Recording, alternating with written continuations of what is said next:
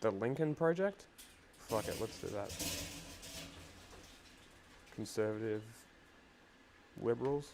Sure. Your task will not be an easy one. Your enemy is well-trained, well-equipped, and battle-hardened. There is not a liberal America and a conservative America. There is the United States of America. Good night and good luck.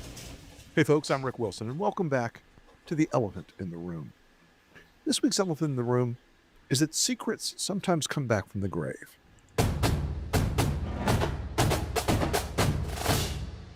You obviously know what those secrets are this week. The revelations in this new tranche of emails released by the House Oversight Democrats of Jeffrey Epstein's communications with Ghislaine Maxwell and a variety of other folks, and about Donald Trump in many cases, has caused a Gobbies for Clinton. political earthquake. In newly released emails, sex offender Jeffrey Epstein repeatedly discussing Donald Trump, shedding new light on their long friendship, and seeming to suggest Trump had information he never shared. In a 2011 exchange with his co-conspirator Ghislaine Maxwell, Epstein writing the quote, "dog that hasn't barked is Trump," adding one of his victims spent hours with Trump at Epstein's home, but that Trump has never once been mentioned. Maxwell replying, "I have been thinking about that." The emails obtained from the Epstein estate were released by Democrats on the House Oversight Committee. Tonight, House Republicans and the White House say the victim mentioned was Virginia Giuffre. Trump and Epstein were friends for more than a decade. Have you socialized with him? She's very loud. Yes. Yes, sir. Have you ever socialized? Was that me? Yes. Sorry. The cat purrs so loudly. She's such a small cat, she's got a very loud purr. Socialized with Donald Trump in the presence of females under the age of 18? Though I'd like to answer that Queen's question, over 18. at least today, I'm going to have to assert my 5th, 6th, and 14th Amendment rights, sir. Now, it's not an earthquake you've seen all the impact of yet, but there is something going on right now inside the Republican Party. And since the release of the new emails, the rumor drums inside the GOP have gone nonstop. It has been very difficult for Mike Johnson to keep his caucus from declaring a full-out rebellion on this matter. I am told by a chief of staff to a seated Republican member of the House, they expect 50 to 70 defections on the day of the actual vote. 50 to 70 defections. Guys, that's a quarter or more of the caucus. That is a lot. Donald Trump has held Republicans with a glue, with an epoxy, with an adhesive that has never failed him in the House. Peel off one or two people, and people think it's a freaking miracle. People, you get one guy to say something vaguely critical, like a Thomas Massey, and the world looks at it and says, "My God, the tectonic plates have shifted." But the reason these things from Epstein came back to break the caucus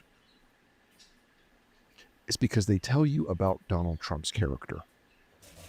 And I want to be very clear about something. Trump always believed there were three things about the Epstein files. At least these guys aren't as like hysterical as Midas Touch. Like at least these guys seem somewhat put together, contained with their manner of things. They're not like snitching and sensationalizing shit. What? Mike. Ear damage.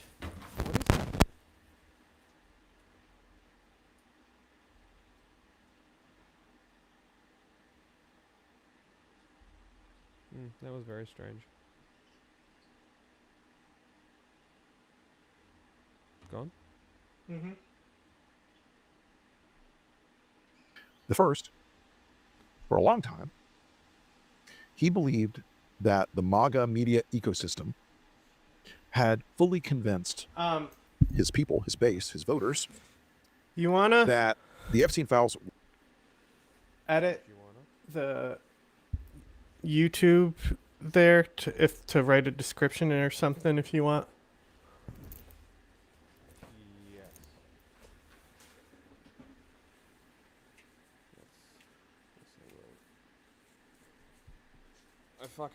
I may have given an open invitation to that fucking Australian guy that's trying to counter the Nazi marches with his own nationalist march. Because I kind of want to, like, get Interview him him? to understand that what he's doing is fascism. But, like, I doubt he'll take it because his responses are very reactionary, predictably. So I don't expect him to listen to what I was saying, because I was like, we literally told you, we were telling you from like weeks before the March for Australia happened that these people were fucking Nazis, and none of you listened. You were all so happy to march behind the Nazis, behind their fucking banners, speak through their megaphones, and endorse their rally. And now you want to distance yourself because it's finally come out and now it's widely accepted that they were connected to Nazis, but you called us fucking crazy when we called you out for it. Cool. Very It's cool. just gonna be boy who cried wolf shit. Well, they call everything Nazis. Exactly, and this is why I kind of want to actually talk to one of these people, and Fuck. especially one of the I never leaders. rendered the project I had. Oh, really? Yeah. I was like, so I assumed it was still running because like, when I pressed render, I opened Resident Evil 7 to like check if there was any collectibles I missed. Yeah. And so it was laggy as fuck. So I was like, oh, it's laggy as fuck because it's exporting. But I guess it was just laggy as fuck because Resolve was open. Yeah, I guess. So I gotta render it now. Speaking of which, we need to do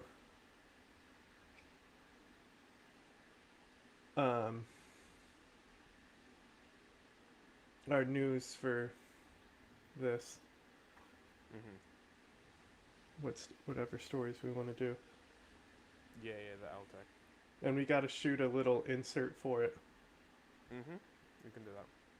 I'm home tomorrow and have time tomorrow, so we can do it then. Yeah. And then also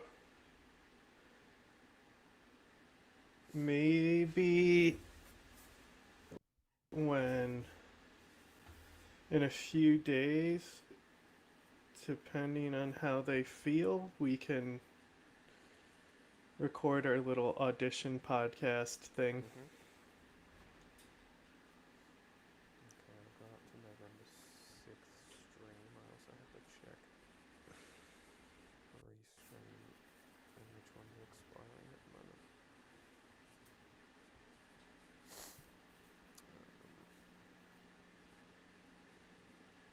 Active community guidelines strike. Oh, Bishi's laying on his side like a little French girl.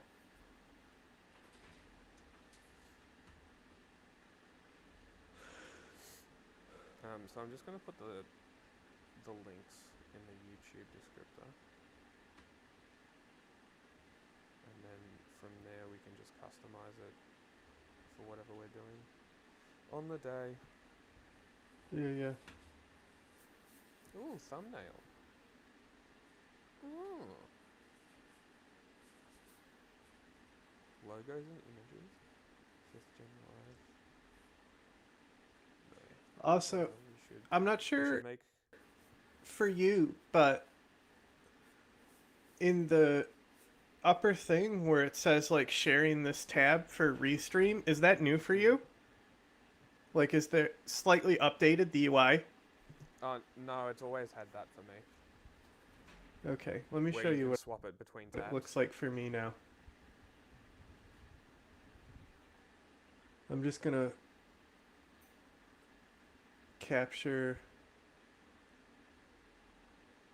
the tab real quick. Yeah. Will you restart the streams and shit? And then so, God, how do I even capture this? Hold.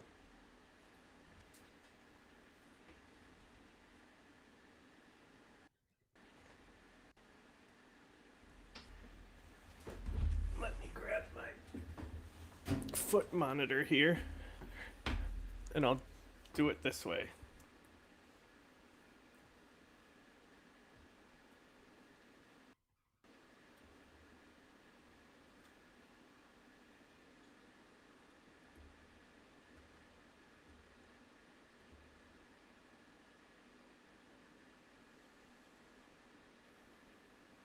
I don't know if I can. I have to do it.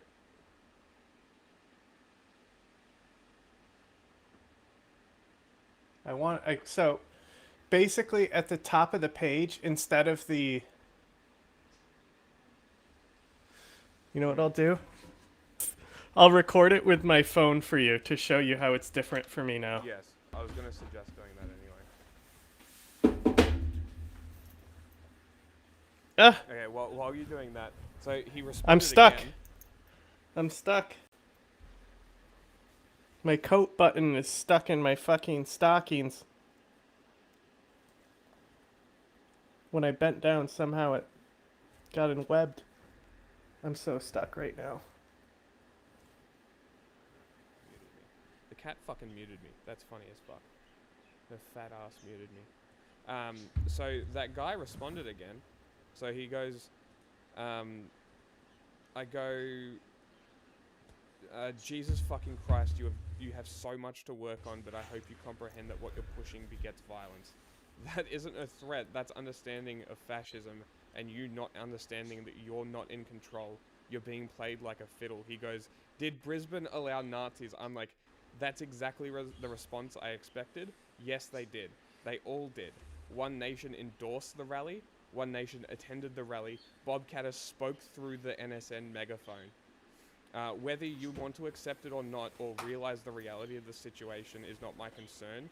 If you truly cared about this country, you wouldn't be a fascist. See, at the top of the screen now, it shows you because, as I said, where you're streaming, and now you can violence. click it, and it goes you there. Clearly don't understand and I can also click here to go back to restream, and it just switches the tabs now. I guess I'll go fuck And myself. then right here,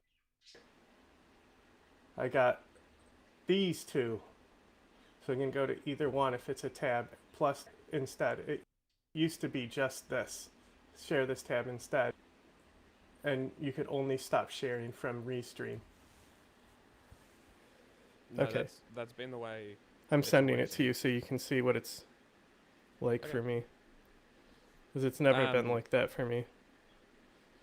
Until today. And then... What browser do you use? Chrome. Weird. It's been like that on every browser I've ever used. Well, see in the video I sent if it's the same. Yeah, I'll have a look. And fuck it, so when I said that he won't entertain the offer, I was 100% correct. Because his response to, if you truly cared about this country, you wouldn't be a fascist, you'd be an anti-fascist. Because as I said, fascism begets violence and you clearly don't understand that. He goes, yet here you are acting like a fascist. You're a fucking idiot.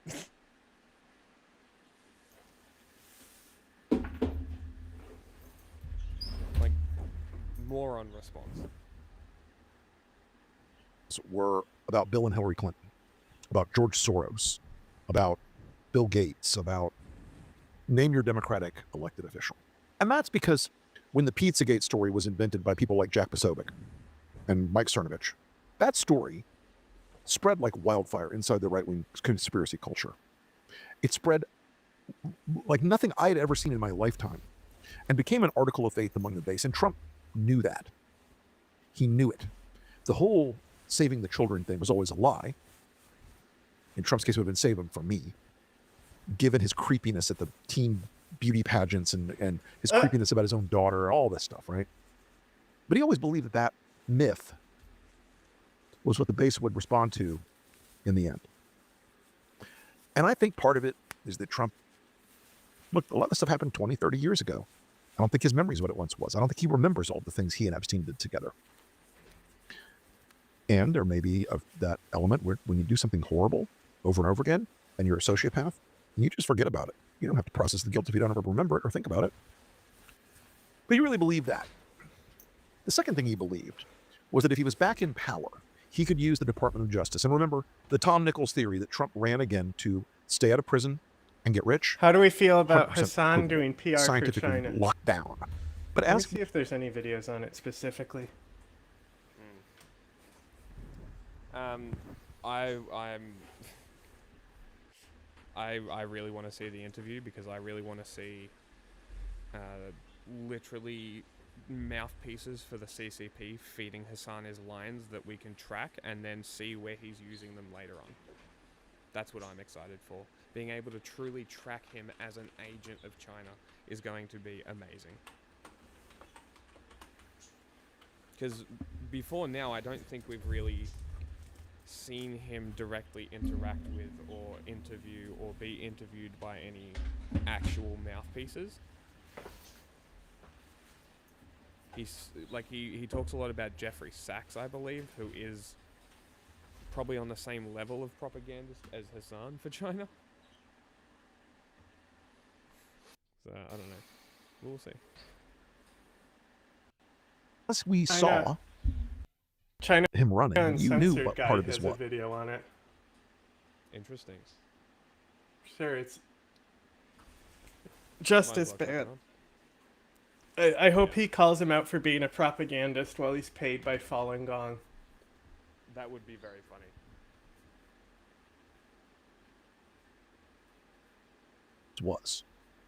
He was being prosecuted for crimes he committed, and this particular issue was still out there. Now, Epstein may have been dead, but the New York grand jury and the Southern District of New York were still investigating some of the victims and some of the offenders. They still had a major profile case of high profile, high power, wealthy individuals that they were looking into. Trump knew this. You know, we're at that time of year that's my absolute favorite. Cold mornings. The holiday plans are starting to come together for friends and family. Bro, this is a really great time for feeling reconnected. It's like a legal channel. And he titled his video, Hassan Legally China. Hassan legally can't China. What? Okay. Bizarre title.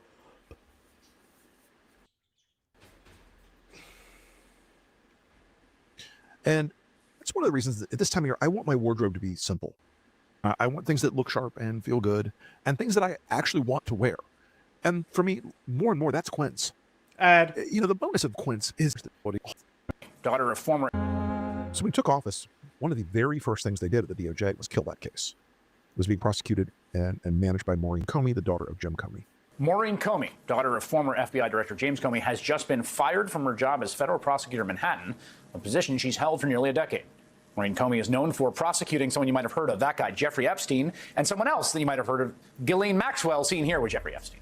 According to NBC News, one source familiar with her termination said the reason given was Article 2 of the Constitution, which outlines the president's powers in the Constitution, including his ability to appoint federal officials. She is somebody who is really beloved in the Southern District of New York. She's been a supervisor of the violent and organized crime units, where I worked with her, as well as the public corruption units. She has prosecuted many high-profile cases. She is truly a prosecutor's prosecutor, somebody that people look up to, and this has to not just hit me hard, but all of the people who've worked with her and know how great a prosecutor she is. It has to hit them hard as well. I mean, we're truly in the idiocracy right now, because if you care about prosecuting sex trafficking cases, which is what a number of these individuals say they care about, and that's why they're so obsessed with Jeffrey Epstein and holding his co-conspirators to account.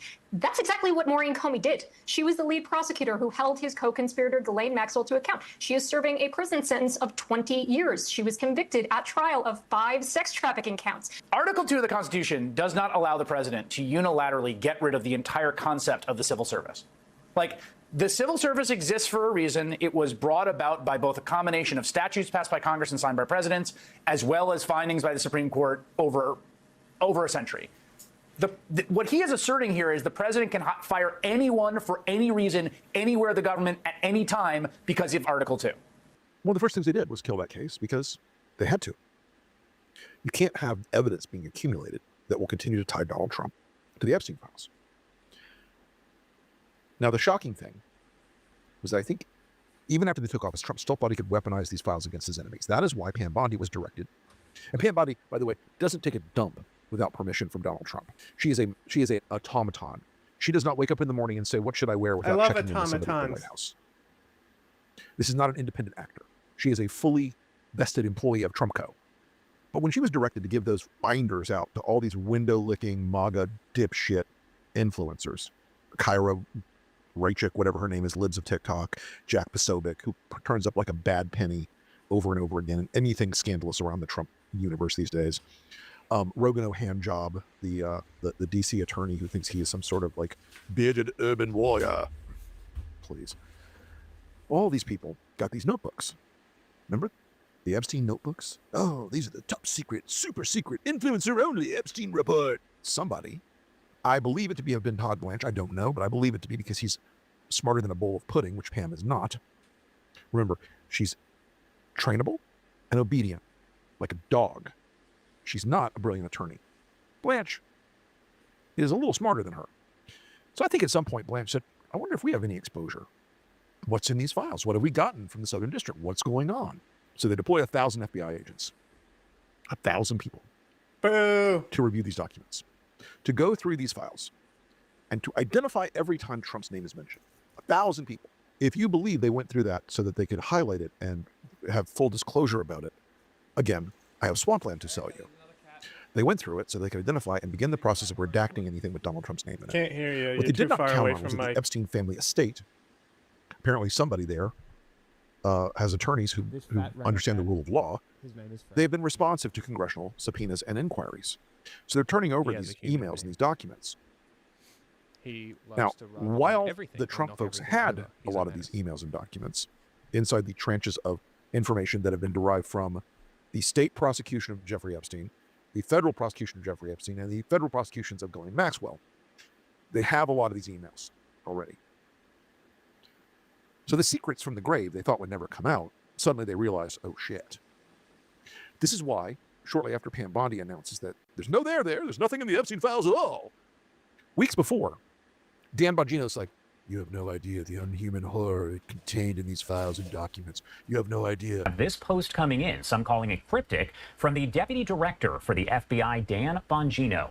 He says, during my tenure here as the Deputy Director of the FBI, I have repeatedly relayed to you that things are happening that might not be immediately visible, but they are happening. What I have learned in the course of our properly predicated and necessary investigations into these aforementioned matters has shocked me down to my core.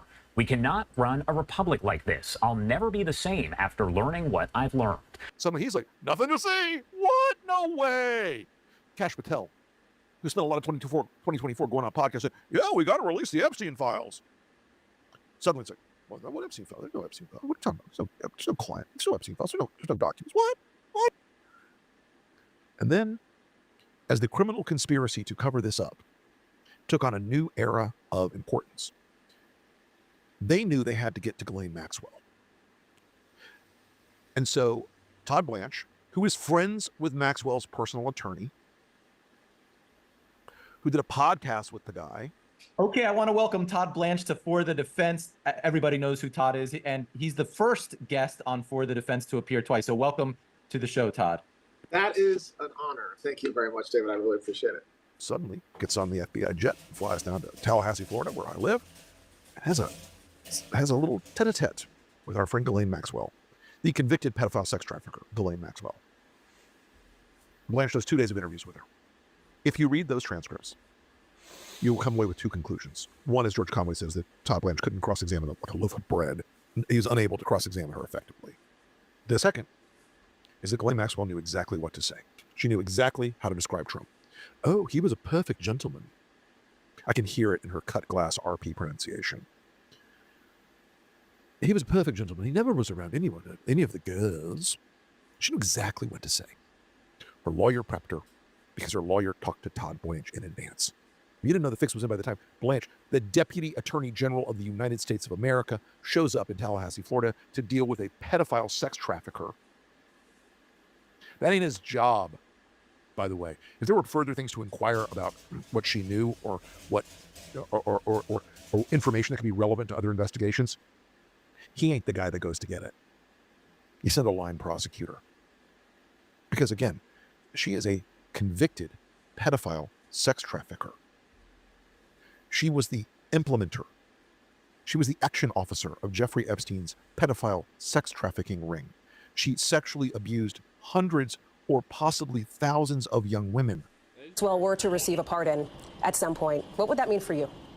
She's low-key. Can't hear you. Like low-key, possibly worse. Like the actual trafficker. It would unwind everything that my sister The procurer. and all the survivors The fought for. procurer. Procurer. It would be a disgrace of justice. Of children for sex trafficking. It would be picking abusers over survivors again.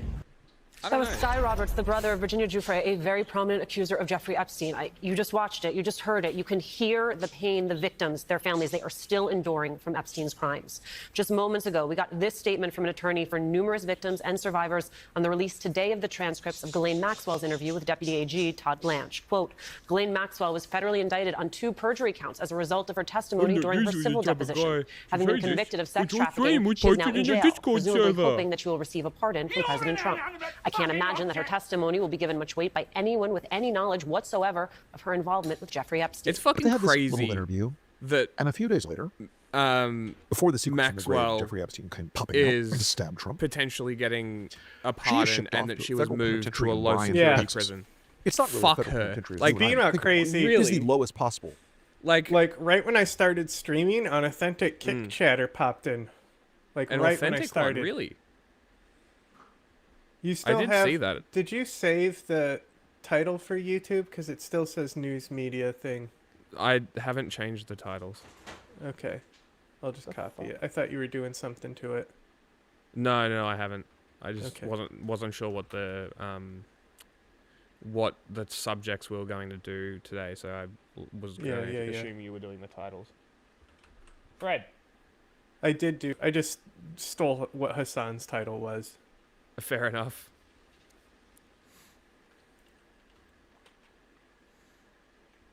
Can you send me the video that you were gonna look at? What one? Oh, well, we'll do the Hassan China thing later. Epstein emails. That's what we want. There's Have you stuff been adding on there. videos? I put a bunch of there stuff is? in Streaming Fun, yeah. It's all... There's a lot of stuff in there. Alright, well, let's start with this one, and I'll go look at the thing. I'm just doing another tweet for the... Sir, any response to the Epstein emails that mention your name? Covering news and politics for 10 years, there really isn't a whole lot that stuns me anymore. But there is this email from the Jeffrey Epstein files that is really good looking, making me too. wonder. I think he's who better is looking Bubba, than Hassan. and what did Trump do to Bubba? So I'm going to get to that email, including a response from one of the individuals in that email chain, which makes me think there's actually more to this than people might think. So let me first start with what's gone on up to this point, and that is the fact that 20,000 pages of documents from the Epstein files have been released. Emails including a message which Epstein asserts Donald Trump, quote, knew about the girls, which CNN appears to think is a reference to Trump's claim that he kicked Epstein out of his Mar-a-Lago club for poaching young women who worked there, or it could just mean that Trump knew what Epstein was doing. Epstein also wrote, quote, I know how dirty Donald is. Also, in another of the messages from 2011, Epstein told his accomplice, I hope we Ghislaine get Maxwell, posted that in Trump Discord is servers. the quote dog that hasn't Like, barked please, Nazis, because he'd spent time get with mad at someone us whose and name post is us in your redacted servers. as victim.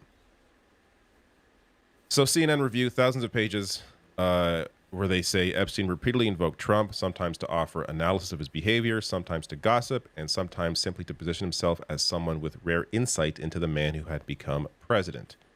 That gets to this. Internet erupts over Mark Epstein email on Trump, Putin, and Bubba. So Mark Epstein is Jeffrey Epstein's brother. Here is the email. That is quite something. So, of course, the email chain, I'll read in a reverse order here, but Mark writes, how are you doing?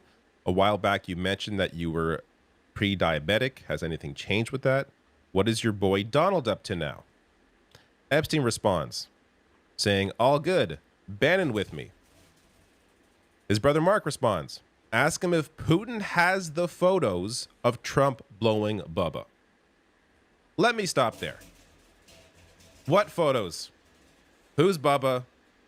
And Trump blew him? Now, where do I go from here? Some may think, hey, he's joking about something, just making a joke. But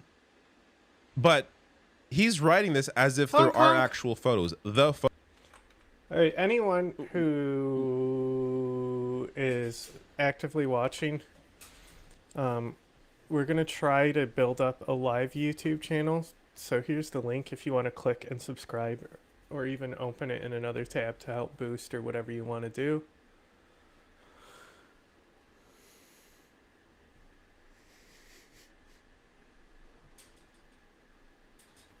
Photos. Like, Wendy was like, this gives me hope that the piss tapes exist. And I'm like, I agree. Here's the thing.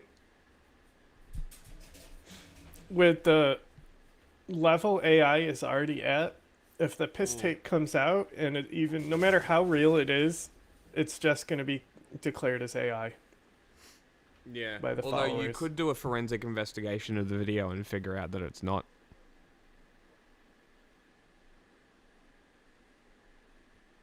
Especially if it's a leak and it's the source file. It'll have data attached to it.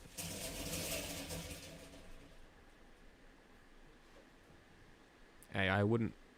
Like, the part that maybe, if there's a joke here, maybe the joke is, oh, does Putin have those photos?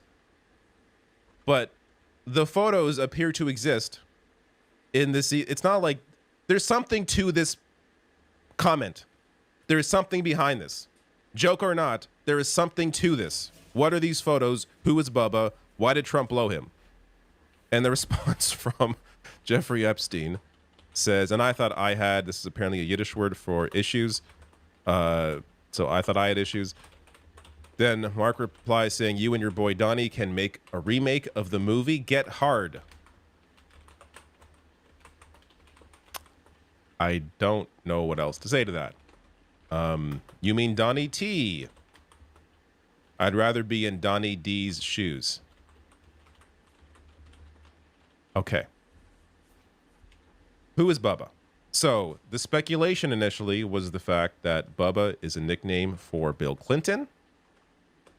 But Newsweek spoke to Mark Epstein, who told them that the individual was not Clinton, but he did not provide any additional details about the identity of Bubba or the meaning of the emails, which has me thinking there is more to this.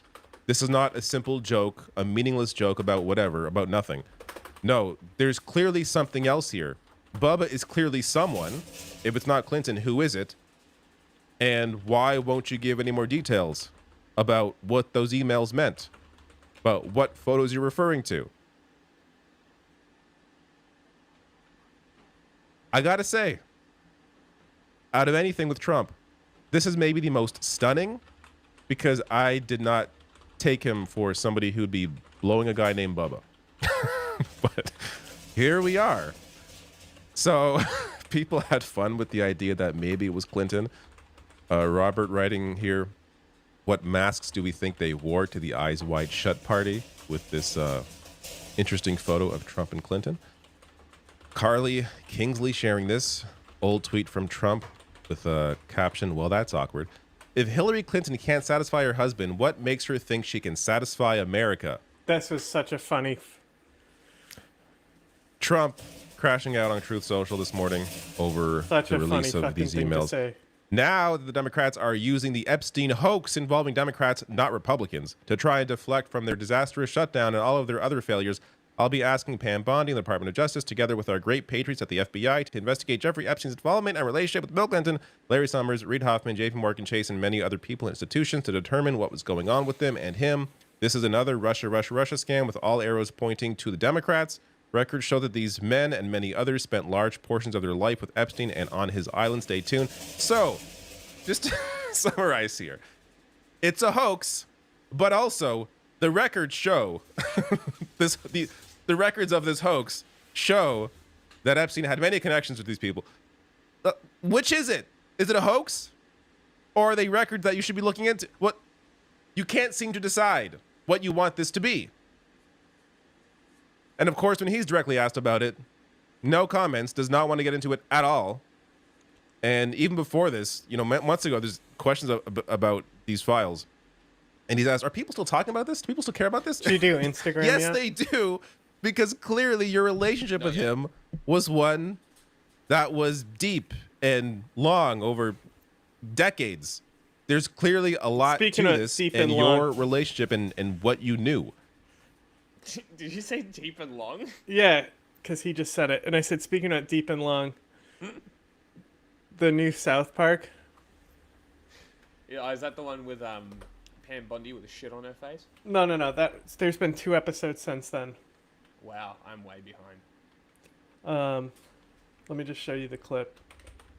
Oh my god, we literally just started streaming on YouTube. Don't. Oh, no, it's Pod Save America who's doing the clip. Okay.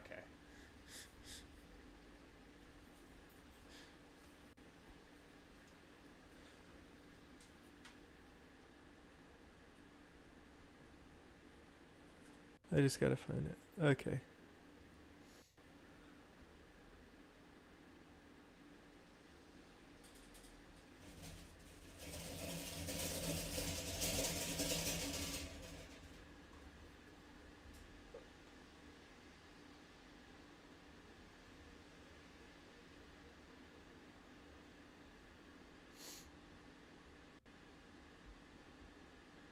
Like the photos, the videos. This isn't even the oldest one. There's videos from the 90s, early 90s of him and Epstein at parties together.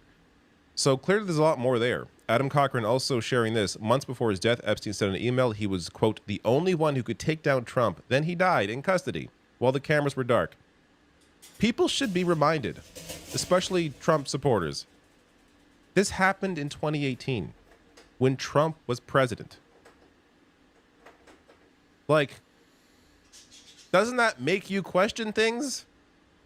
Maybe your dear leader was aware of things and what happened? Good Lord.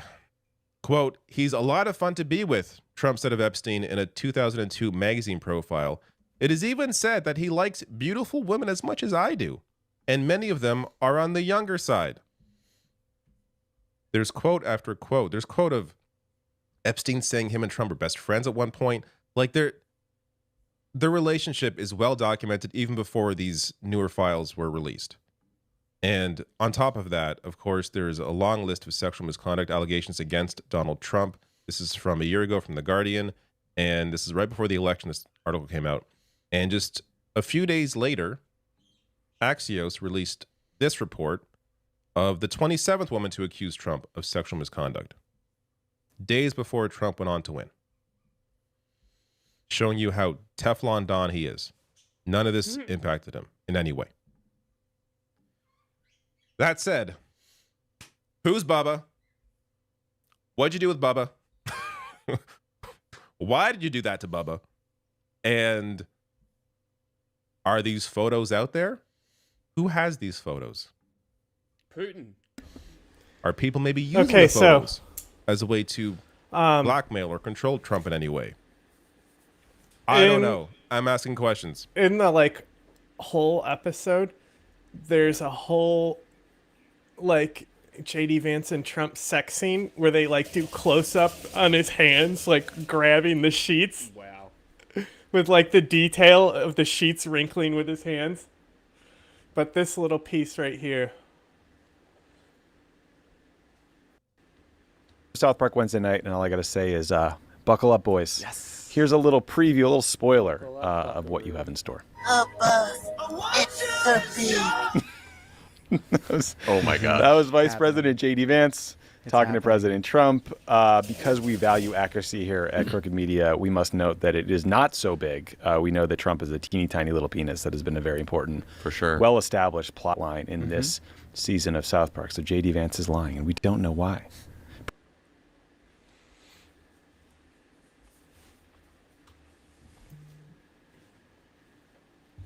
How about Peter Thiel in those files? That's pretty cool. What'd he do? Apparently, he had a great time and would be seen again in 3 weeks. Pretty cool.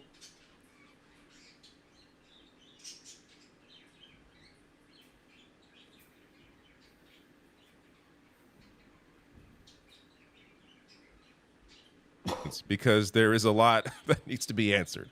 I'd like to hear your thoughts below in the comments. If you enjoyed this video, please hit like. Okay.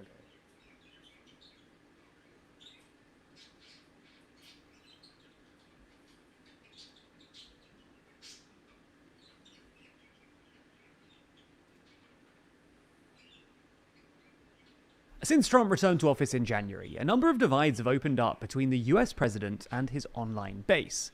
Trump has been mostly able to keep a lid on things, but in the past couple of weeks, the MAGA civil war has once again spilled out in the open, prompting Trump, in a rare rebuke during his recent interview with Fox's Laura Ingraham, to remind her, "Don't forget, MAGA was my idea. MAGA was no one else's idea. I know what MAGA wants better than anyone else." So in this video, we're going to explain why MAGA, or at least parts of it, are turning on Trump, and why things don't look likely to get better anytime soon.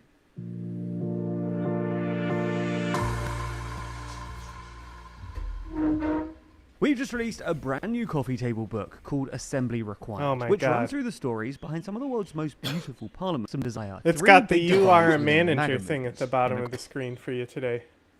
Yeah. Oh, it's because it wasn't there before. It's because I'm on the 5th gen account. You flipped?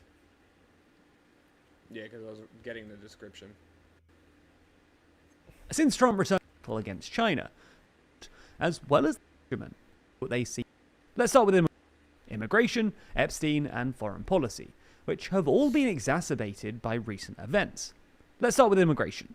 In short, there's always been a divide within MAGA between hardliners who want literally zero immigration and lots of deportations, and those who want less immigration overall, racist, and especially what they see as illegal immigration. What do you mean, racists are dividing the country? Immigration for both economic reasons and to protect America's status as the world's hegemon. In the first camp, you've got people like Tucker Carlson, who recently called for Trump to, quote, shut down all immigration until unity is restored, as well as the late Charlie Kirk, who was originally in favor of legal immigration but changed his mind sometime around 2020. And in the second camp, you've got the tech bros like Elon Musk and Mark Andreessen, who think that legal immigration is a good way of bringing talent into the US and a key advantage in America's geopolitical battle against China, which obviously has more people than the US, but is less open to immigration. The flashpoint of this debate has long been the H-1B visa for high-skilled workers, which became a particularly hot topic back in December, when Elon Musk came out in favor of it, triggering a furious backlash on Twitter. For a while, it looked like this issue had been settled, but Trump reopened it during his interview with Laura Ingraham, when Trump defended the visa on the grounds that you've got to have talent. In a slightly astonishing exchange, Ingraham replied by saying that we've got plenty of talent in America, to which Trump retorted, no you don't. Generally speaking, it's not a good idea for the president of a country to call its people talentless, but this went down especially badly with MAGA, who generally think that immigration is at best an unsustainable stopgap to America's economic and demographic shortcomings. Trump then went on to reference the ICE crackdown on the Hyundai plant in September, when ICE detained and deported hundreds of South Korean workers.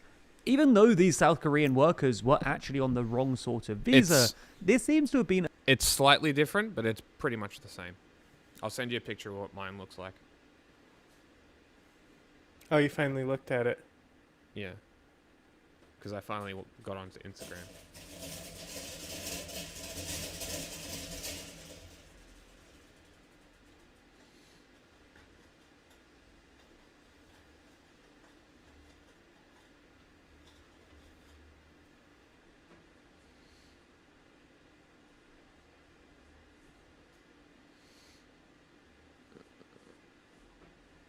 Also, I'm pretty much 100% certain that Comrawire place is a Russian information op.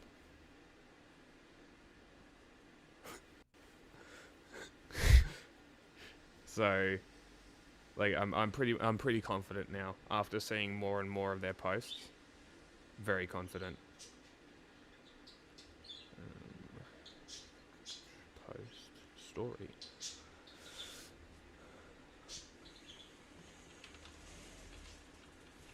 That'll work.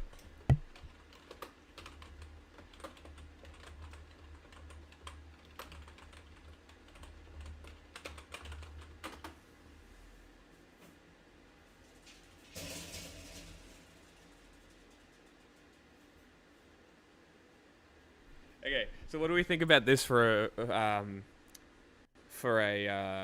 Instagram caption? Trump sucks dick? Based?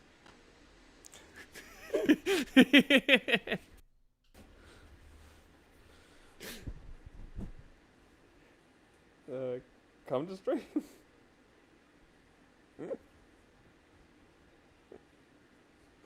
Now link.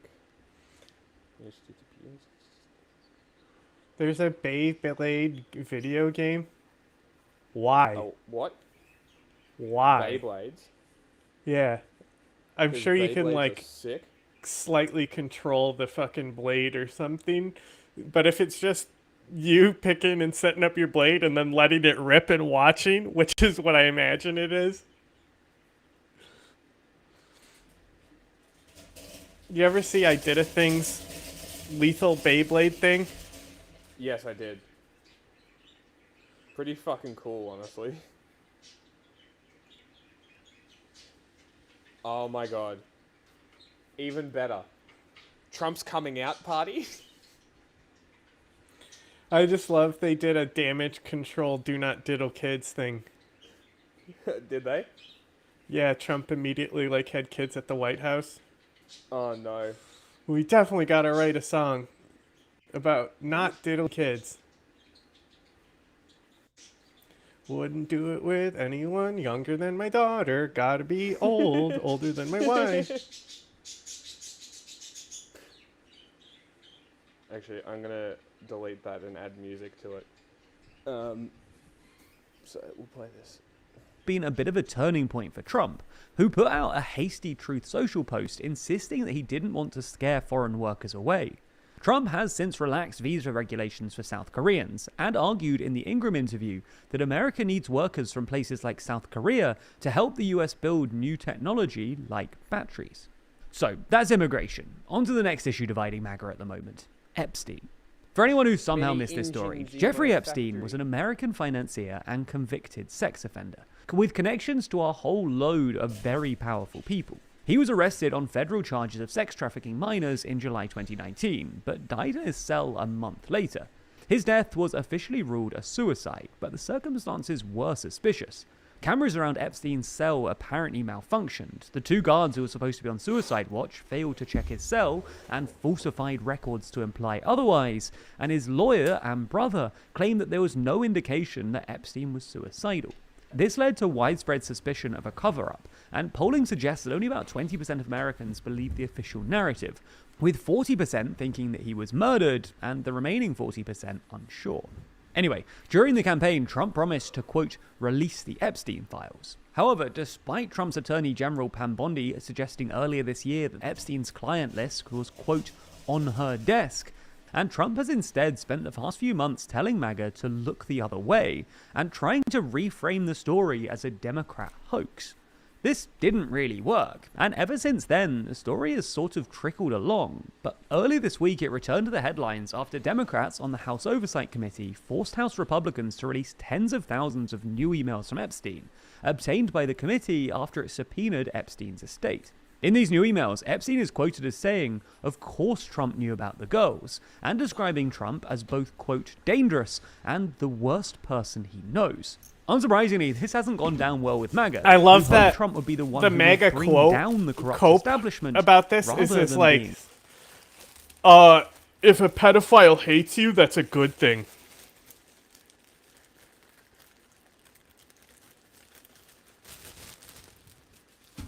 All right. So it's actually shows how cool Trump is that Epstein hates him. Uh-huh. That's quite the cope. Mm-hmm. I'm very excited for their defense of pedophilia. All they do already. That's true. Voting to keep underage marriage legal. That is very true. That is very, very true. Nobody really talks about that.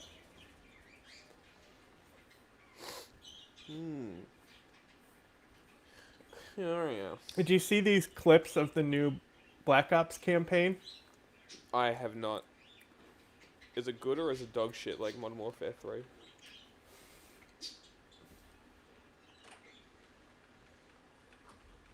Is it hot trash? I think all Call of Duty is. There was a golden period.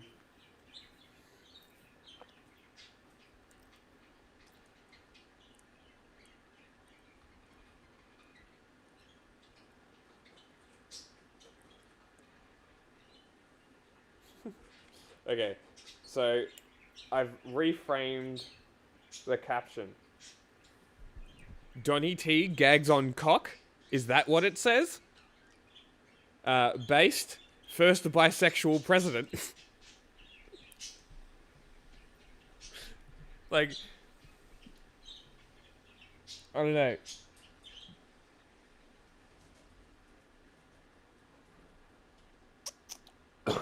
Fuck. Yeah. I still need music. What's a super gay song? What is love? Baby, don't hurt me. Any particular version that's like Don't hurt particularly me. gay? No more. The original version? Hey, That's easy. true. That is a pretty Streaming gay on song. YouTube.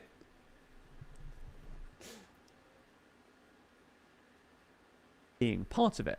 Nor does this story look likely to go away anytime soon. A bipartisan petition forcing the US House to vote on a bill mandating the release of the remaining Epstein files got the necessary signatures on Thursday, which means that it will go to the House for a vote next week. Now, the Republicans currently have a slight 219-214 majority, but it's likely that enough House Republicans will probably vote for the petition in order to take it to the Senate. And the White House's efforts to kill the petition have apparently backfired too. Trump summoned one of the Republican members expected to sign the petition, Lauren Boebert, to the White House early this week in an attempt to get her to withdraw her signature. But this apparently made her only suspect a cover-up even more. If it passes the House, then it will go to the Senate, where again Republicans have a 53-seat majority, and then it will land on Trump's desk. Anyway, the third issue is foreign policy. Broadly speaking, most of MAGA think that Trump's adventurous foreign policy is inconsistent with his America First rhetoric, and think that Trump should instead focus more on domestic issues like inflation. The big issue, though, is Israel. Most of MAGA resent Trump's enthusiastic support for Israel, and see the Israel lobby as a core part of the much-hated establishment. Again, this has been a long-running sore within MAGA, but it's been aggravated by recent events, including Trump's continued interest in invading Venezuela. The GOP's weak results at last week's elections, which Republicans interpreted as yet more evidence that Trump needs to focus on bread and butter issues, and the recent interview between Tucker Carlson and Nick Fuentes, a self-described white nationalist who spends a fair bit of his time online railing against, quote, organized Okay, Jewry. pause real quick. That Carlson was willing to sit down with. Alright, tell me what you think of this. What the fuck is happening?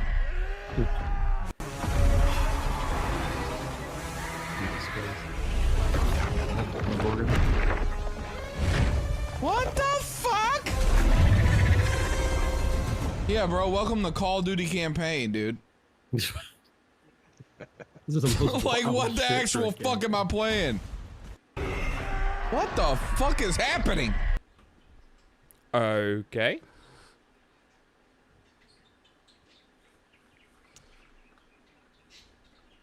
This is not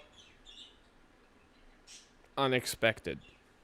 I was just like, I saw that and I'm like, okay, I'm more interested in this. I kind of am as like, well. I really liked, as bad as the game was, specifically the Chris Redfield campaign in Resident Evil 6.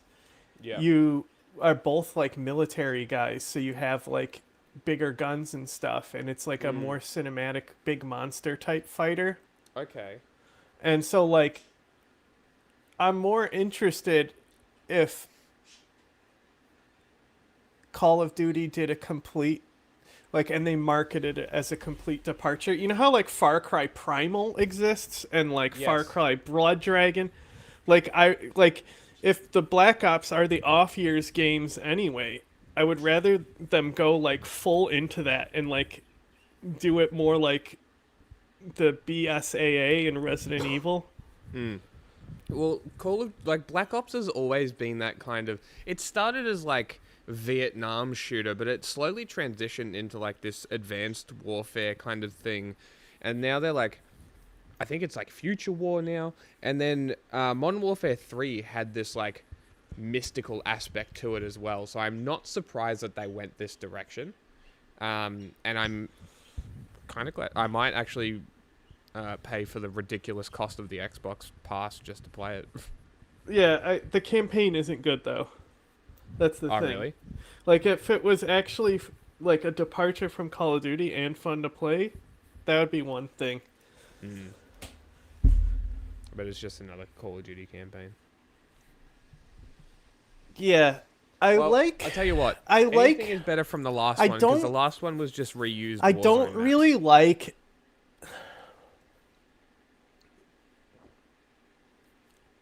A lot of these military shooters gunplay. Apparently Battlefield 6 is pretty good. Like, I don't like a lot of the military shooters gunplay. So, like, I prefer something that's a little more clunky. Like, I love Helldivers. Yep. And Mass Effect is, I like that as well. Like, the 3 multiplayer. Yeah, Destiny is like that too. I don't like Destiny's gunplay. Really? No. I fucking love Destiny's gunplay. I reckon their mechanics are some of the best. But, like, around still. Resident Evil 7 I've been playing, I like that too. Okay. Oh, I see what you mean. Okay. Like, there's What- more what about ergonomics. Destiny- It's not, like, snapping. You know? But Helldivers, I think, is, like, peak for me because it's so grounded in realism. Like, the fact that, like, somehow, like, in other games, it would be like somehow a 5.56 AK and a 5.56. Well, it's obviously not 5.56, but the Russian 5.56 standard round versus like the M4. Like the AK will have more damage and less accuracy, but it's like, you know, like Helldivers, like if it's a fucking specific type of bullet, like a 308, all 308s do that damage. Yes. And I want to say, Fallout New Vegas is kind of like that too. Okay. Like, the 5.56 rifle you first get is the service rifle, and it's a single shot. Well, it's a semi-automatic rifle, and then you can get an automatic version that's a 5.56, and the only reason it's more damage is because of the automatic. I want to say, like, it depends on the caliber, how much damage something does. But, like, I was dogging on Resident Evil when I was playing because they give you a Glock, right? And then you find, like, a broken 1911 that you can repair, and I'm like, oh, and it's going to be more powerful than the Glock. It's like the next tier pistol is the 1911, which is like, and it uses the same handgun ammo, you know? Oh, that's funny. Like, so they don't even account for it. So like the shotgun, I had to look up what it was, but the first one they give you is the Ithaca pump. that was common with police before the Isn't that Mossberg the 500. Slamfire one? Isn't it the Slamfire one? No, it's only has 4 shells in the tube though. Weird. So Do it's you know like what I an mean by Ithaca Slamfire, 37 or something. And then the other gun that's in it, I didn't recognize because I'm not a big shotgun person. I don't really know shotguns too well. I'm gonna double check. You said Ithaca 37. I think. And then I think the other one is the 32, and I'm like, I'm gonna guess it's Remington, but I looked it up and it's a Winchester, right? So like the Ithaca pump, it's got a 4 shell tube, right? And because the shotgun you can reload as you're going, which is cool with me because I don't, and like I'll always like when I'm playing, I'm not saying how many bullets I have. I never once will say I have this many bullets. I will continually be like 2.5 mags, 3 mags, 1 mag.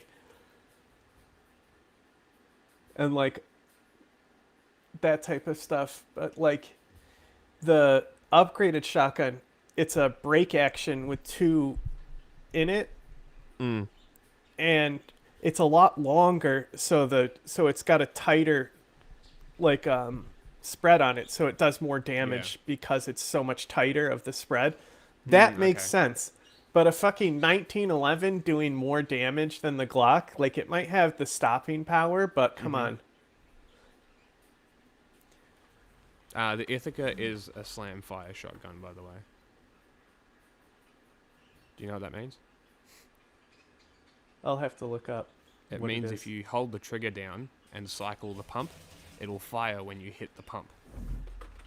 So you can literally hold the trigger down and cycle the pump, and it goes bang, bang, bang, bang as you hit the top of the stroke. It's fucking sick. I'll tell you what shotgun it is.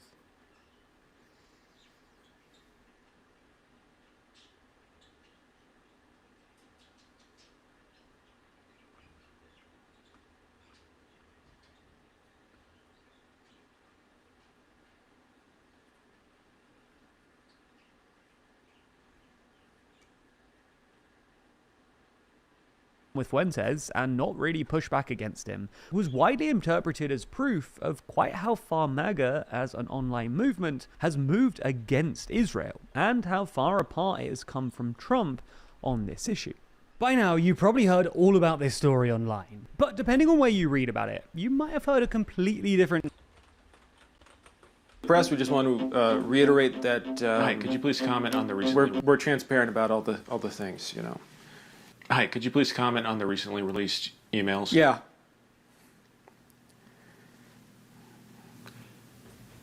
Sure. Epstein. I'm going to blackmail everyone. That just doesn't make any sense, right? Michael Wolff. How about Donald Trump? I don't know. There's nothing. Jeffrey Epstein. Trump is a loser. We all know who we work with. 4? The shotgun. What, Ithaca? Ithaca 37. Yeah, that's what it is. Yeah.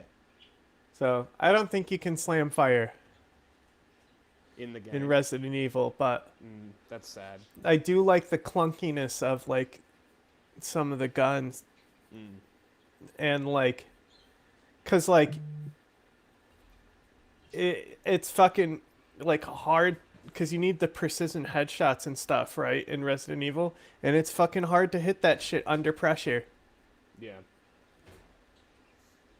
But that's the thing, is it's like I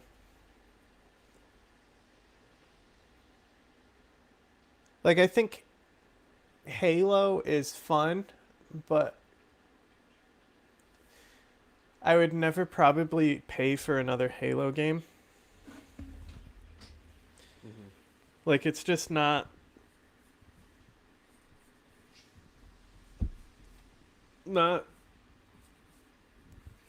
like I don't know. It doesn't feel the same for me.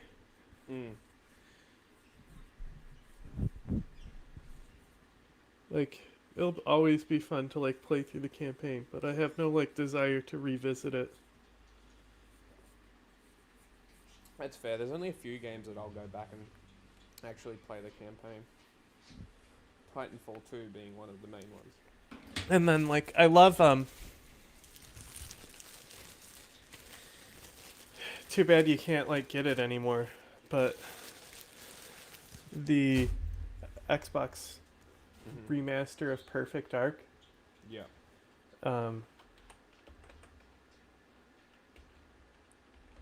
I like Perfect Dark, even though, like, the single stick controller sucks. Single stick controller. Yeah, because back in the day on the N64, if you turned Really? the That was stick, cool. if you turn the stick left or right, you would turn left or right. Ah. But if Oh, it it's was like a forward grid. and back. It's like a fucking snake. So you still had the C buttons, so you could strafe with the C buttons. Ah, interesting. But Is that what they because the were for? Nintendo 64 had one stick, Mm. that's how they went around doing the movement for it. But for other games, it would be the stick would be looking and the C buttons would be movement, like Rainbow Six.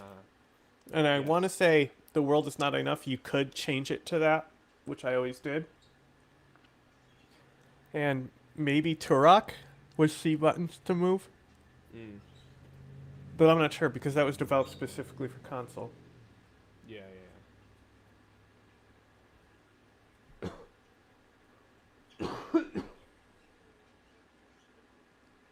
With at this point. Okay. He's literally the most evil man I know, and I'm Jeffrey Epstein. The worst guy ever. Didn't like the president. That's a win for us, I think. Epstein. Remember that time Trump went down on Bill Clinton in front of Putin? Well, that's just mean and uncalled for. I don't think friends should say things like that. Okay. Look, I'm just mentally preparing myself to have to defend this shit when all the files come out.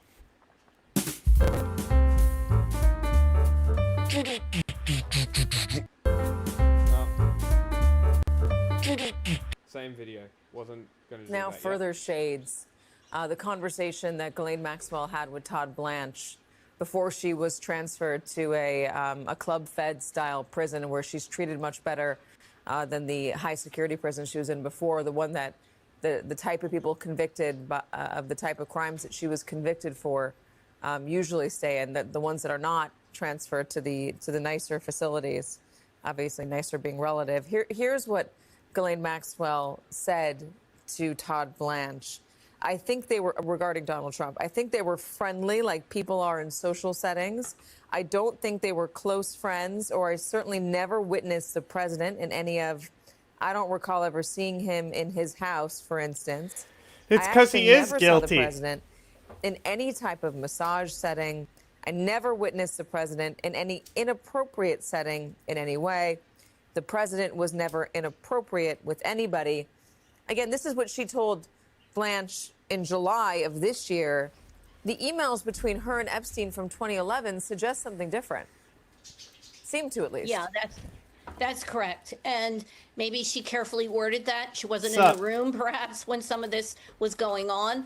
But she certainly, look, she knows everything that happened. She is a very smart, shrewd woman, and she has the goods. I mean, she really does know what happened. So I think it's a little disingenuous of her to play as though she's still saying she didn't even know Epstein was, abusing young girls or young women.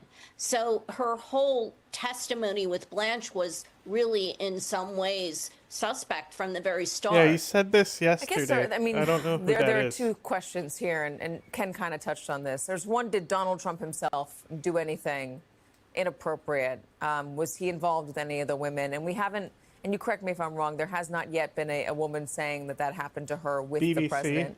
Virginia Giuffre never said that. If I saw his and then face, the second question is, I'm not did he good know with about names. it? If Was I he saw his aware face, of what I'd was probably happening know. on that?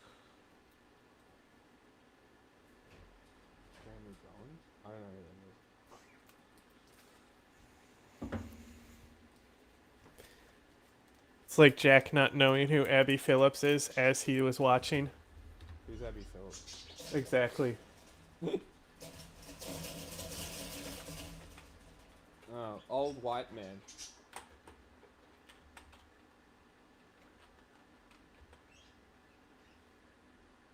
Still don't know. BBC Middle East correspondent. Editor.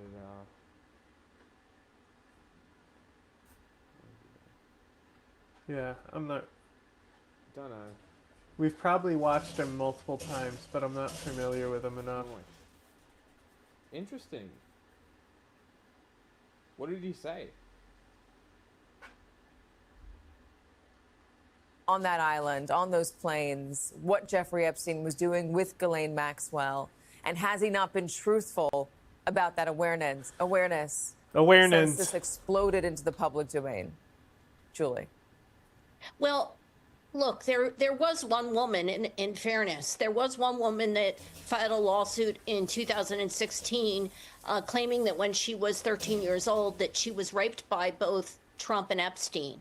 That there was never any evidence presented in it, and the woman just quietly went away, disappeared just days before the election. So we can't, and it was a court document. It was a court lawsuit that was filed. So there's been that out there in the domain, but no, there hasn't been any credible evidence presented that Trump was involved. But what about what he knew and when? I'm sorry, say that again? What about what he knew about it? I mean, I guess that is a more relevant question here today. Well, I think that what these emails are showing, if nothing else, that It's complicated is the correct response. You told me quite a bit of interesting stuff, and I don't really want to. Fair enough. he was part of Epstein's world very closely. The emails indicate that he was at Epstein's home. The emails seem to indicate that, that he might even have damaging information about Trump. I mean, there's one email from the author Michael Wolff, which was written just before the election, where Wolff is sort of coaxing Epstein to tell the public what he knows because it would finish him, was the words that Wolff used. Now, Epstein was a fabulous. Wait, we know that he is Trump finishing someone? Who's getting finished? Are they Trump close? already finished him.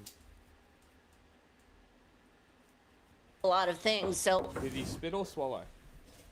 Does Trump commit?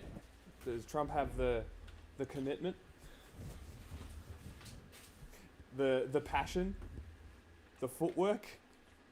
The energy?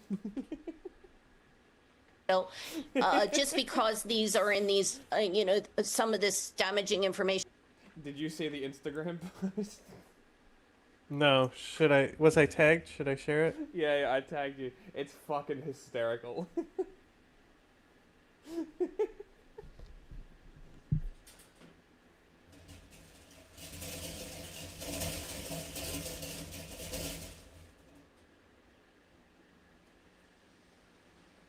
He was having a little jig.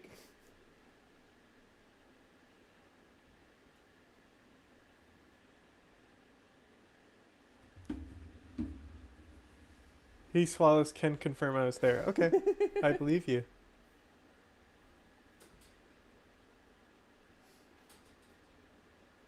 Perfect. Information are in these emails doesn't make it true. Let me just read that email.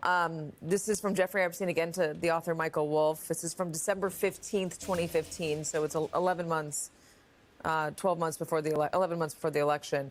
He says, I hear CNN planning to ask Trump tonight about his relationship with you, either on air or in a scrum afterwards. This is about a debate. And then Michael Wolff says, if we were able to craft an answer for him, Michael Wolff said that. And then Jeffrey Epstein says this: if we were able to craft an answer for him, what do you think it should be? And then Michael Wolff responds with, I think you should let him hang himself. If he says he hasn't been on the plane or to the House, then that gives you a valuable PR and political currency. You can hang him in a way that potentially generates a positive benefit for you, or If it really looks like he could win, you could save him, generating a debt. Of course, it is possible that when asked, he'll say Jeffrey is a great guy and has gotten a raw deal and is a victim of political correctness, which is about to be outlawed in a Trump regime. Julie, remind me exactly what was happening with Jeffrey Epstein in this moment. Was he getting renewed scrutiny? Was he about to be arrested again?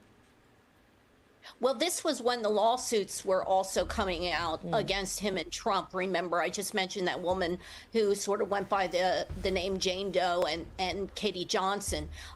So there was this lawsuit, as I said, that was in the news at the time. So, and the questions were just sort of swirling around him just because of the Access Hollywood tape and the Stormy Daniels event. So there were a lot of questions right around this time about, you know, who he was involved with and what kind of sexual, you know, accusations were being made at the time. Yeah, just to be fair, this is from 2015. The Access Hollywood tape didn't come out until... Oh, I'm sorry. Yeah, a little bit later. But yeah, there were still at the time questions about Donald Trump and his propriety. I mean, they'd been dogging him for years. They were definitely coming up during the campaign in those early days. There was the Megyn Kelly dust up just a couple months earlier. So it was definitely out there, those questions. Well, and also I just want to add the other one from Michael Wolff, not the one you read. There's another one that he wrote that's similar, that uses the word, it was right around this time where he uses the word, this could really finish Trump. Oh, thank you so for the there's another subscribe. email that wasn't part of the original Thank three you. that were released where he is talking about. They've subscribed for 2 months, currently on a 1-month streak. That's like the first time I've seen that message. That's sick. Hey, we got heaps of people watching. What the fuck is going on? Man, fuck Rumble. I told you, man. Rumble wasn't bringing anything in.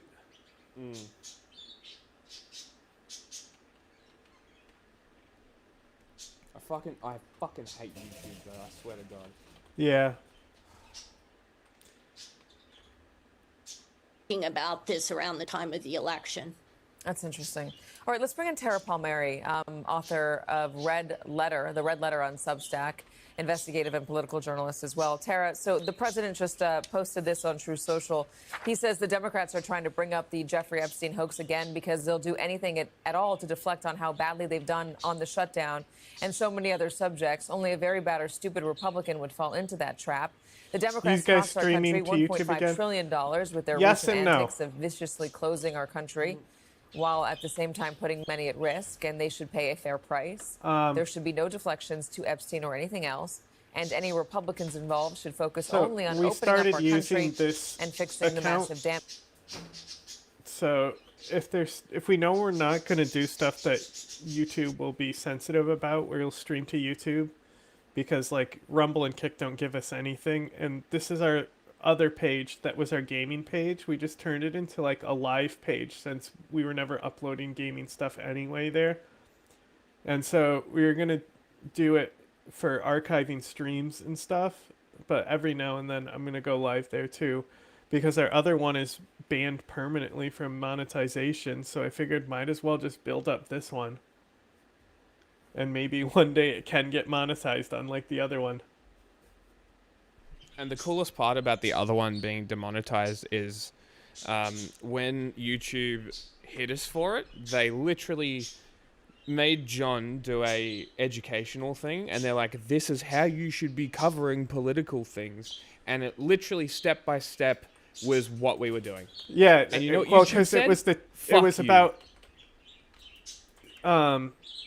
fucking showing terrorist propaganda. Yeah, like it's actually insane. Like, but fucking CNN can literally interview the Taliban. Yeah. Post it on YouTube, nothing happens. But we can't even discuss the Houthis, an active terror organization, while we're trying to build up something. YouTube is extremely pro-creator. Very, very, very friendly to creators that make the money. Damage caused by the Democrats. How worried is... even then, no. Like, I haven't received an email back yet. They were like, we'll help you. And then send an email, no response. It's fucking great. The White House, how worried is the president about this Epstein stuff, these emails, and what could come? Yeah, well, we know that when he says there's nothing going on there, that there are problems. And just last night, even before all of these emails leaked out, I was hearing that House members were talking about the fact that they could not, possibly vote nay on this one once the bill was actually on the floor. So there were already Republican members starting to break ranks, and I think these emails just apply more pressure, and you can see a really desperate White House that is responding that way. I mean, the New York Times is reporting that he's calling Lauren Boebert, he's calling Nancy Mace, who is running for governor in South Carolina. Can't hear you. I said, oh, Nancy Mace, is that the Show me your genitals. woman? Yeah. Great. Carolina, and would need his endorsement to The clear fine the woman. primary. But he is working every angle he can to try to get them to remove their names from the discharge petition so that the bill won't come to the floor.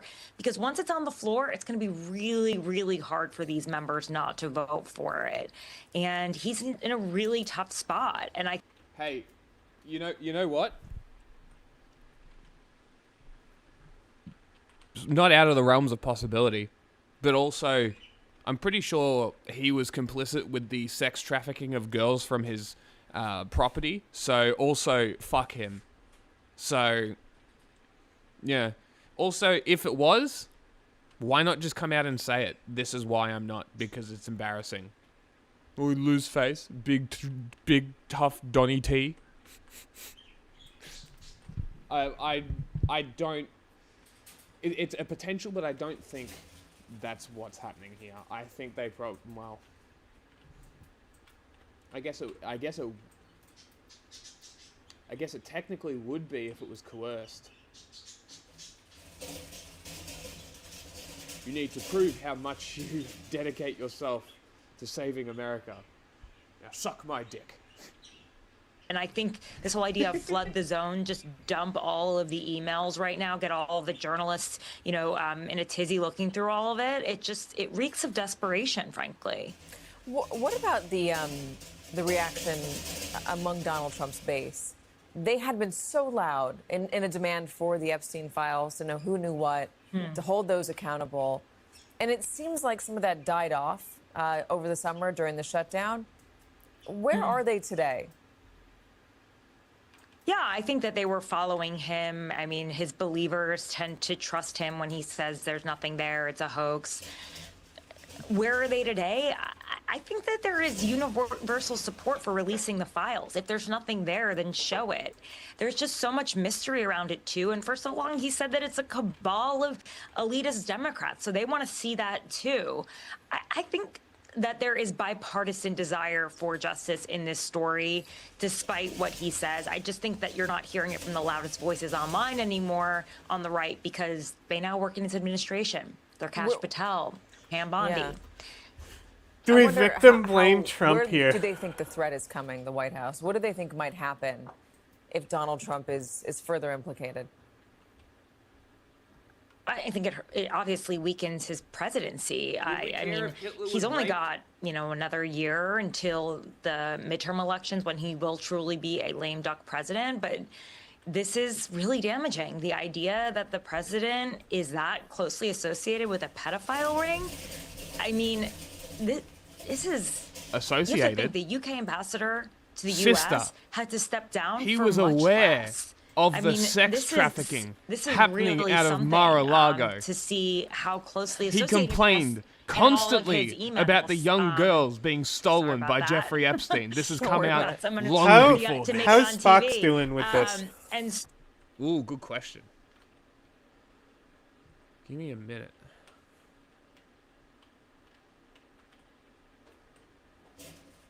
Where's Fox?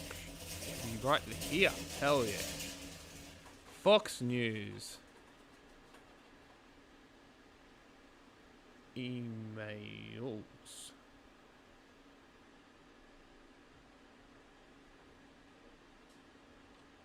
0 stories. What? Well, we were. Still looking. Let's see. Yep. I got 2 results. Oh, just in. Bondi launches investigation into Trump Epstein.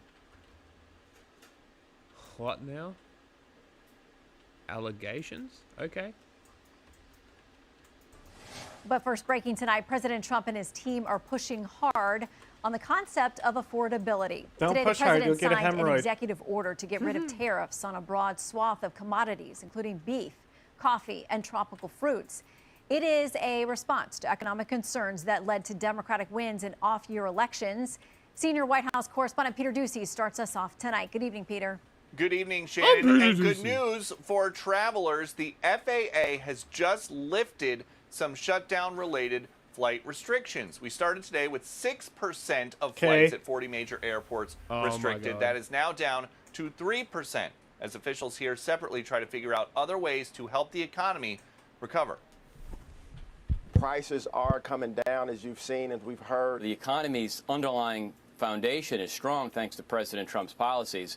So 2026 should be a very strong year. And as the president posts, we are the party Next year of it will be better, we affordability. swear, He's guys. pulling levers to try to bring down prices on everyday goods, including newly announced exemptions on some imported groceries. Now is the right time to, Is to it release some of these Argentine items beef? that the president said he was going to release. And Click I mean, that when you look link at in Southeast chat Asia there. and South America, that's where we get a lot of this stuff. You know, the coffee, the cocoa, the bananas, those kinds of things. Cutting red tape to increase available housing units, also a top priority. Taking regulations down so that developers can develop and builders can. Low key, correct decision. Like, if you really think about it, these fucking boomer cunts who bought these houses for like 10 grand and selling I think them for he means millions. C words. No. Okay, C word cunts. That's good. That's good. Yeah. I've actually been using that on Twitter, just being like C word cunts and seeing if people pick up on it. Because it's like most people would be like, oh, C word? He just said cunt. That's the goal I'm going for. That's the effect I'm going for. But we'll see. We'll see. I got distracted. What was I saying? C words. C words. I don't know. Click that link in chat. Did I not? Put that on.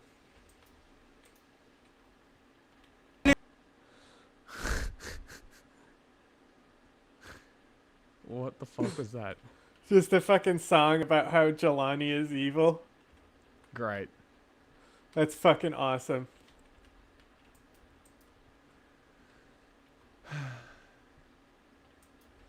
Can build. A frustrated President Trump is hoping to turn a news cycle about Jeffrey Epstein on its head. The Posting fucking today, Epstein was a Democrat, and he's the Democrats' especially people problem, like Kyle not the Republicans' Kalinske problem. doing the Julani thing.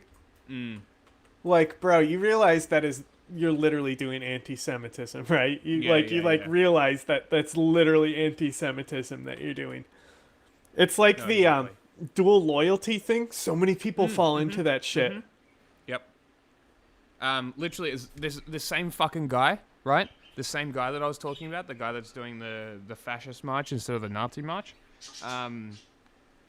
This whole responding thing that I was talking about happened because he literally posted our pro-India liberal senator. I'm like, hey, bro, dual loyalty is literally Nazi rhetoric. And you're trying to distance yourself from Nazis while you speak like a Nazi. It's and then specifically about Jews. Yeah. Well, it's the dual loyalty thing, I think, But it's can be specifically expanded. I a know the thing Jewish thing. I know. linked with like a anti-Semitic stereotype thing. Like no, I know. And I'm it's just so expanding fucking wild how easily like people will fall into this shit.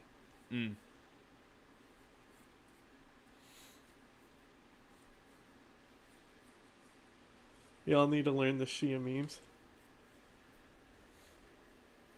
Ramping things up further, the president writes, I will be asking Attorney General Pam Bondi and the Department of Justice, together with our great patriots at the FBI, to investigate Jeffrey Epstein's involvement and PMF relationship and with Bill Sedaris Clinton, dudes, but Larry those are Summers, two Reid different Hoffman, things. J.P. Morgan Chase, and many other people and institutions to determine what was going on with them and him.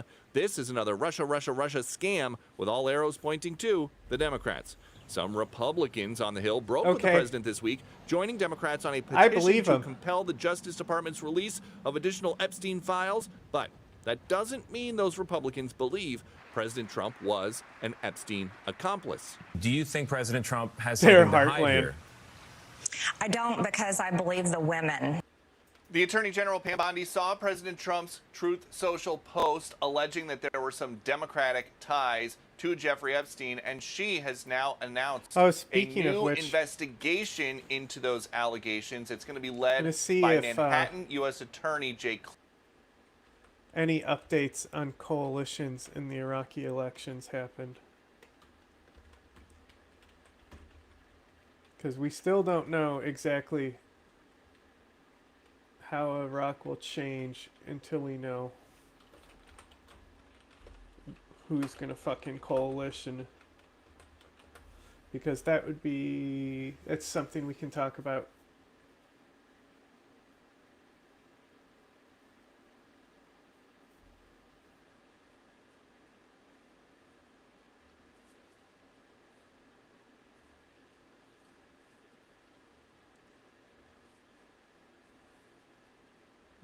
Okay. So it's because it's a weekend now, I think. Because the last update is...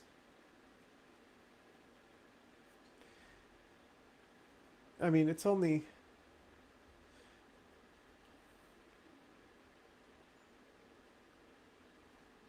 Here, it's literally 5... You want to do 5 minutes of coverage for the Iraq election after this video? If you're talking, I can't hear you. Is that all it'll take? Only because the only recent videos, they're in total, there's 3 and they amount to 5 minutes. We need to wait. So maybe on Monday there'll be updates with the new news cycle. But either way, I'll probably put it into the actual Better Late Than Never discussion script. Yes, yes.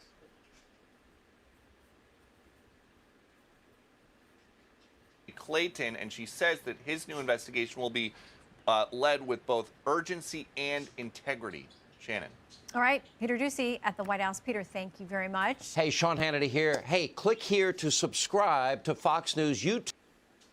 The president and his team are questioning the timing of the new Epstein emails that were released earlier today by Democrats. Senior White House correspondent Peter Ducey has that part of the story for us tonight. Good evening, Peter. Good evening, John. Officials here are claiming that if congressional Democrats really cared about advocating for Jeffrey Epstein's victims, then we would have heard a lot more from congressional Democrats about Jeffrey Epstein during the 4 years that Joe Biden was president. And instead, we are seeing these big leaks like the one today, selectively, according to the White House, that claims that Donald Trump knew in 2011 about Epstein's crimes.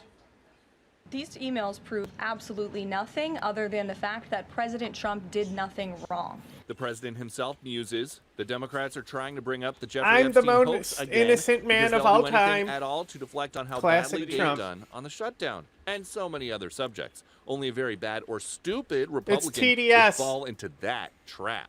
When Joe Biden was sitting in there, the Democrats never brought this up. This wasn't an issue that they cared about because they actually don't care about the victims. You in ran these on cases. it. They care about trying to score political points against President Trump. White House officials would you're much the rather ones talk who about their ran hope on- that the House will soon vote to reopen the government. You There can't are no run on it and be coincidences like, in the Washington, other people D.C., and didn't it is care not a about coincidence this. that the Democrats leaked these emails to the fake news this morning ahead of Republicans reopening the government. Coming out of the shutdown, President Trump's approval on the economy in an AP poll is 33%.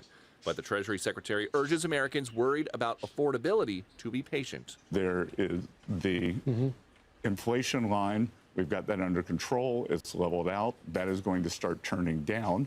Then there's the income line. I would expect in the first quarter, second quarter of next year, those two lines are going to cross, and the American people are going to start feeling better. The new AP poll finds the president with a 34% approval on health care, the very issue the Democrats held on to at the start of the shutdown. But negotiations about next steps for Obamacare subsidies haven't yet been scheduled. You can't trust the same people who broke the system to fix it, and so the American people will continue to hear from the president on this issue. Tonight, President Trump is going to host a late dinner with some Wall Street bigwigs, including the CEOs of J.P. Morgan and Morgan Stanley and BlackRock, as officials here try to steer the national conversation back towards the economy. John. Wouldn't that be a good thing? Get off the shutdown and back to things that people... Unfucking believable. Look at this.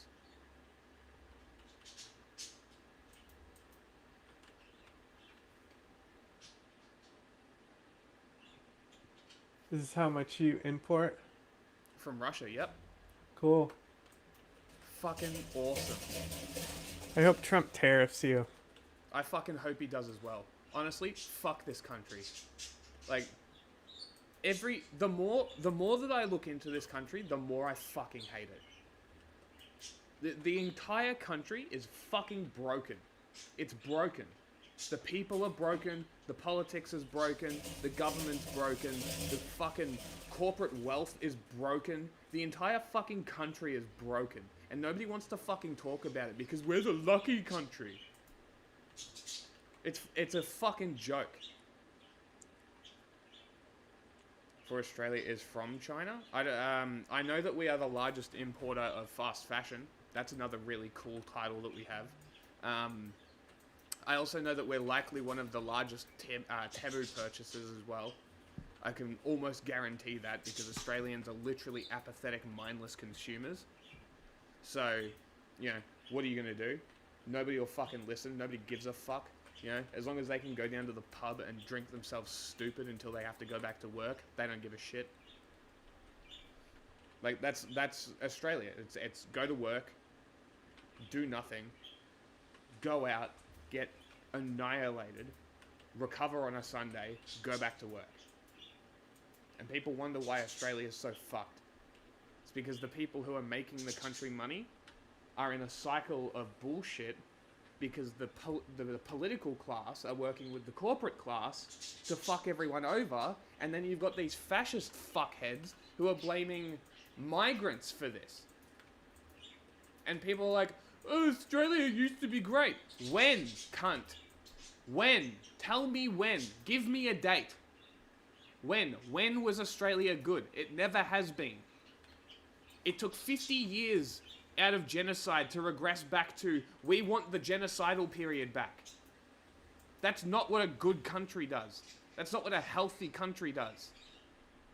That's what a country with shame, deep, deep shame does. That's what a country that doesn't want to reckon with its past does. Instead of coming to terms and moving forward, they go, we're going to go into a shell and demand the past. That's what we're dealing with. And then we've got the political class of politicians sitting there on $200,000 or more a year with more houses than they know what to do with. And people want to blame, again, migrants for the housing crisis. Well, the politicians are invested in the crisis. Why would they change it?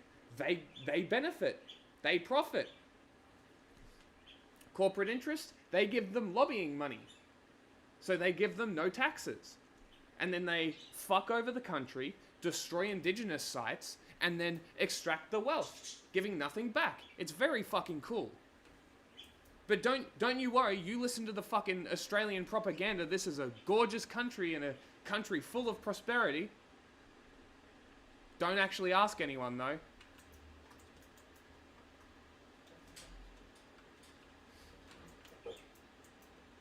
To withhold food stamp funding that Congress lawfully approved.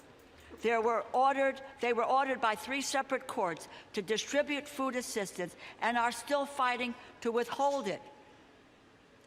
It The is debate not connected starting to on the House floor over the continuing resolution to reopen the government. Congresswoman Rosa DeLauro making some points there about SNAP benefits. Let's bring in our panel for more on all of this. Fox News contributor Molly Hemingway, Democratic strategist Megan Hayes, and Fox News contributor Mark Thiessen. So as we head toward what is expected to be a positive vote on reopening the government, and we look forward to that, we're left to wonder where the Democratic Party sits right now. Here's what Political Playbook said. The fault lines facing both parties. Tales of Democratic disarray are hardly new, of course, but have amped up dramatically since Sunday night's Senate cave-in. And it's rough out there. We're seeing new levels of vitriol from the party's already fractious progressive base towards its moderately minded establishment. Importantly, that same anger is being voiced by ambitious centrist Democrats eager to jump aboard the populist train. You've got a divide that's becoming a chasm here, Megan. I just see this a little bit differently. The Democrats in the Senate didn't have any leverage if they waited till the end of the year. Their only leverage was health care, so they needed to get a vote for health care, and that's what they got. They also got RIFT employees to be reestablished into the government. They got back pay for them, and they also got this vote on health care. So they did what they needed to do, and it's unfortunate that we are going to turn against each other, but the 8 senators who voted... It's unfortunate we're going to have a circular firing yeah, squad, but they didn't have any leverage. So this is what they needed to do. We're going to open back up the government, and we can have it. We can start working on a solution towards health care. Where do you think this is headed, Molly? Well, I do think that the shutdown, if it had any logic, I mean, people are talking about this as being the most pointless shutdown that we've ever experienced in our country. But if it was designed to achieve electoral wins, to mobilize the base, to get them angry, like it served its purpose. Fox News, not wrong. It was the most pointless shutdown in fucking government history.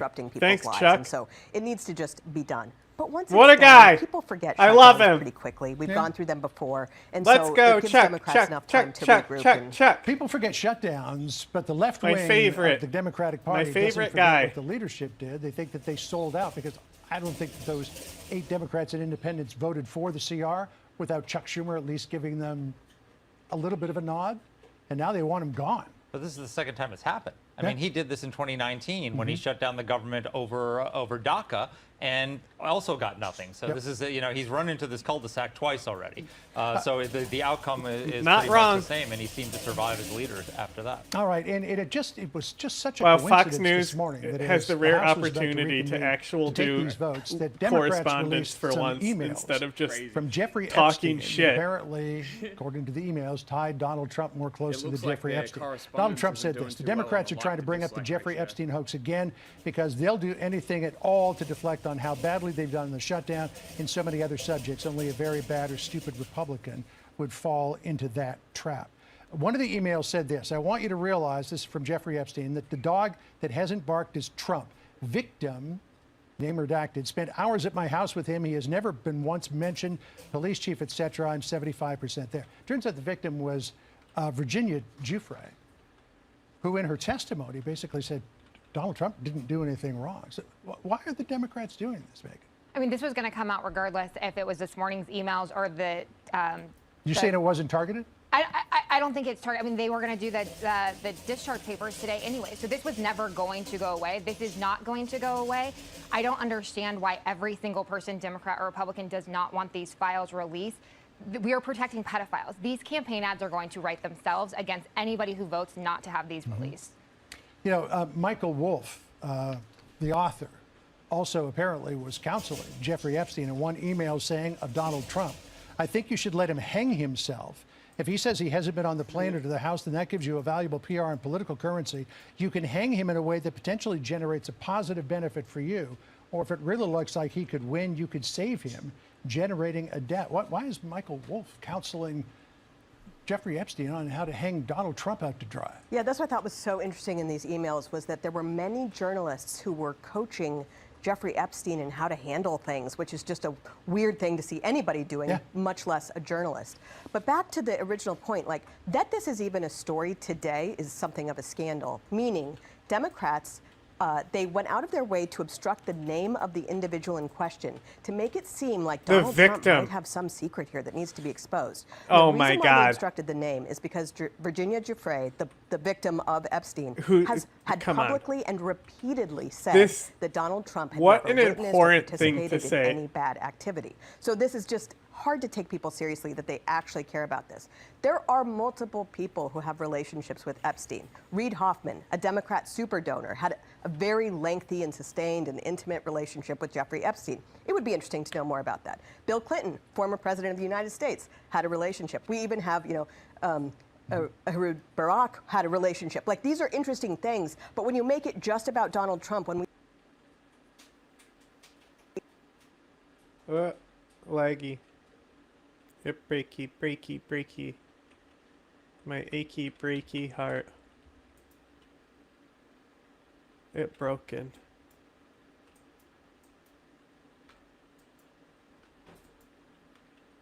It's like, nah.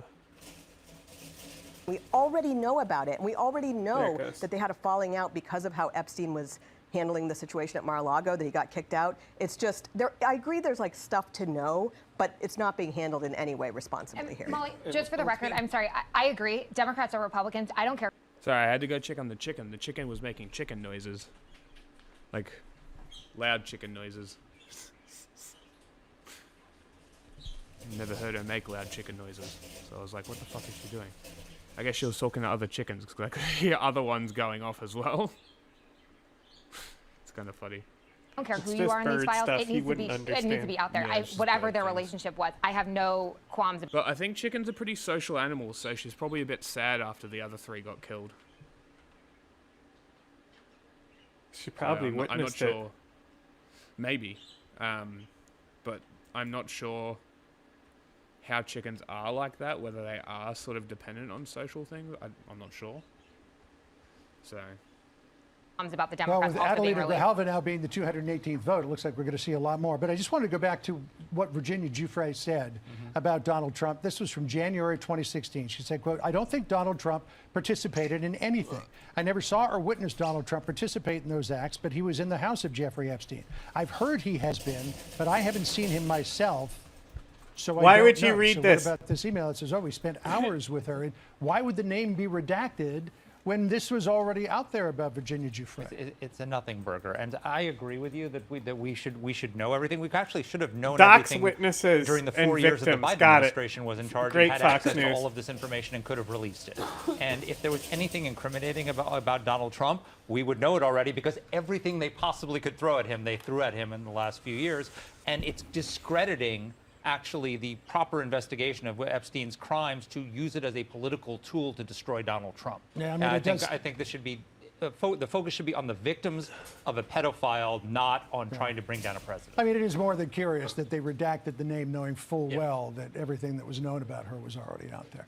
Caroline Leavitt fielded questions about the release of those emails from House Democrats related to President Trump and Jeffrey Epstein, calling it a manufactured hoax. That was moments ago at the White House. Our senior White House correspondent, Peter Doocy, was in that briefing and joins us now. Hi, Peter. And Sandra, the argument look, from it's officials Peter here Douche. that was made by Caroline Leavitt in the briefing room a few minutes ago is that there's a tell that shows that these Epstein emails being released today is a partisan exercise by congressional Democrats. This is how she came to that conclusion.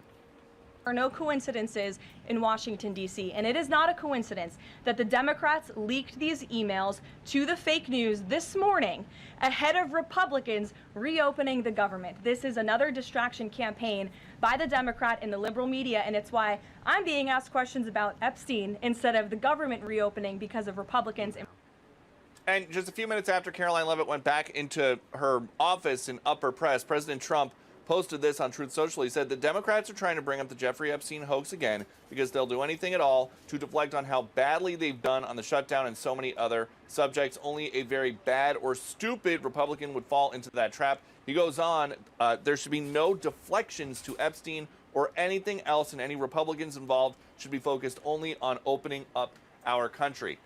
The White House also argued that they have been extremely transparent Maybe she's when the it one comes who to killed Jeffrey the Epstein, chickens. Good. asking the Justice Department Conspiracy. to release grand jury information, for example, something that a judge ultimately said couldn't be done right now. Sandra. All right, that's the update from the White House. Peter Doocy, thank you. More, by the way, from Capitol Hill today. House Democrats releasing new Epstein emails, some of them referencing President Trump. The White House is pushing back on those emails and how the media is portraying them. Fox News senior White House correspondent Peter Doocy has the latest. Peter. More Peter. What the fuck? fuck off, Peter. I don't give a shit. President Trump, meanwhile, is now calling Because he's their White House correspondent. That's why he's always there. Epstein. Alexandria Hoff is live at the White House. She's got the latest on that for us. Hi, Alex. Peter. Hi, Sandra. Good to be with you. In a post earlier today, the president wrote that Jeffrey Epstein was a Democrat, and therefore he is the Democrats' problem, not the Republicans. Epic. In a follow-up, President Trump announced that he has asked What a Attorney General profoundly Bondi, dumb thing along to with say. DOJ, FBI, to, quote, investigate Jeffrey Epstein's involvement and relationship with Bill Clinton, Larry Summers, Reid Hoffman, J.P. Morgan Chase, and many other people and institutions to determine what was going on with them and him. This is another Russia scam. Now, the president accuses Democrats of using what he calls Nobody the Epstein should talk hoax to to any of these distract people from again the without government telling them shutdown they and other defended a failures. child rapist. This announcement comes as the House is expected to vote next week to force the DOJ to release files from its investigation into Epstein. Earlier this week, the House Oversight Committee mass released material from Epstein's estate. Democrats immediately zeroed in on President Trump's name being mentioned in email exchanges between Epstein and Ghislaine Maxwell. The White House says those emails were selectively leaked to create a false narrative. The president is not accused of any wrongdoing. He had long talked about cutting off Jeffrey Epstein in the early 2000s. Now, into the names that he has pushed for this probe into, former President Bill Clinton again, former Treasury Secretary under Clinton, that was Larry Summers, who's that mass email release actually showed he corresponded regularly with Epstein.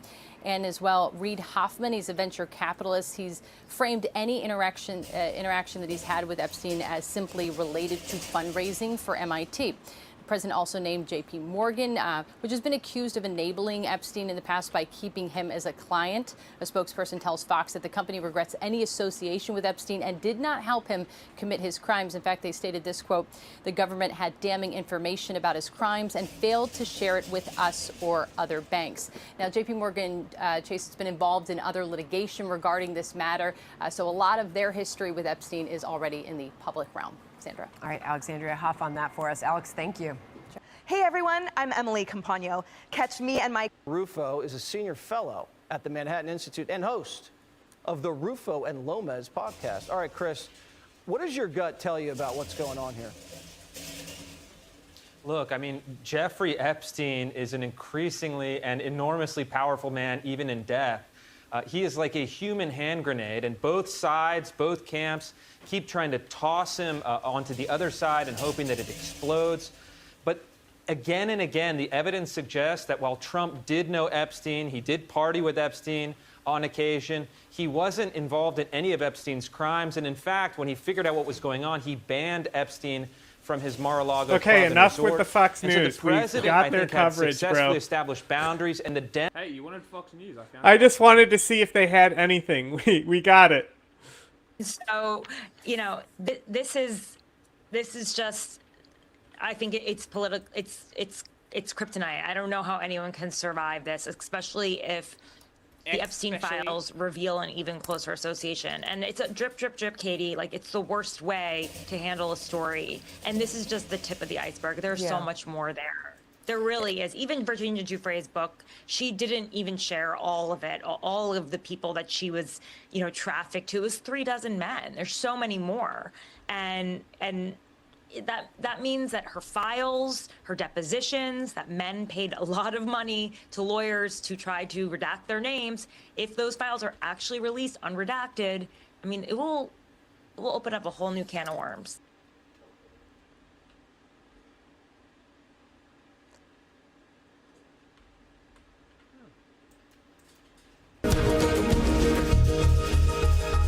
The and House Oversight Committee released new documents from the estate of convicted sex offender Jeffrey Epstein. They mentioned President Trump often. The president has called it a hoax and called for the Department of Justice to look into other Epstein ties, including some high-profile Democrats. And in the coming days, the House is expected to vote on whether to release all the case files. We'll dive into all of that today. Let's start with those new documents. It's 20,000 pages that include email exchanges where Epstein mentions high-profile figures by name, including Trump. Jennifer Bellamy has the details. The emails that began almost 15 years ago were obtained by the GOP-led panel after it subpoenaed Epstein's estate earlier this year. The first group of records from the estate were released by the committee in September.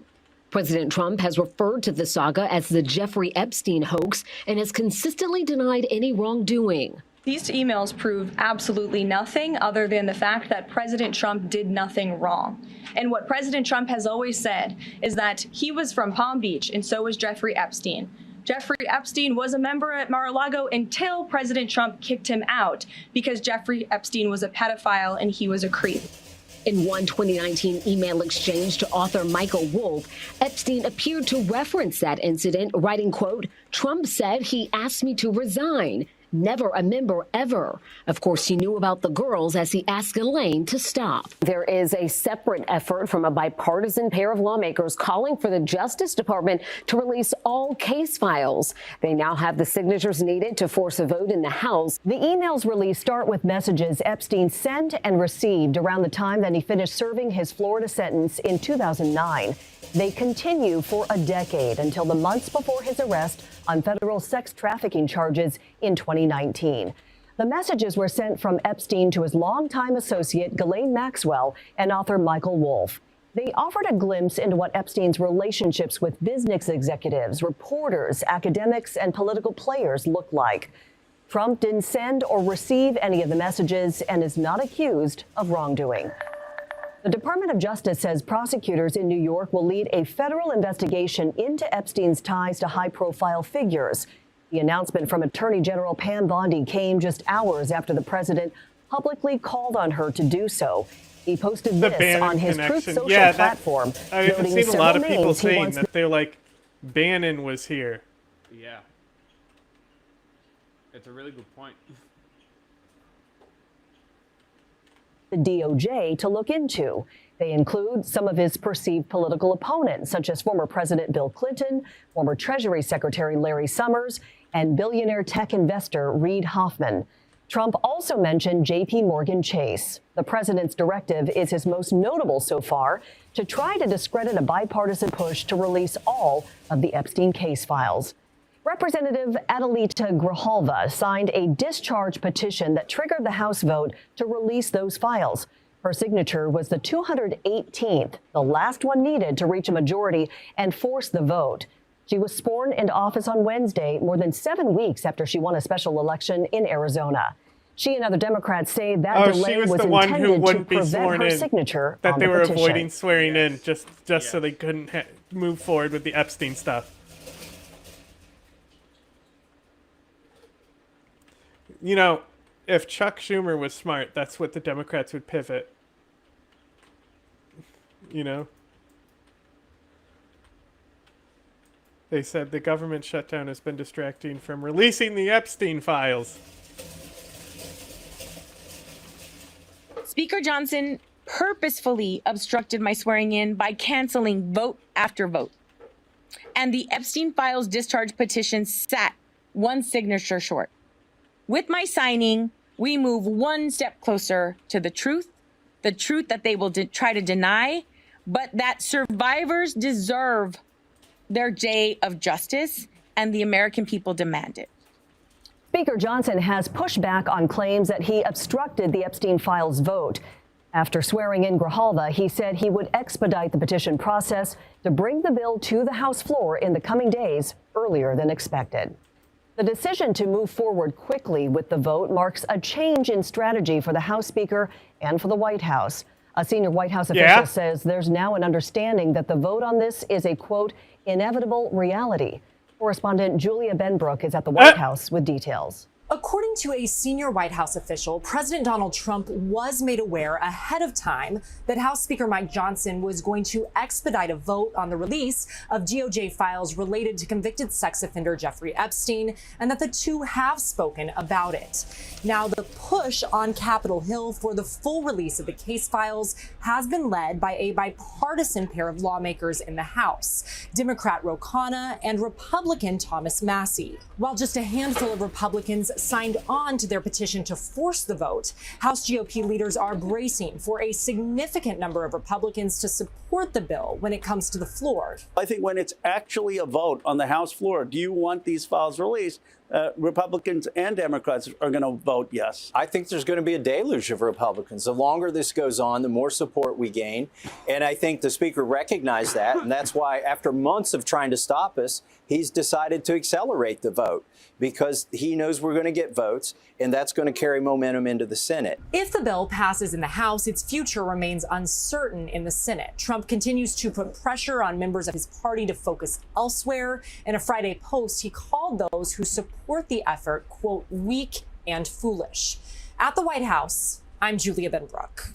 Colorado Republican Lauren Boebert was one of the 4 Republicans who signed off on that petition.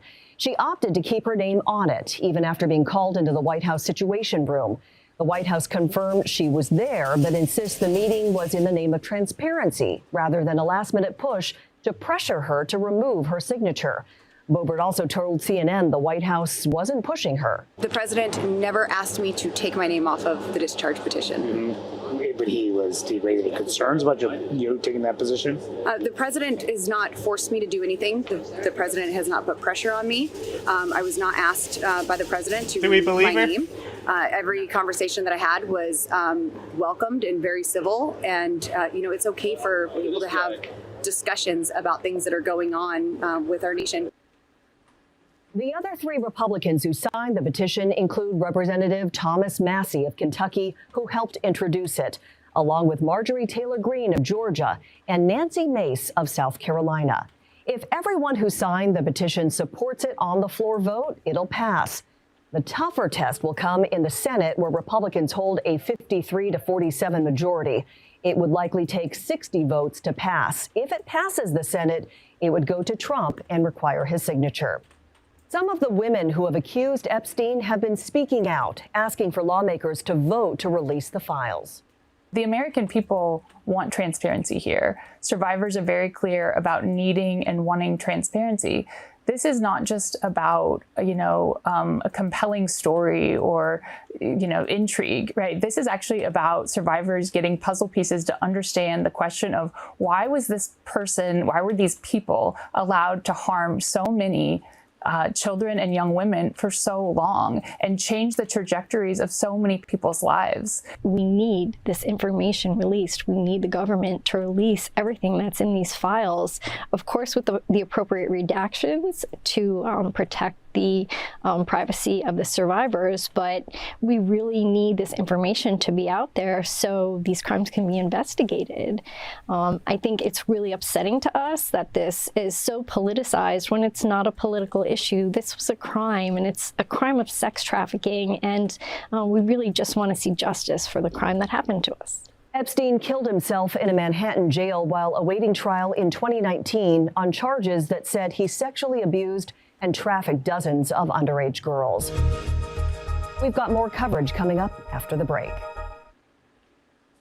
And losing his mind over the Epstein files, and his surrogates have adopted a pretty desperate new tactic. So we're going to get into all of this today. Liberal Tears is brought to you by... So now we got the news. We'll get some reactions. Clinton, Larry Summers, Reid Hoffman, J.P. Morgan, Chase, is that supposed to be one person or two?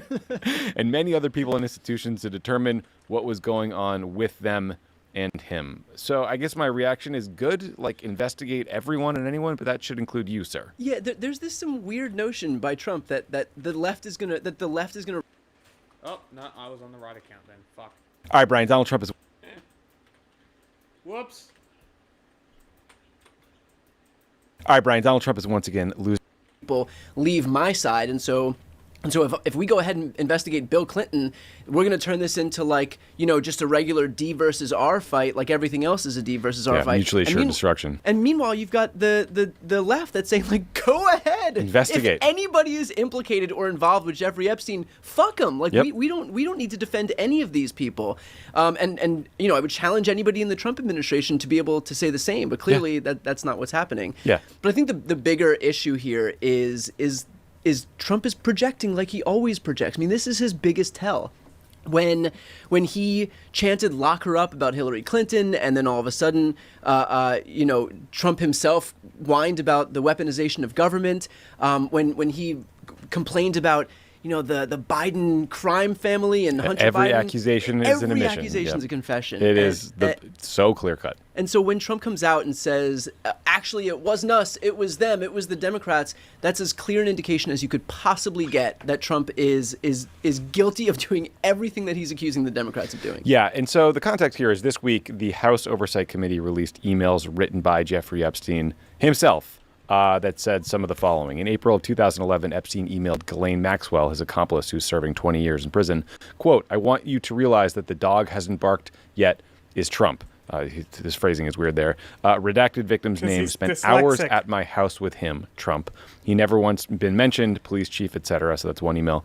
In January of 2019, Epstein emailed a journalist named Michael Wolff to say, quote, "Of course he, Trump, knew about the girls," as he asked Ghislaine to stop. So there's a lot of smoke here to investigate. And what's interesting about this is that Trump takes to Truth Social and claims this is all a hoax. And so what's the hoax here? Democrats going back to 2011, making Jeffrey Epstein email Ghislaine Maxwell, where he says that Trump had been over Epstein's house with victims, just so that we would have dirt on him that we would not use until after he won his second term, and then release it in the middle of his second term. What are we even talking about? The spin makes no sense. There's another email. There's a 2015 email from Epstein to a New York Times reporter that says, quote, "Ask my houseman about Donald almost walking through the door, leaving his nose print on the glass as young women were swimming in the pool, and he was so focused as he walked straight into the door." Side point, why can't this guy write a full sentence? These people cannot email for Larry Summers too is henpecking out weird staccato nonsense. Anyway, there's also a 2018 text from Epstein that says, quote, "It's wild because I am the one able to take him down about Donald Trump." This was right before he went to prison and died in prison during the Trump administration. CNN reported that top administration officials at the White House had a Situation Room meeting with a member of Congress, with Lauren Boebert, I believe, to try to convince her not to sign the discharge position, which would force a vote on releasing the Epstein files. So they're going into overdrive to spin this and to try to prevent Congress from acting. I'm curious about the Situation Room because that's garnered quite a bit of attention. Why do you think it was that if they needed to have this meeting, that they don't have it over the phone, they don't have it, even in the Oval Office, that they go into the Situation Room? Talk for a second about the significance of going into the Situation Room versus any other location. Well, I mean, really the only reason I could think that you would want to sit there versus, I don't know, a conference room would be that you can't bring any electronic equipment into the Situation Room, so no one's going to record it. Yeah. So why might it be important Strange. that it not be it recorded, Tommy? Yeah, because they're also bugging Nancy Mace, trying to get her not to sign the discharge petition. So basically, they know they are asking these Republican members of Congress to do something that is immoral, unethical, and politically devastating. That shows, as you said at the top, that every accusation is an admission of guilt. But here we are. But the bizarre part is, if this is all a hoax, then release the files to negate everything that's floating around in the ether right now. One would think. You can't both call it a hoax, but then also suppress all of the files, the hundreds of thousands of documents that would presumably absolve you. Right. Total exoneration, sir. Interesting. Okay. Also, remember so Trump is hiding from the press this week. He's trying to avoid getting questions about Epstein. But remember, the spin from his surrogates has gone into overdrive. We're going to play you guys a few examples. But first, here's just a quick reminder. What do we think about them using the term surrogates as opposed to agent? It's fine. It's actually a pretty good. It's actually a pretty good way because the word agent is pretty confusing. Yes. I'll probably now that you've pointed out that's what they were saying, I'm probably going to start using that a lot. Yeah, honestly, I kind of prefer it. Like agent, to say agent, you kind of have to explain it to people because they don't understand that an agent is just someone who acts on your behalf. Yeah, well, one of the main reasons why I prefer to use agent is because it helps people understand what the CIA actually is. Yes. As well. That too, yeah. We'll probably selectively use it, sort of dependent on the scenario or the situation, I imagine. Reminder of how Trump's biggest defenders, including some who are now in his cabinet, once talked about Jeffrey Epstein. Seriously, we need to release the Epstein list. You say that the FBI has Epstein's list. They're sitting on it. Why is the FBI protecting the largest scale pederast in human history?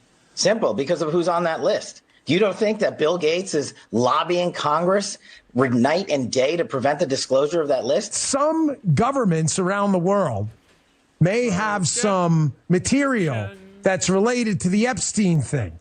Bill Clinton Who's was this guy? knee-deep in this, man. He was knee deep. Yeah, you got to release it. Now what? What changed? They literally campaigned on this. It was part of the platform of MAGA.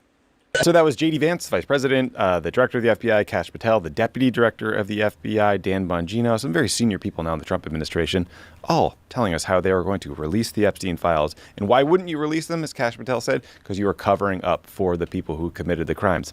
But the biggest Trump apologists have now changed their tune. Here's one clip from Megyn Kelly. As for Epstein, I've said this before, but just as a reminder, I do know somebody very, very close to this case who is in a position to know virtually everything. Not everything, but virtually everything. And this person has told me from the start, years and years ago, that Jeffrey Epstein, in this person's view, was not a pedophile. This is this person's view, who was there for a lot of this, but that he was into the barely legal type. Like he liked 15-year-old girls. What are you talking And I realize this is disgusting. I'm Megan!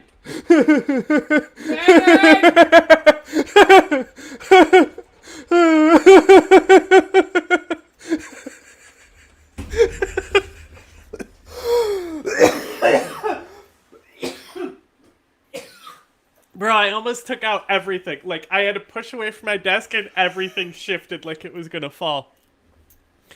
Year 9 is not barely legal. Oh my god, please tell me I still have time to clip that.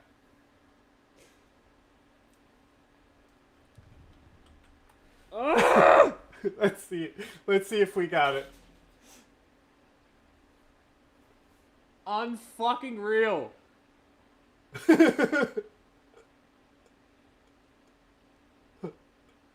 Alright, I think it's just missing it. It's just me laughing. So close. What's the time code? 2 hours, 40 minutes. I'll note. Hold on. It's such a, you gotta actually do it. Don't take note if you're not gonna go do it. No, okay, so I've got the notes here for any time that I do go through them, because I've just been uploading them. I haven't done any editing yet. So I'm just going through them. So I note them here just so I know which one it is.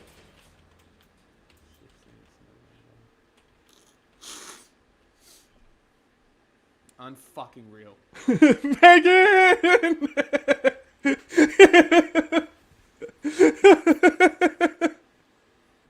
It's also just...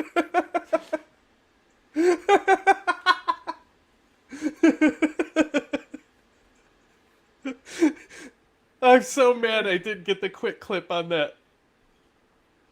If I didn't laugh to the point of coughing, Jesus fucking I would have Christ. had it.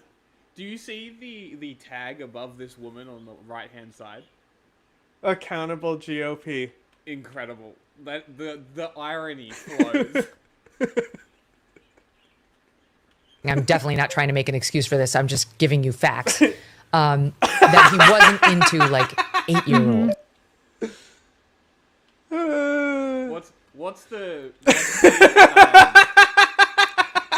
What do pedos say? They're like, I'm not a pedophile. That's specific for infants. I'm this specific type. Everything about that is like it needs to be archived. The fact Megyn Kelly said it and then you yelling. Everything about that needs to be archived. We cannot just let that lay in the dark. It's too important.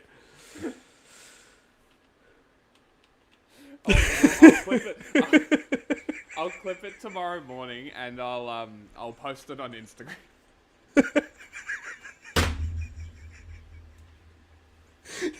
I can't. I'm just fucking wild shit to say.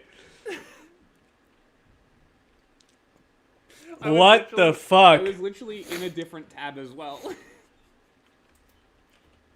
Ugh. Unfucking real. Unbelievable. I need to take my jumper off now.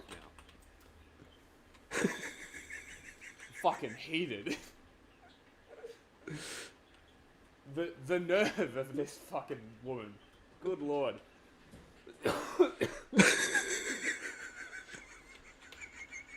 $50. What a timeline, bro. What the fuck?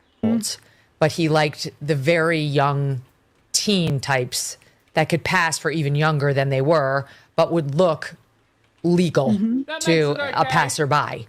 And that is what I believed, and that was what I reliably was told for many years. And it wasn't until we heard from Pam Bondi that they had tens of thousands of videos of alleged, forgive me, they used to call it kiddie porn, now they call it child sexual abuse material, on his computer, that for the first time I thought, oh, no, he was an actual pedophile. I mean, only a pedophile gets off on young children. You know, raping teenagers that's fine.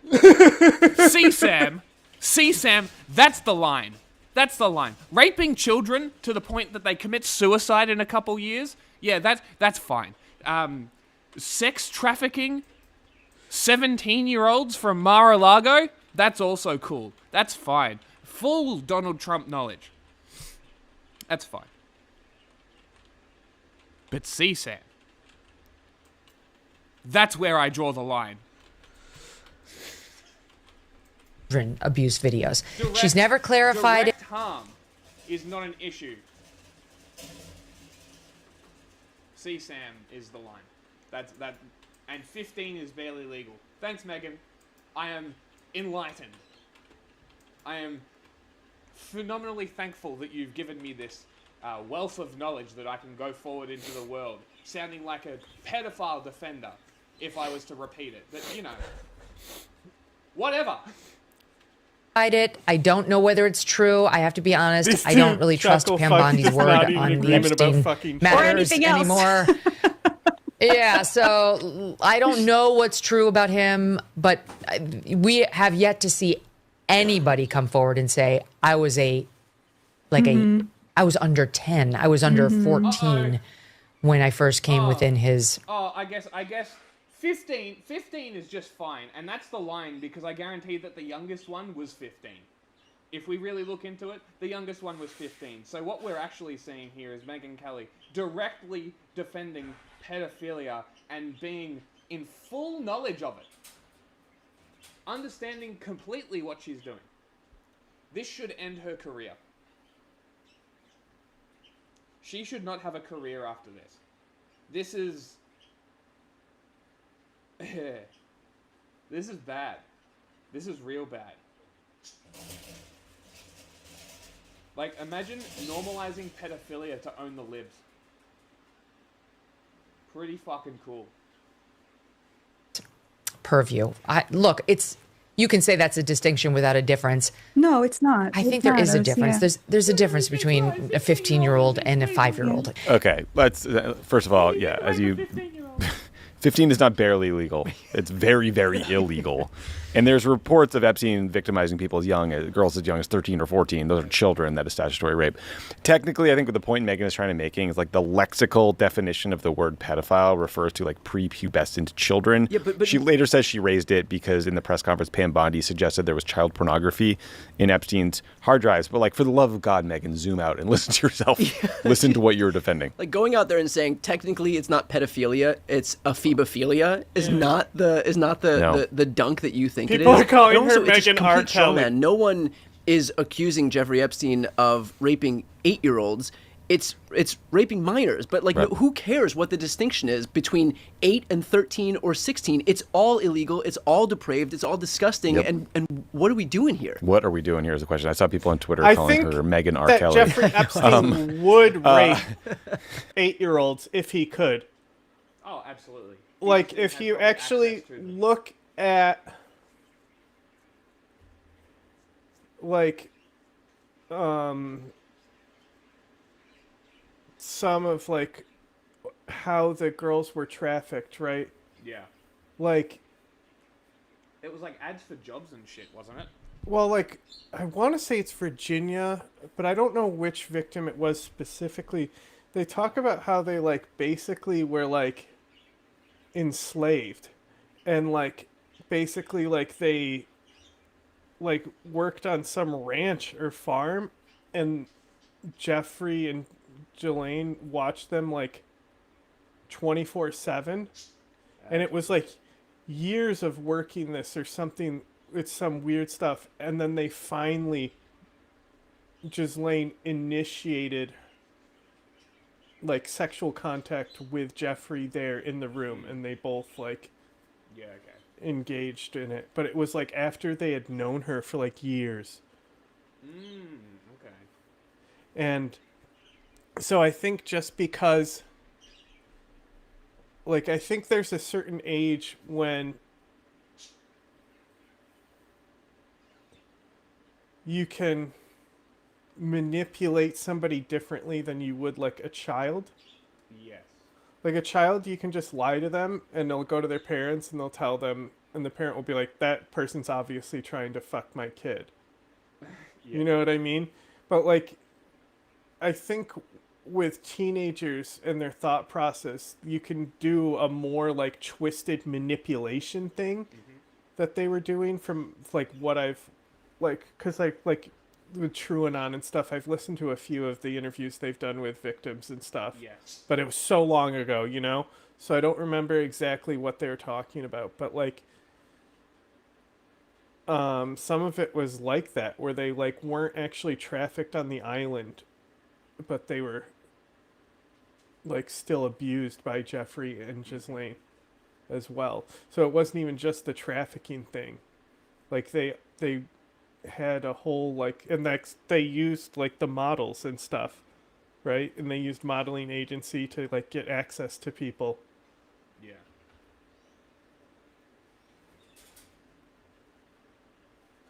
I mean, But yeah, a lot of it was around employment type stuff from what I heard. Yes. But I don't know anything about like the youngest victims and stuff, because probably they didn't get interviewed by TrueAnon because they're anonymous or something, you know?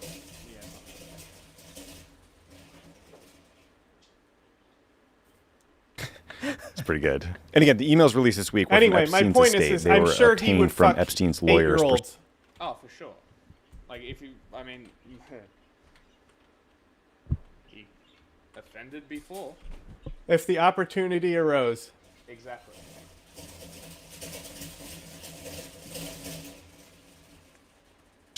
Pursuant to a subpoena from the House Oversight Committee. These documents are separate from the criminal files being held by the DOJ that Trump and Pam Bondi and Kash Patel and everybody pledged to release after the election. What's the So handbook? the point Did is they write DOJ a is handbook? Epstein's handbook? What the fuck? on way more evidence, and we'd all like to see it. Right. I think it's worth noting that it's very likely the DOJ has these emails included as part of their massive compilation of all of the documents that they've been holding. And so when Mike Johnson and these other Republicans come forward and say the whole effort to release the Epstein files via this discharge petition is moot because of the Epstein estate documents that are already being released, it's like that's just a tiny trove of what they've got. And in reality, this and hundreds of thousands of other documents are contained within the DOJ's documents, but the DOJ won't release it. And so thank God we've got the Epstein estate that's releasing these documents, but that doesn't negate the fact that we still need to see what's in the broader files. Well, yeah, and it's just a giant cover up. And also, what is this handbook that you're talking about? Is it related to Epstein, or is this a general handbook they have on recruiting minors into grooming and stuff? That's a lot of it too. Is the grooming is what it was. Like they kept them like around for years, often before they did stuff.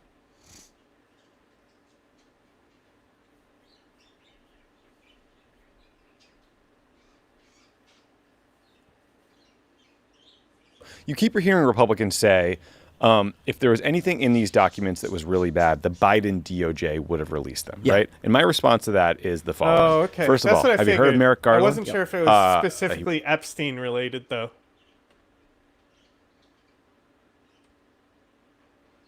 Do they say what the best ages are in there?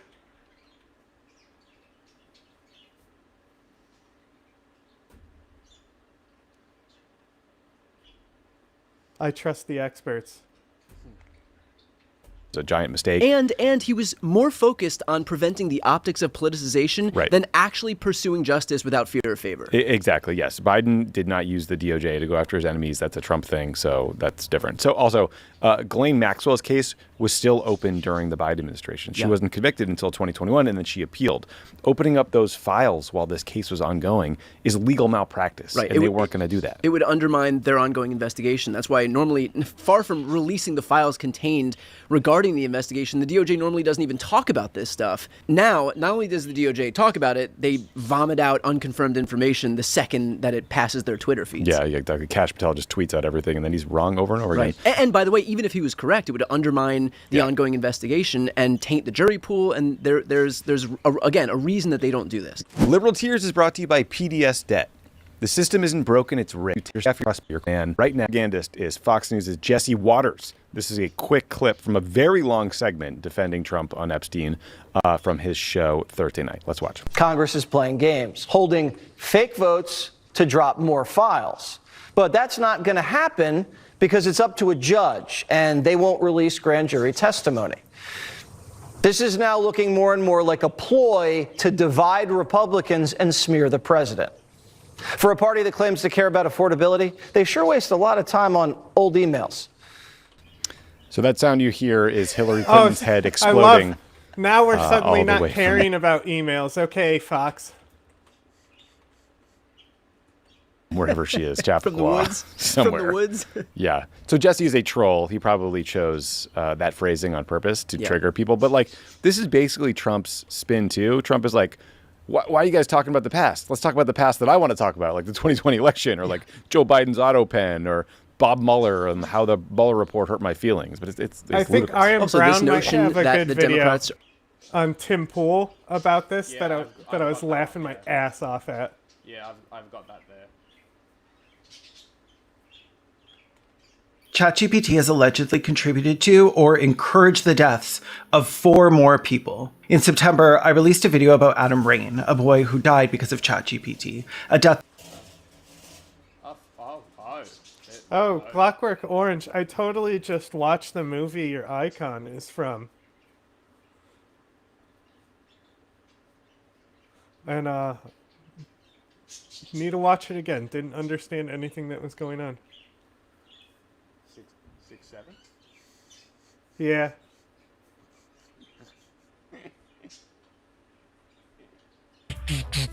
Oh, hey. Hey. Hey there, bud. Crop in, please. Crop in more. Crop in more. Crop. It's Friday. Name or profile picture. Well, I've already seen Clockwork Orange, but I just watched Jinro. Hey, man.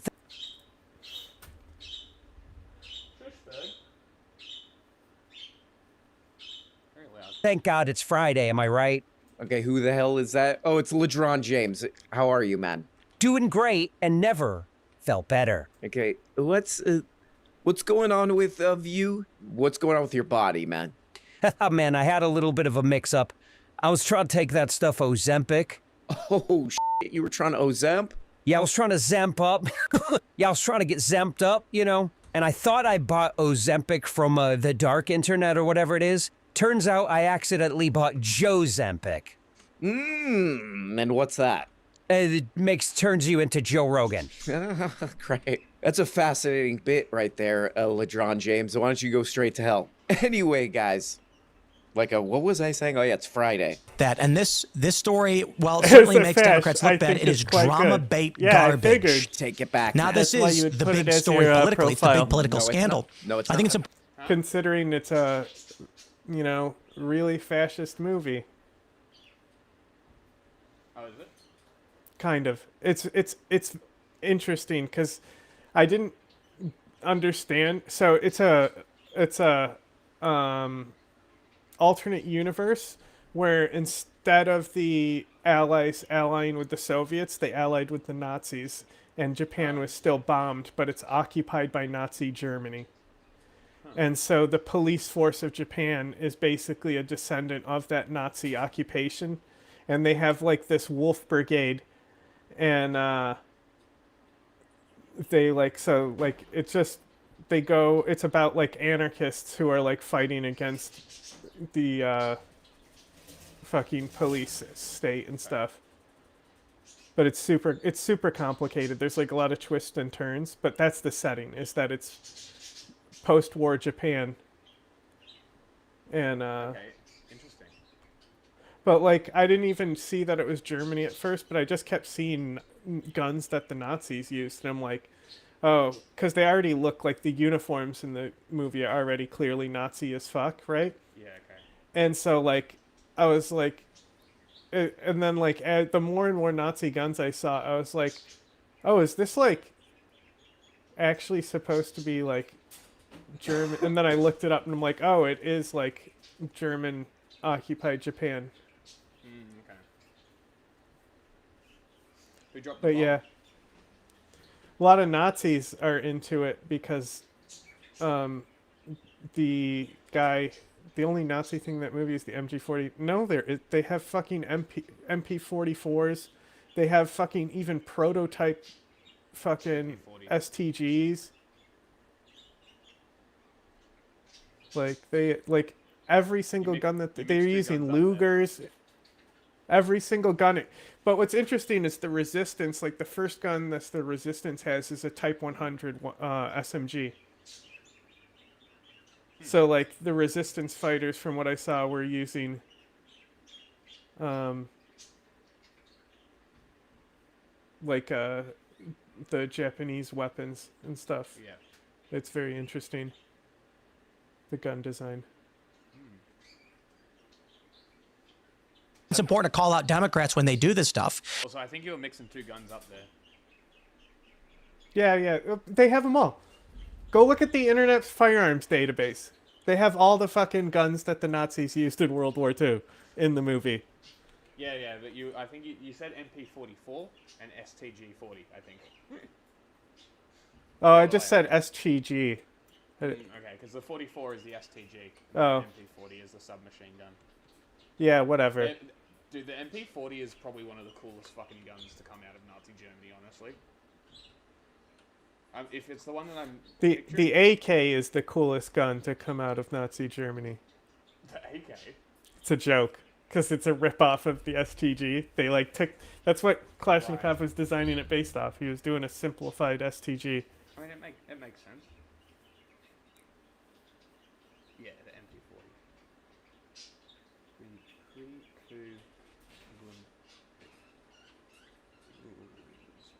I think it's important to additionally say, okay, Trump released the Epstein files.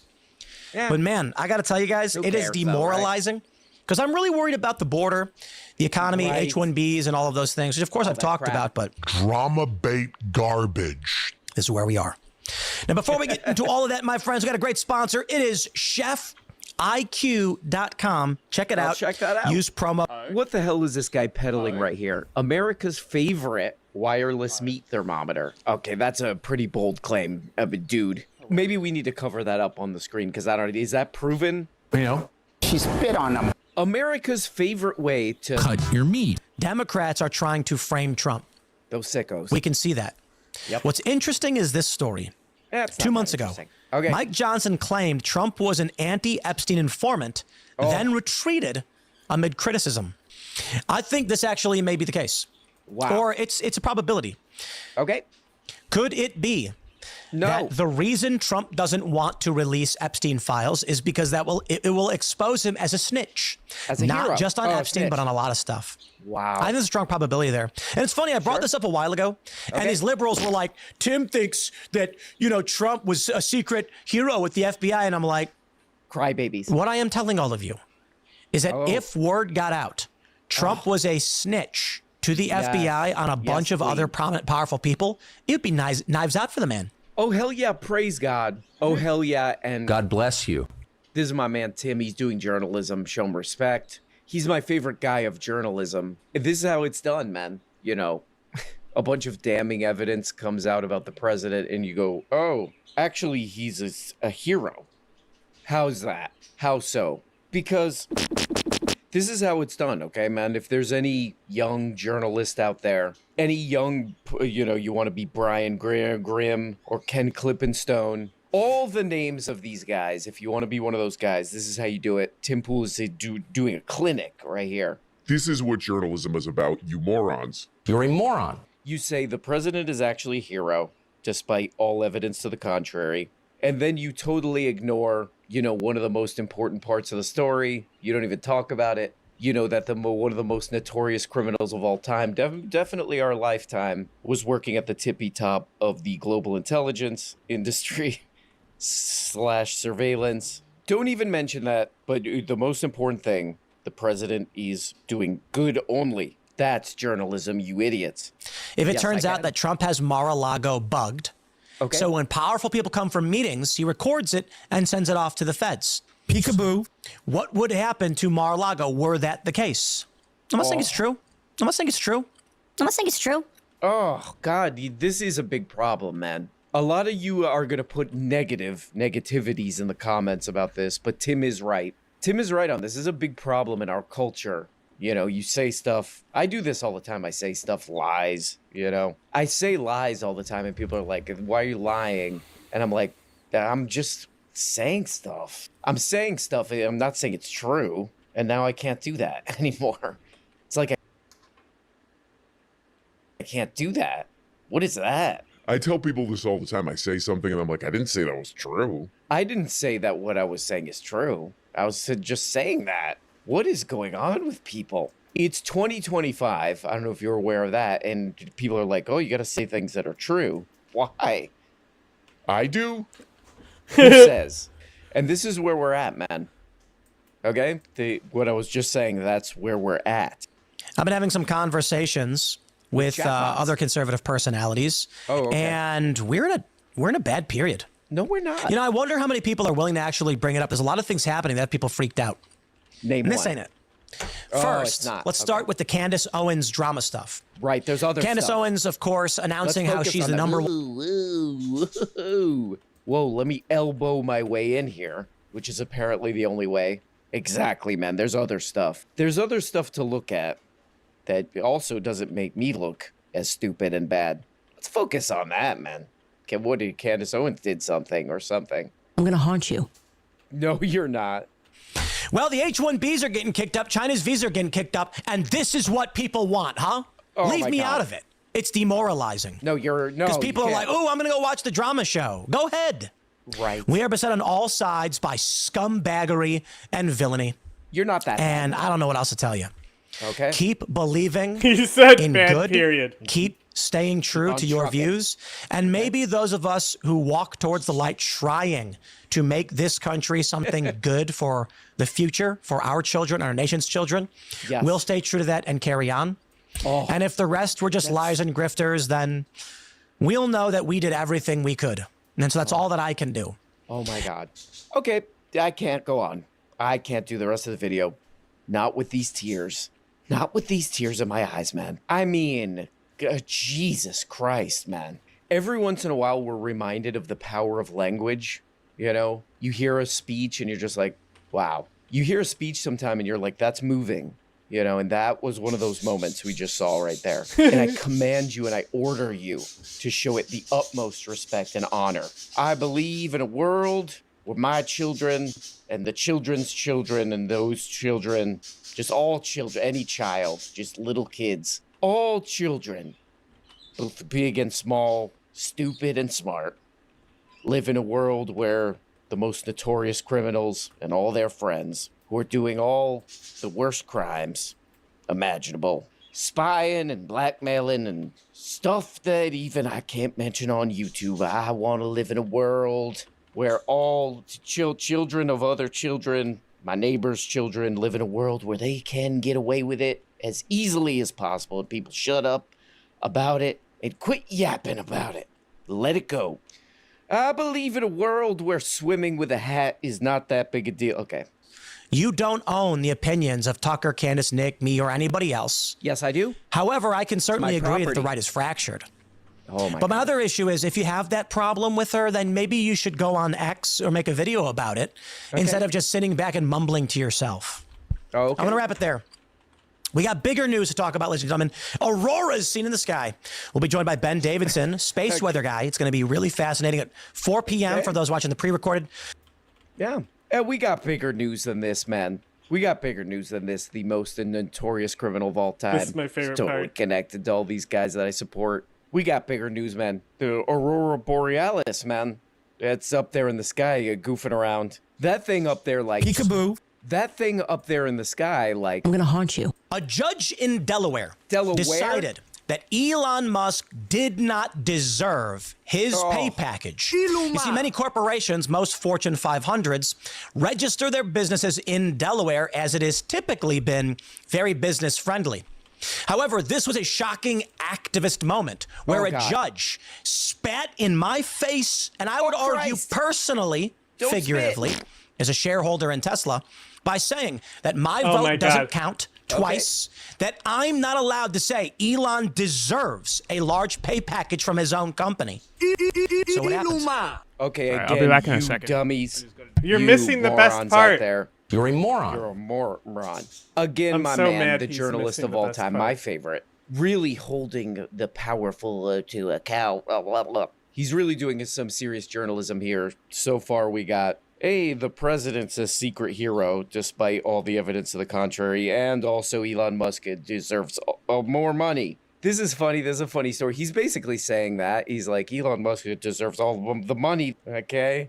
Yeah, this is a really good little segment from Tim, because basically the theme of this, you know, if you just like if you little kid eyes it, it's basically like, oh, Elon Musk is a hero and he needs more billions of dollars. That's like it. Because the story that he's talking about is actually just like a boring business law story. Like if you go and actually like read about it, which who knows what this guy's doing. But if you go and read about it, it's just like a dumb, boring business law story where in Delaware, which Tim Pool says is communist now, even though it's like where everybody sets up a giant business because it's like super friendly to all that crap. He's like, it's communist there. A communist. That place is a communist place. But there's really not even anything that interesting about this story, really. It's just like, it really is just like boring business law crap. Oh, some shareholder is like, and they have to redo how many billions of dollars Elon Musk gets because everybody in the board is Elon Musk's friend and blah, blah, blah. There's not a lot here. But as a Tim Pool fan, what I took from this story is Elon Musk is a hero. He's another number one hero. And he deserves more of billions of dollars. That's it. This is what you get when you go communist. Whoa. Check this out. Communist. This is actually like maybe one of the great Tim segments. There's so many great Tim segments. There was one where he was like, one guy, one time, or whatever the hell that was. There's so many greats. He's the great. He's the greatest, the GOAT of all time. But this is actually like, this seems like not that big a deal. He's just like, Elon Musk is awesome or whatever. But this part is so funny because he's like, this place, Delaware, man, this is a communist place. And a communist judge is doing a communist thing. Okay, stop. No. This is actually an amazing little segment because if you know really anything, I mean, just go read, I would say, pretty much anything about Delaware. It's kind of interesting. It's interesting in some kind of a demented way because really, like, again, read anything about it. Delaware is a state that they're like, this is basically what they say. They say, hey, are you a big corporation or a bank? You can do whatever the hell you want. You can do whatever the hell you want and we'll help of doing whatever the hell you want. If you're a person, like a normal person, go straight to hell. You go straight to hell. That's basically Delaware. This was a big story with this guy, Joe Brendan. What was the guy's name? He was president or something. Who knows? Who cares? But it was a big story where it's like, go read about him with the credit card stuff. Basically, the story is, hey, are you a bank? Did you make a lot of money? That's good. Are you a normal person with a credit card? Go to hell. That's basically that story. So that's Delaware, and Tim Pool's like, that's a communist place. And he's saying that because they they a little bit didn't let Elon Musk do whatever the hell he wants. So that's a communist place. That's his story right here. And that's why he's the greatest of all time, and I love him. And he's my special boy. Well, and it's a great crack up. You mentioned it. It's a great crack up over Israel, too. What do they hate about Tucker Carlson?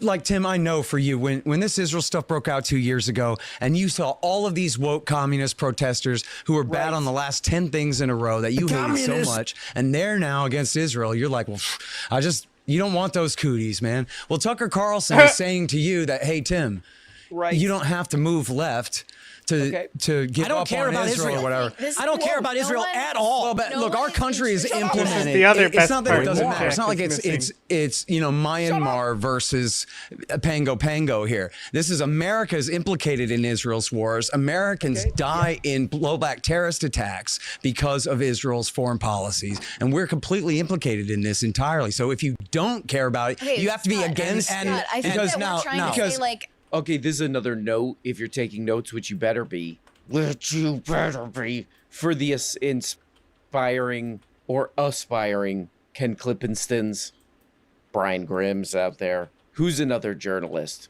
Glenn Greenston. Let me ask you something, please. This is another important thing to do is if there's a topic, even if it's like one of the most important things going on, and you think, oh, my audience might be split on this. No, I was, the chicken seems Okay. really good at hiding. Send me the link to this video so I can show you the 2 good parts you missed.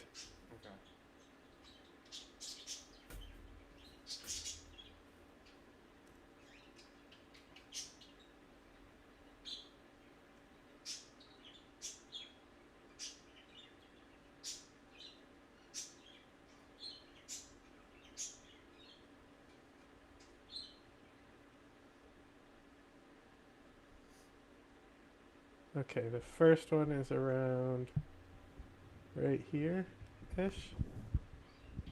Most important thing, the president is doing good only. That's journalism, you idiots. If it turns out that Trump has Mar-a-Lago bugged, so when powerful people come from meetings, he records it and sends it off to the feds. Peekaboo. What would happen to Mar-a-Lago were that the case? I'm not saying it's true. I'm not saying it's true. I'm not saying it's true.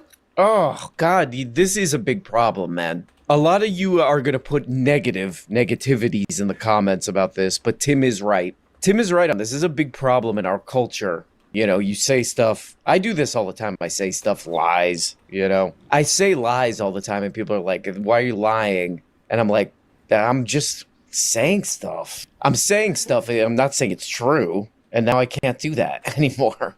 It's like I can't do that. What is that? I tell people this all the time. I say something and I'm like, I didn't say that was true. I didn't say that what I was saying is true. I was just saying after that. this. What is going on with people? It's 2025. I don't know if you're aware of that. And people are like, oh, you got to at. Okay. And we're in a bad period. No, we're not. You know, I wonder how many people are willing to actually bring it up. There's a lot of things happening that have people freaked out. Name This one. ain't it. Oh, First, it's not. let's start with the Candace Owens drama stuff. Right, there's other Candace stuff. Owens, of course, announcing how she's the number one. Whoa, let me elbow my way in here, which is apparently the only way. Exactly, man. There's other stuff. There's other stuff to look at that also doesn't make me look as stupid and bad. Let's focus on that, man. Okay, what did Candace Owens did something or something? I'm going to haunt you. No, you're not. Well, the H-1Bs are getting kicked up, China's visas are getting kicked up, and this is what people want, huh? Oh Leave my me God. out of it. It's demoralizing. No, Because people are like, oh, I'm going to go watch the drama show. Go ahead. Right. We are beset on all sides by scumbaggery and villainy.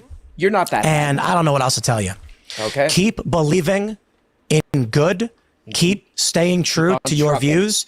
And maybe those of us who walk towards the light trying to make this country something good for the future, for our children, our nation's children, Yes. we'll stay true to that Our and carry white on. children? Oh, And if the rest were just liars and grifters, then we'll know that we did everything we could. And so that's all that I can do. Oh my God. Okay, I can't go on. I can't do the rest of the video. Not with these tears. Not with these tears in my eyes, man. I mean, Jesus Christ, man. Every once in a while, we're reminded of the power of language.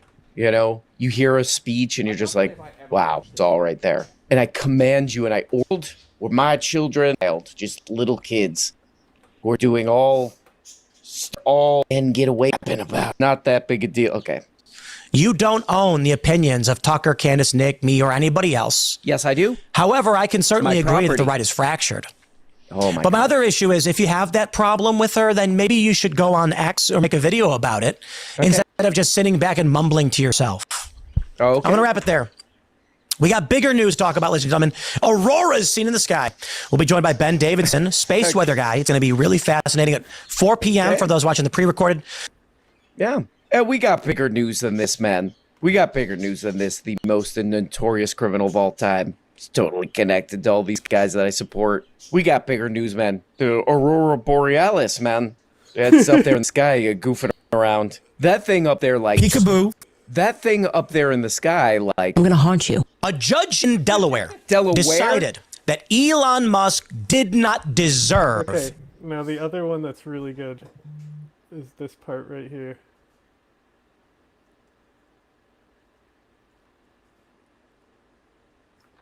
What do they hate about Tucker Carlson?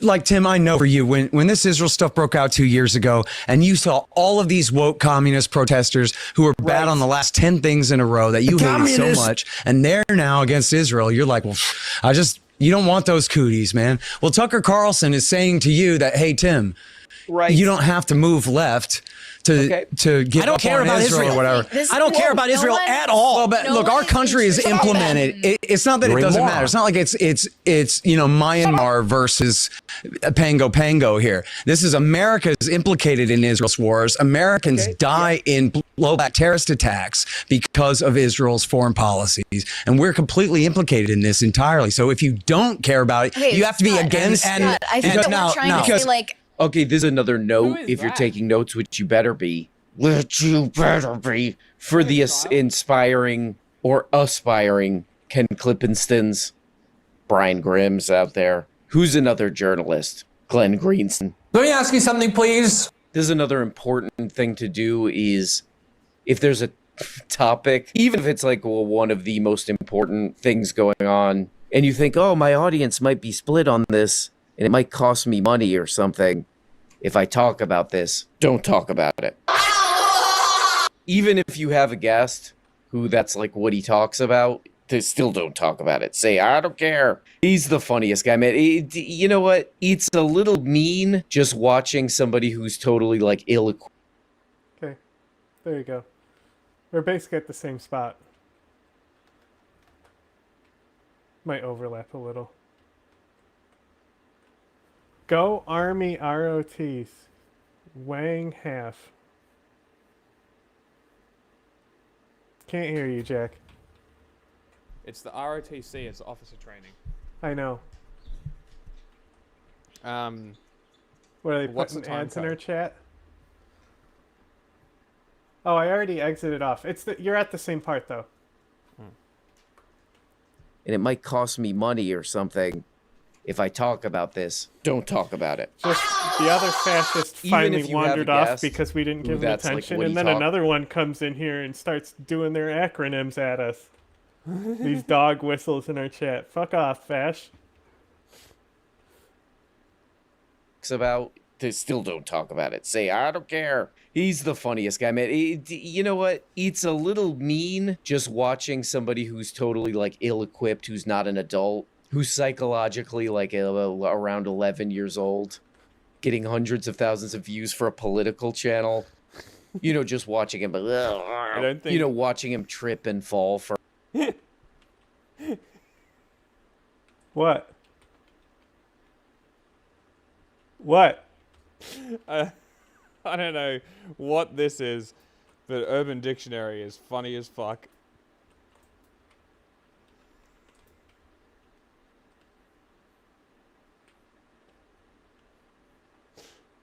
Okay. Sure. Like, sure. I'm pretty sure that's probably not what they intended to mean, unless Maybe that's a not. meme page. But that's what Urban Dictionary says.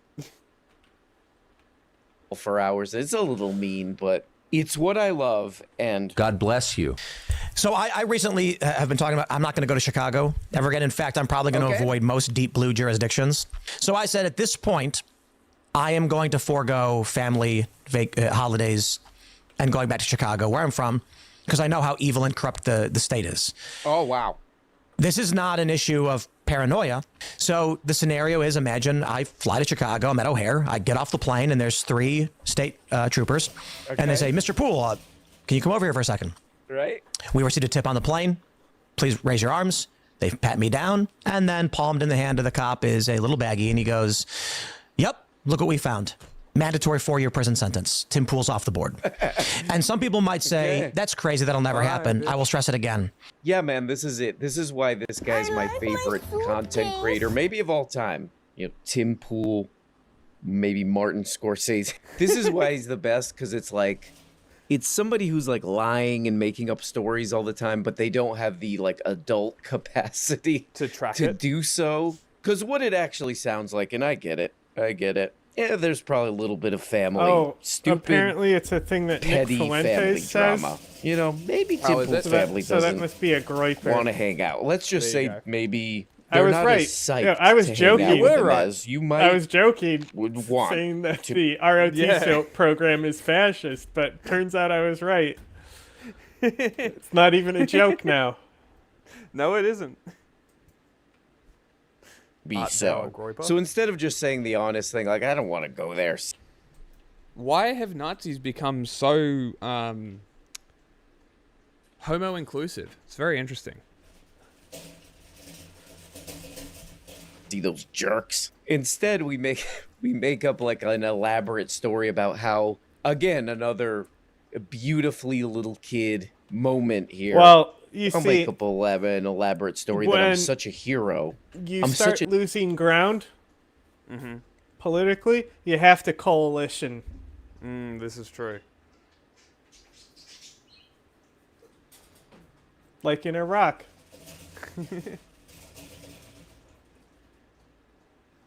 such a dangerous truth teller that they'll probably frame me because they want me to stop telling all the truths that I'm telling. So the police will probably get my little hatted ass at the airport. Actually, the reason I don't want to fly home to see my family, who thinks I'm very cool, by the way, is because of if I go there and they see my Hot Topic fit, they'll say, this guy's too cool. This guy's too cool, and by comparison makes us look uncool. So they'll plant a katana blade under my hat. Okay, man, enough with this bullcrap. Get to something serious. Tim. Hey, Tim, you listen to me. You little bastard. Who's that? Oh, that's that guy Mark Levin. That's kind of a new drop. You little bastard. If you don't like it, well then go somewhere else. You little bastard. Shut up, man.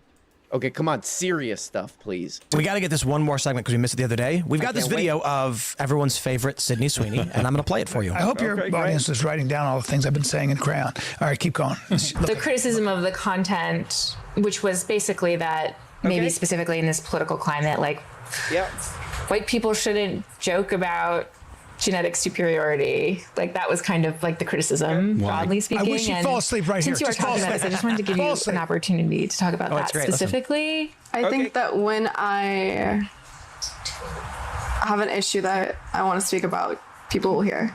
Okay. I will wait. Oh, yeah! We'll wait the for that. HR lady trap trying to get you to apologize. Look, that was the I am completely bored with what you are saying. I would just like to stress, however, there's nothing wrong with saying your genes are superior when you're talking about blue jeans. And I'm kidding. Sydney Sweeney. And here's the thing. I'm kidding. I don't care if you think your genes are superior. That's fine. Yeah, listen. Did you know that Tim Sweeney, and here's the thing. I'm kidding. Can't hear logo? you. What? Yeah, Did we you know? He literally did. Yeah. He literally intentionally said, yes, I Yeah. stole their logo. Mm-hmm. Fucking the most unoriginal person on earth. And then, see, he called it slave, which is opposite of independent. Get it? Get it, Jack? It's like So a meta clever. irony. He's so funny. He's so clever. I'm surprised he didn't call it Tim Cast Skate Company. Fucking dumb cunt. I would just like to stress, however. I'm going to make a band and call it Timcast? There's nothing wrong with saying your genes are superior when you're talking about blue jeans. And I'm or kidding. you're Sydney Sweeney. And here's the thing. I'm kidding. I don't care if you think your jeans are superior. That's fine. Yeah, listen, I want to say this too. I really like you. I like you. And I don't know him, but I'm sure he's a nice guy. He's got great hair I want to get lost in. And you've got the hair of an intellectual. You look like you should be British with a pipe. And you're good people. You have a child. But I want to say this out loud. Okay. I would stick a knife right in your heart for that girl, okay? If I had to kill all of you, I'd do it in a heartbeat, and I would leave my wife and kids, and this is a terrible thing to say. That's who I am. Look at her right there. Everyone starts... Big girls. You know what's crazy? That's probably like the best comedy ever on this show. Or what would you say? Like the most clever thing that's ever happened? It's not. It's stupid, but there it is. There it is, like the moment that's closest to like entertaining of this program. I would have smashed my car with my whole family in it for Sydney Sweeney. Wow. Also, I don't know why they like this kind of thing. Whatever this is, like AI chatbot conservative channel. They all they think to Sydney Sweeney as owning somebody or something. I mean, who's watching that interview for, the new Sydney Sweeney interview dropped? If you're like a kid, like a little kid, maybe. Yeah. But like, if you want to be gay, be gay. I gotta see. Yeah, that's what I Sydney really Sweeney think it is. It's like stuff. they want penis, right? And they're like scared and think like it's so there's this like connection that happens where they become chasers and shit. Well, they can't stop thinking about dick, so it just makes sense. If you actually go and watch that interview, I think I watched somebody or listened to, I 4X'd somebody else watching that thing. And it is just like, yes, Sydney Sweeney's not the most, I mean, she was good in Euphoria, from what I saw. She's not the most, like, fascinating person in the world. No offense. But that's a great comedy bit. For Brian Callen, thank God to Joe Rogan for helping boost, what's the guy's name? Brian. Because that is an amazing bit. Oh, there's a lady everybody thinks is pretty. I would destroy an airplane with my family in it to give her a kiss smooch.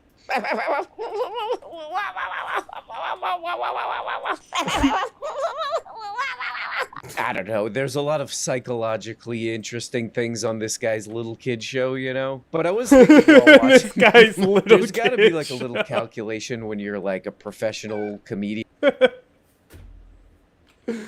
Oh. Hey. What? The boomers banned weed again.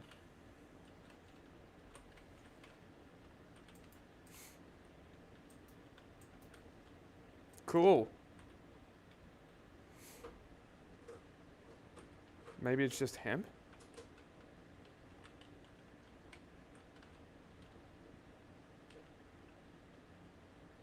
New restrictional rule. 0.4 milligram total actives per container.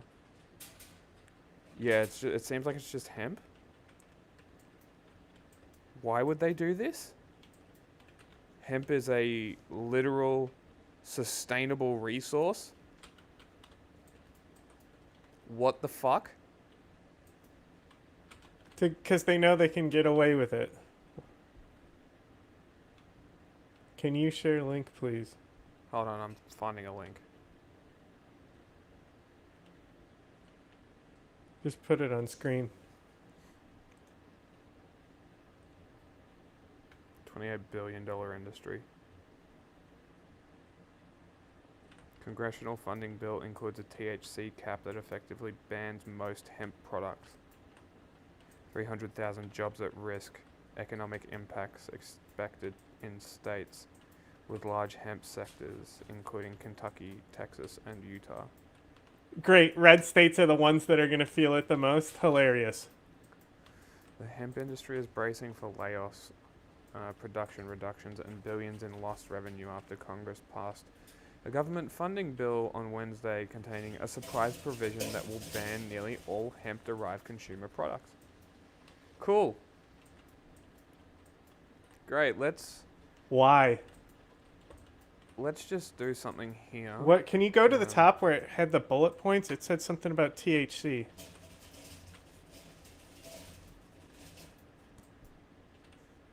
Yeah, 1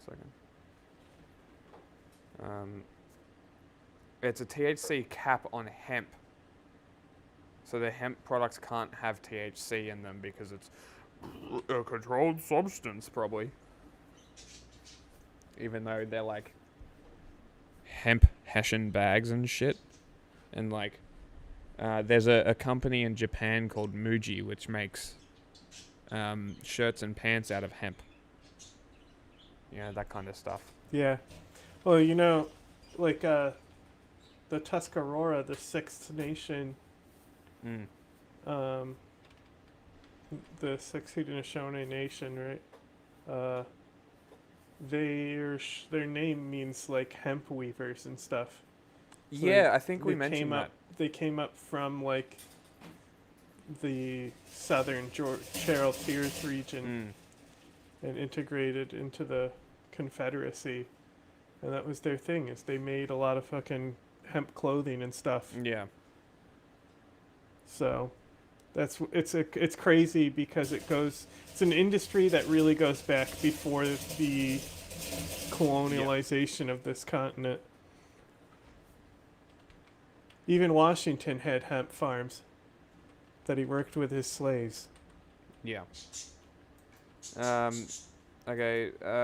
Industrial uses like rope, textile, and seed, but laws broad definition created a loophole in federal rules on THC, the psychoactive compound, allowing producers to extract psychoactive cannabinoids from federally legal hemp. Companies use that opening to flood the market with gummies, drinks, and vapes capable of delivering a marijuana-like high.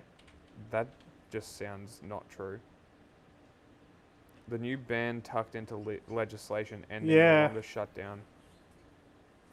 Products containing more than 0.4 milligrams of THC per container.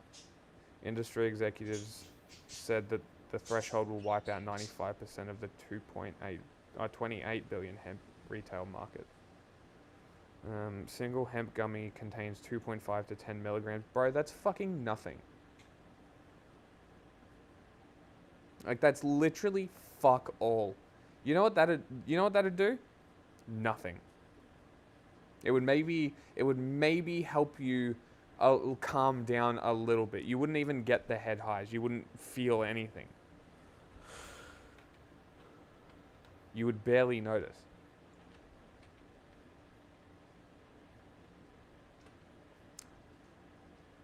It's so fucking crazy.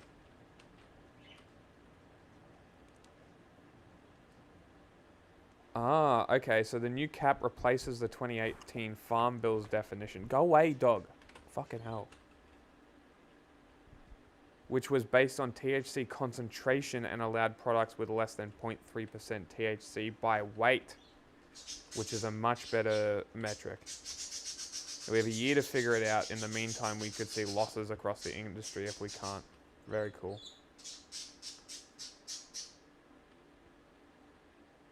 Crackdown marks a dramatic reversal from 2018 when Mitch McConnell this is championed the legislation. Over the government funding. So literally, this is Chuck Schumer's fault. Yeah. It is. And Mitch McConnell, who passed this, is also going to directly impact his own state, which is pretty cool. Thanks, Boomer. That's great. That's cool. The Republican economy. I heard that they're really good at, they understand economy. Yeah, and knocking out $28 billion. They're better. You vote for them if you like money and capitalism because they understand the economy. Pro-business, baby. Not your business, though. Multi-billion, multi-trillion-dollar companies, not you.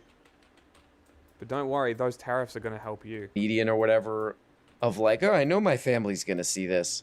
And I want to do some kind of, want to do a little crack on them. I want to do a little peekaboo on my family, you know, a little joke at their expense, you know. Like, is the hilarity of this bit worth it, you know?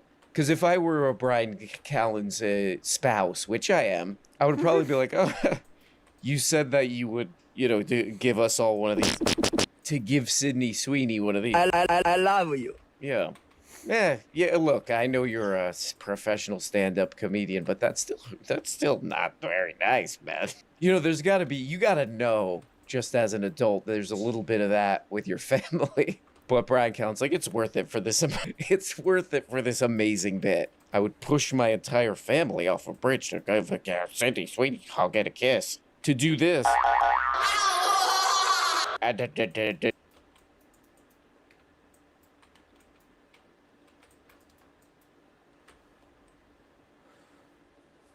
What? Can't hear. Oh, because he blew Clinton. I get it. Yeah. Can't hear you, though.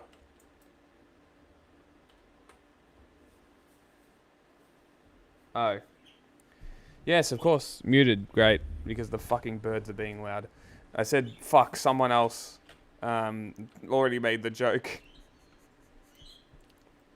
The birds can be loud. They're not louder than the fucking chinchilla.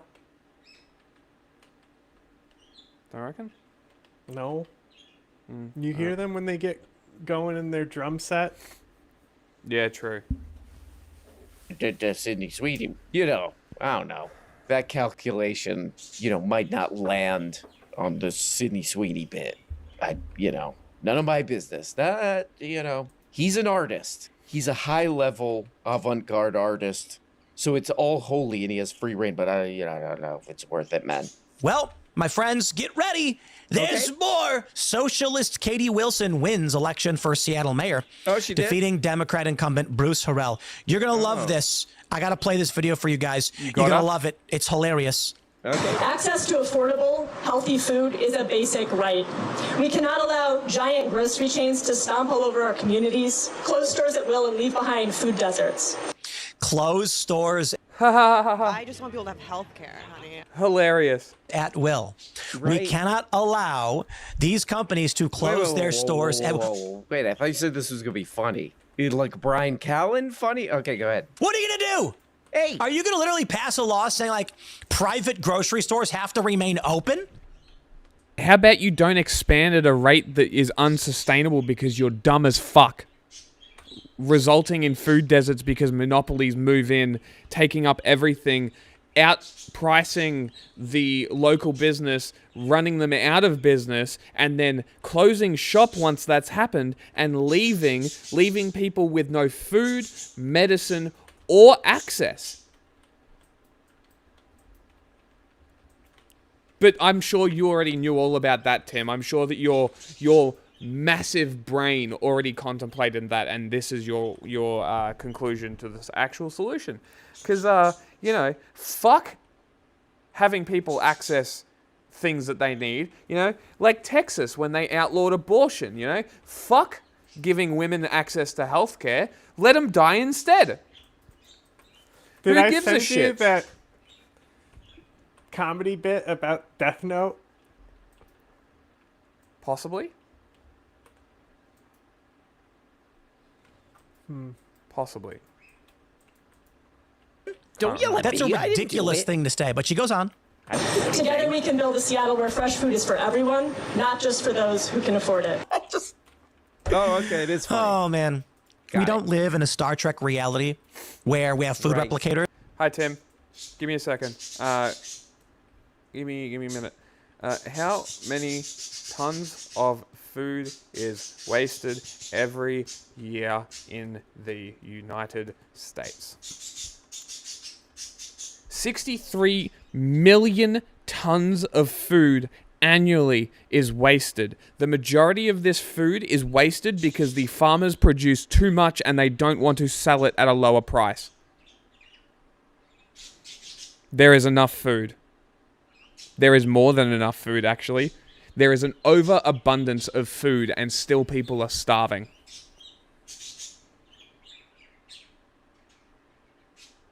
And why? To protect profits.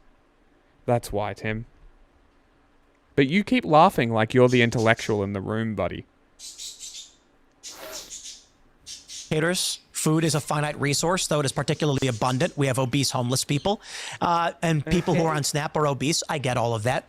The point is, you have to be able to afford your food. If you create a system where you give resources to people who don't produce, you have a deficit, and deficits break. Right. People need to produce, like I do. And by produce, I mean produce garbage. Crap. Food deserts are not natural. Corporations create them when they abandon our communities. Food deserts are not natural. Corporations create them when they abandon our communities. Here, okay, I want you to imagine. Calm down, man. Let me just play this. Ma'am, slavery doesn't exist anymore. So if I have a grocery store in Seattle and you come in and I'm like, I'm going to shut it down, you can't force me to stay.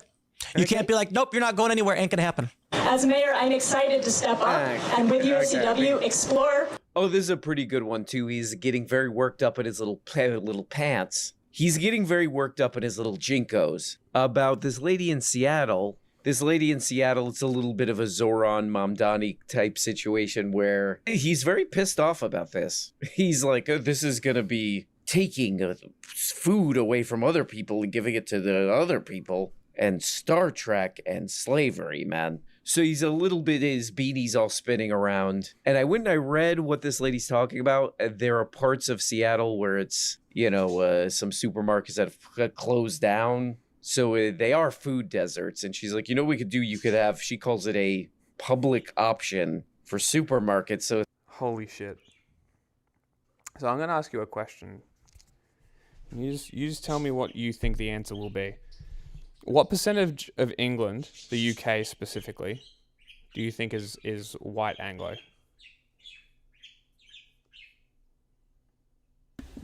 Couldn't tell you. Maybe 60%. That's what you would expect, right? Because of how much people are fucking bitching and moaning about multiculturalism and black people and Muslims and shit, right? Ooh, almost a winner. It's 82% white. 82% white, and the British are bitching so I was and thinking, moaning. Okay, so I was including fucking like Northern Ireland and Scotland as not being white Anglican. If we're talking about white people in general in the UK, it's like the entire fucking country. British.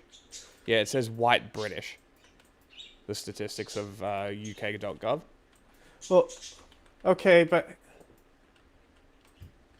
Scotland isn't British. But it's the United Kingdom. Yeah, but Britain is part of the United Kingdom. It's not the United Kingdom. It says England and Wales. Okay, so it's not Scotland and Ireland. It's not Scotland, so it's just England and Wales. Okay. That Scotland makes a bit is part more of Britain. sense. No, it's not. It's Scotland. It's part of the UK. It's the kingdom of Scotland, is it not? Hold on, let me see. Or the Republic of Scotland. One of those. Give me a second. It's got an actual official name. Okay, maybe you're right. Britain is Scotland and England and Wales. Yes, England is England. Britain is right. Scotland, yes. I was reading what you were saying wrong, and then I read it again. Cities of Scotland. Where's the history?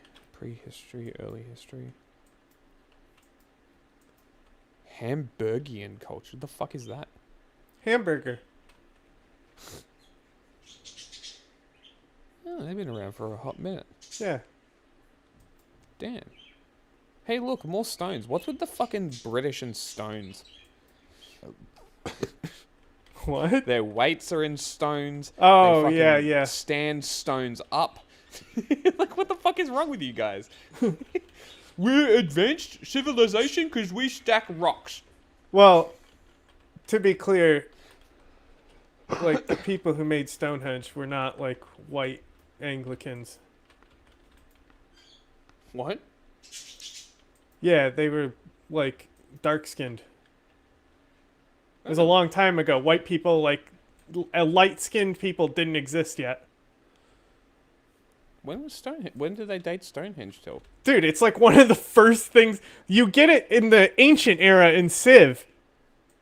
It's like one of the first wonders you can get for a reason. Prehistoric megalithic structure. You can get it before writing in that game. Ah, that makes sense why it's such a mystery then. Do you know about like the ancient people who inhabited Ireland and their writing system? You ever see it? No. Is it the origin of Gaelic, is it? No.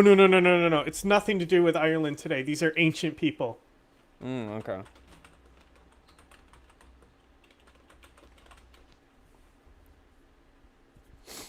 Interesting. But yeah, so 80% and people still want to bitch and moan about not having a white fucking country. I think we're done with Iron Brown, so I'm going to put a video on about this written language real quick. Okay. Oh, perfect. Tom Scott has a video on it. And then I'm going to do Iraq, and then I have a surprise.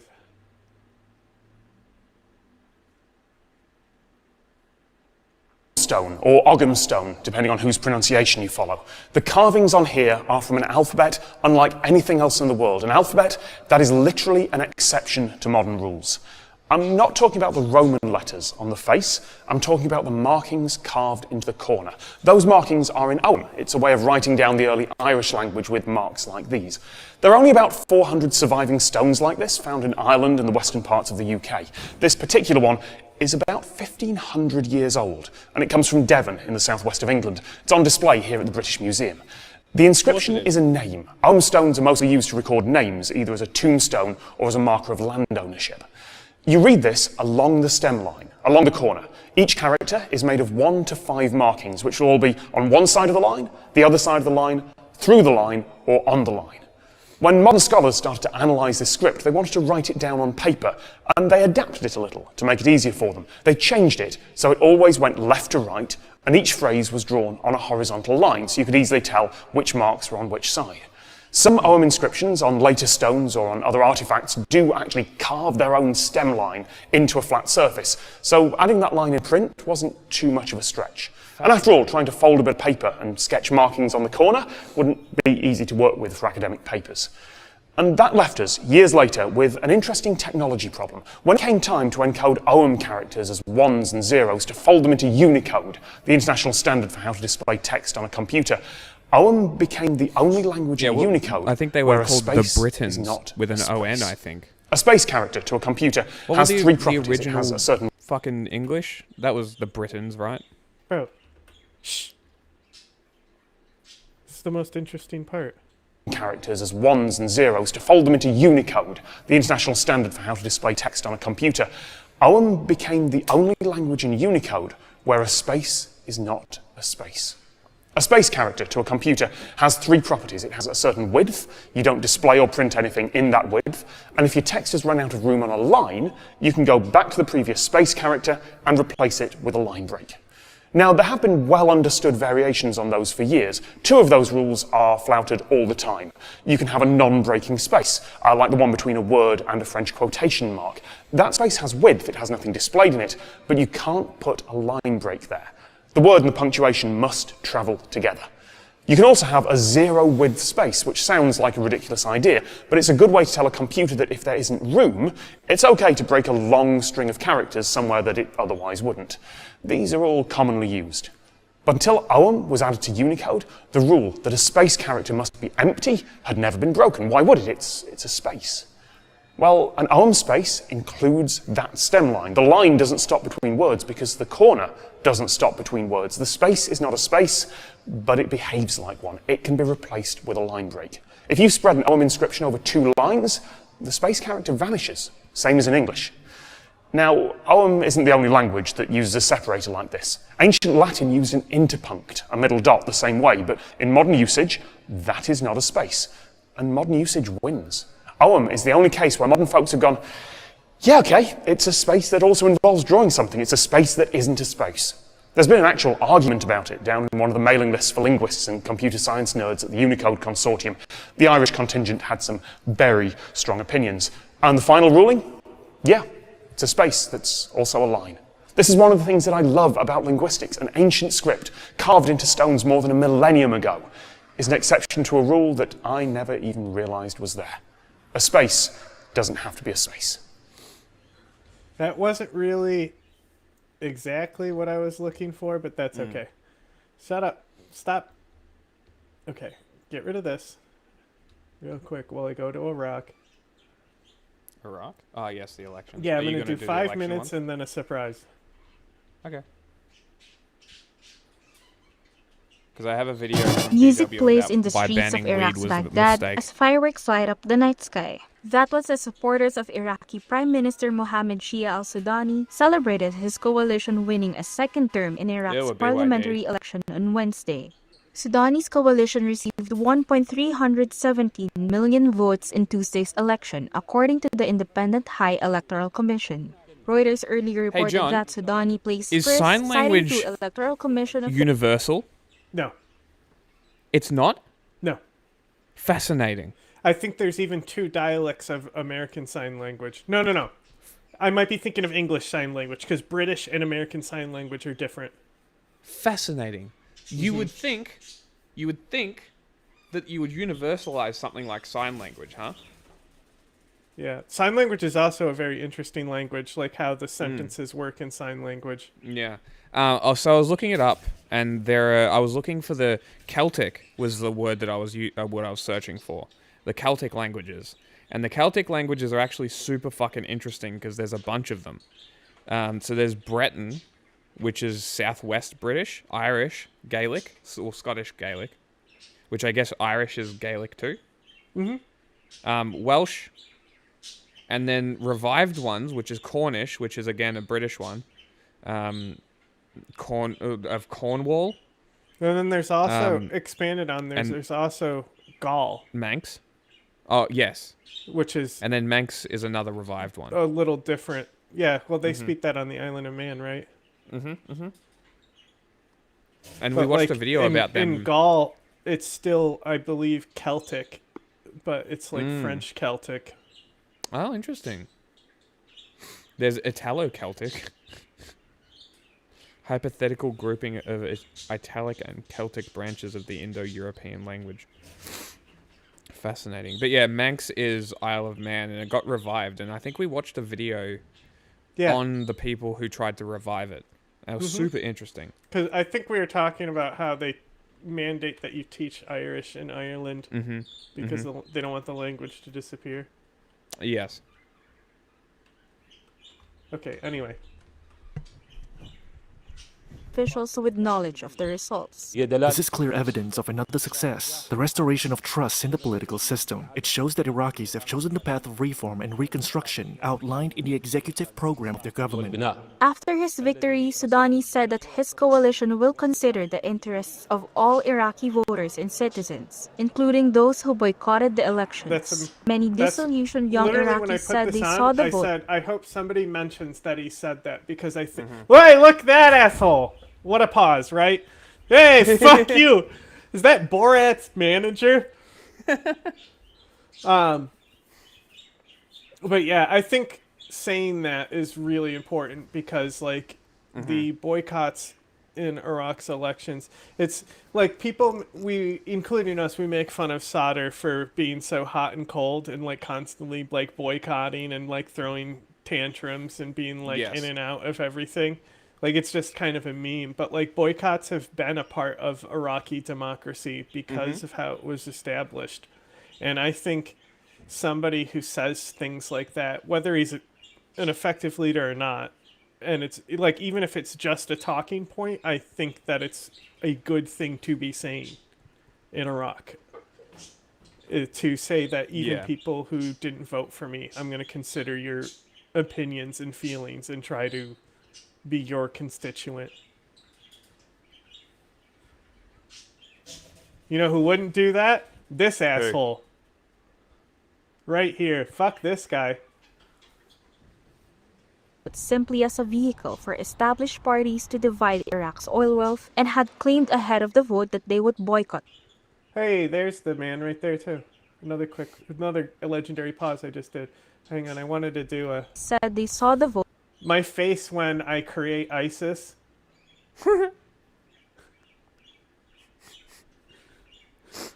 Like, where would ISIS be if this dude didn't park fucking tanks outside his fucking vice president's office, you know? They couldn't go, look at how they persecute the Sunnis. They're parking tanks to purge us from politics. Yeah. Vote simply as a vehicle for established parties to divide Iraq's oil wealth and had claimed ahead of the vote that they would... And then there's... I love how blown out this banner is.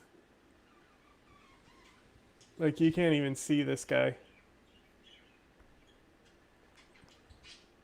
Boycott the elections. Soudani tried to cast himself as the leader. That's great B-roll, too. See, they talk about boycotts, and they cut to the fucking Sadirist banner.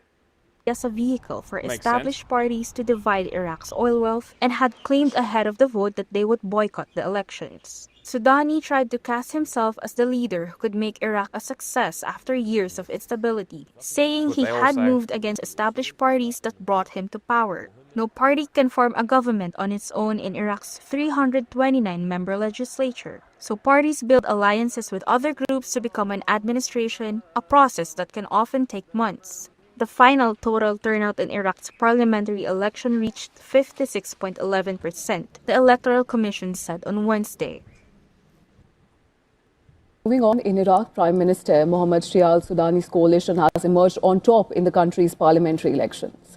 The Independent High Electoral Commission has announced that the coalition led by Soudani secured just 1.3 million votes in polls. Soudani was seeking a second term, faced a skeptical electorate, particularly among young Iraqis disillusioned with the system they see as dominated by established parties dividing up the nation's oil wealth. Young Iraqis, bro. But throughout the campaign, Soudani sought to portray himself as a reform-minded leader who's capable of steering Iraq towards stability after years of political and economic turmoil. In a televised address following the announcement, the Prime Minister hailed the result as a victory for all Iraqis. Celebrations broke out in Baghdad as supporters of Sudani Reconstruction and Development Coalition took to the streets. What do you predict Iraq will be in 20 years? It'll be better than Lebanon was 20 years after their war, in my opinion. Mm-hmm. But I think because of the sectarianism between like Iraq and Lebanon, I think it's kind of comparable on how you can expect it. As long as it's run by stooges, it will remain trash. Well, I mean, it's government. It's always going to be run by stooges.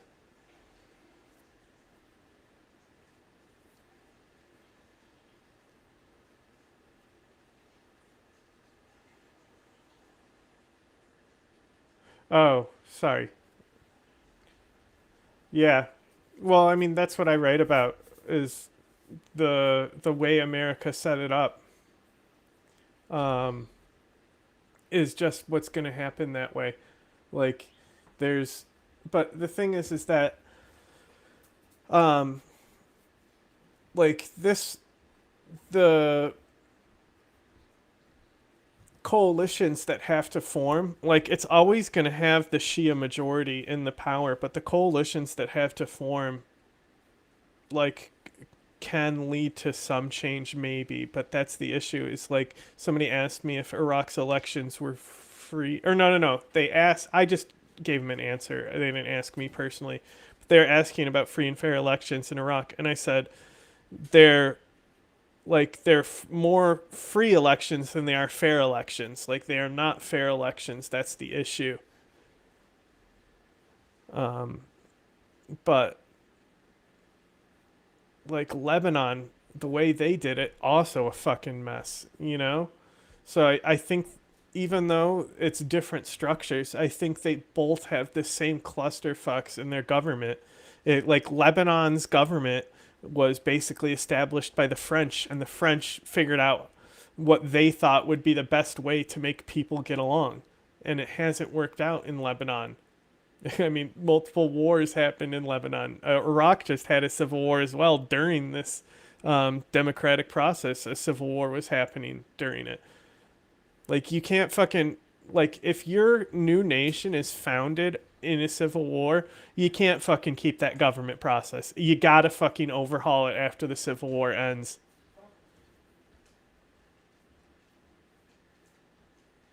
Yeah, exactly. The over religion is just dumb. It forces it forces you to put religion into politics instead of a separation of church and state. When we've seen that secularism is like very like good for government to be. Like, it's not good when governments aren't secular. This is true. Like, even Turkey, that's 99% Muslim. You know, Erdogan is the least secular guy that's been there, but still. It's still a secular state. He's not a fucking cleric.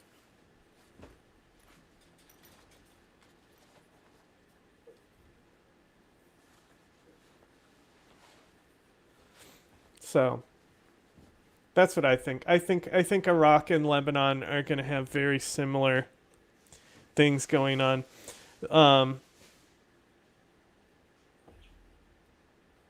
Iraq also, there's going to be like, it kind of already exists, but Iraq, its water crisis is going to get to the point that Iran is right now, and Iran is going to get far worse in that water crisis as well. And that's why, like, I've bought into the idea that the next, like, really great war will be about water, not oil.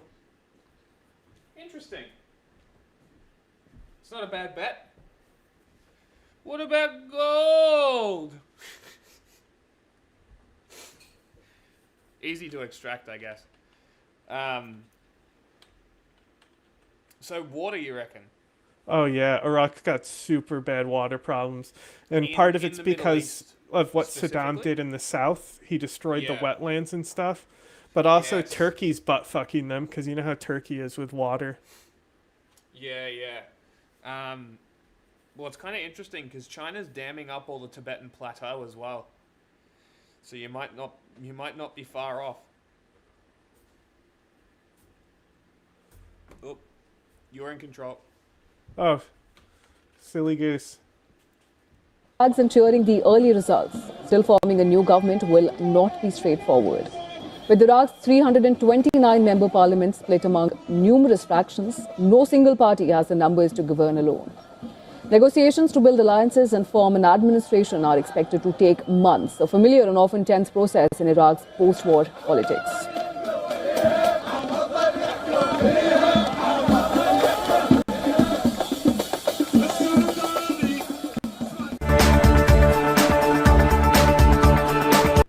Celebrations for a new political chapter in Baghdad's Tahrir Square. Supporters of several major blocs are hailing the election's high turnout as a victory for the... Huh? Any Kurdish sources we can look at? There might be also a couple that I saved. Like I said, we have to wait for the coalition to actually be formed. Okay. This is just about the guy, like, because they're going to treat it as the prime minister elections instead of looking at like, people don't understand why it's important that, like, it gets broken up where, like, Shia have to coalition, like a ruling Shia party has to coalition, or nothing will change in Iraq. So the fact that one of those coalitions might happen because of this election is what I'm waiting to see. But I don't have high hopes because it's Iraq. There might be a couple that I saved in there as well in the streaming fund. So just check. No, after this, and you have to be here. You're going to be sitting down in 2 minutes? I can, yeah. Because that's when the surprise will start. Okay. Democracy itself. We extend our congratulations to you on your coalition winning first place in the elections for the House of Representatives' 6th term. The Independent High Electoral Commission says turnout surpassed 55%. The highest in turnout in years is a significant boost for public faith in the process. The voter turnout is 56.11%. Preliminary results show Prime Minister Soudani's coalition leading in Baghdad and several southern provinces. In second place in the capital and sweeping most Sunni majority areas is the Taqaddum party led by former Parliament Speaker Mohammed al-Halbousi. His strong showing consolidates his status as the most influential Sunni politician in Iraq. But the result also points to new current within the Shiite political landscape. Qais al-Khazali's As-Sadiqun bloc appears to expand its presence, while Muqtada al-Sadr's boycott failed to make a significant impact. The real test now begins here in Baghdad, where political blocs will start the long and complex negotiations needed to form a government. Even with a strong showing, the current Prime Minister will need to build consensus across Iraq's divided political spectrum.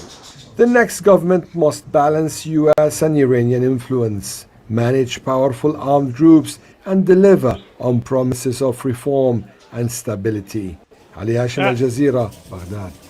Don't miss out. Get the full picture. Subscribe to Al Jazeera for reliable news, expert insight, like, share.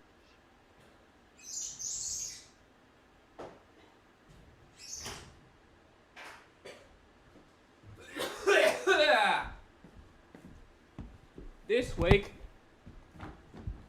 you function kind of like as someone that enforced the law. You're kind of like a cop or like a, you know. Did you ever ask for a gun? Oh my God! You should have got a badge. I know, we probably should have. Yeah. You know, we did have investigators who like went undercover sometimes, and Really? they did have badges. Did you send guys to Burning Man to like figure out tech corruption? We didn't have that good idea. See, had I gone to law school, I would have had that great idea. 'Cause they would have been on Molly, and they would have been like, "We're gonna make one company. The whole economy is gonna be one company pretty soon." I guess.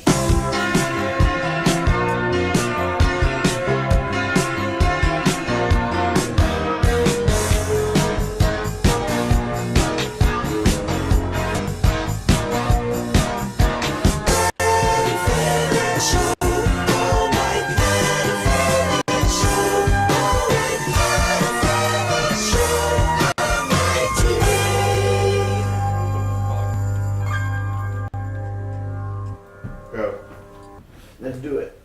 Just let me get over that real quick. Just my feelings being hurt. Hello and welcome back to the Adam Friedland Show. I'm Adam Friedland. Thomas just bullied me. All right. Hello and welcome back to the Adam Friedland Show, guys. Adam Friedland here. First off, as always, I'd like to thank our members for supporting us. You're able to. And maybe Man U at points, but I don't really know. When I've lived in info. When I lived in England, I think I was Arsenal. And maybe Man U at points, but I don't really remember very well. You're from the shtetl. I lived in Boulders Green, yeah, northwest That's where suburb. the Frummers lived.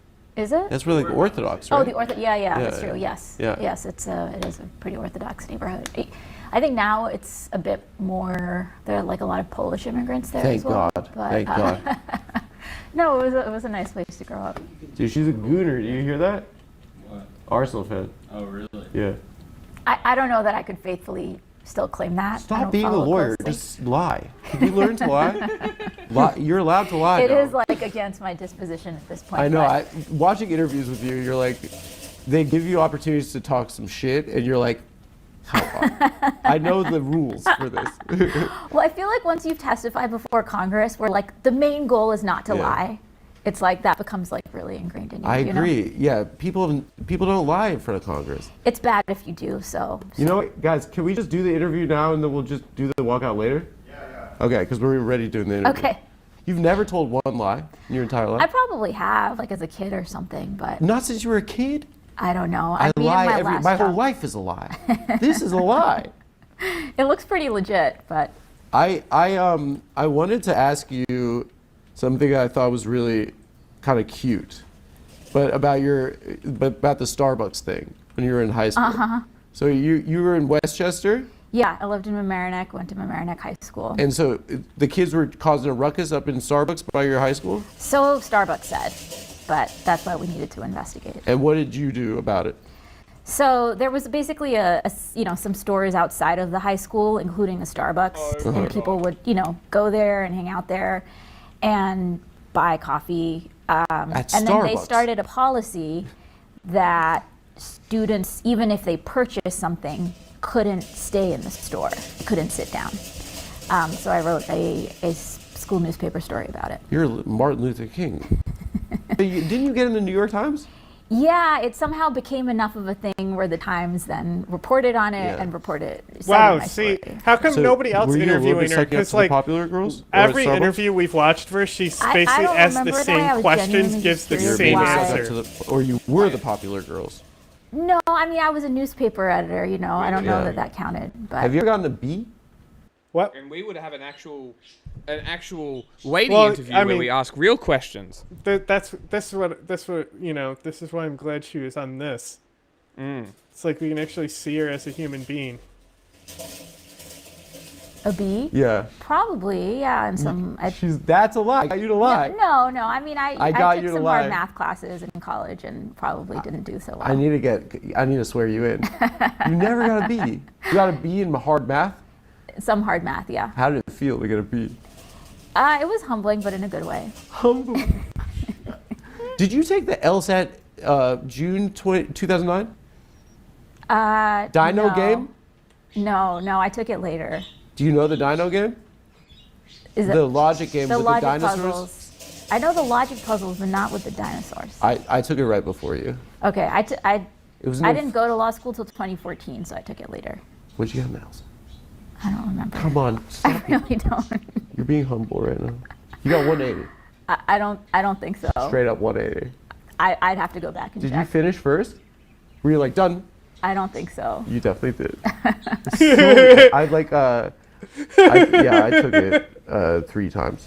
It was an inflection point in my life. Yeah, no, it was an inflection point for me too. I was trying to decide whether to go to law school or whether to be a journalist. So your thesis in college was on Hannah Arendt. Mm-hmm.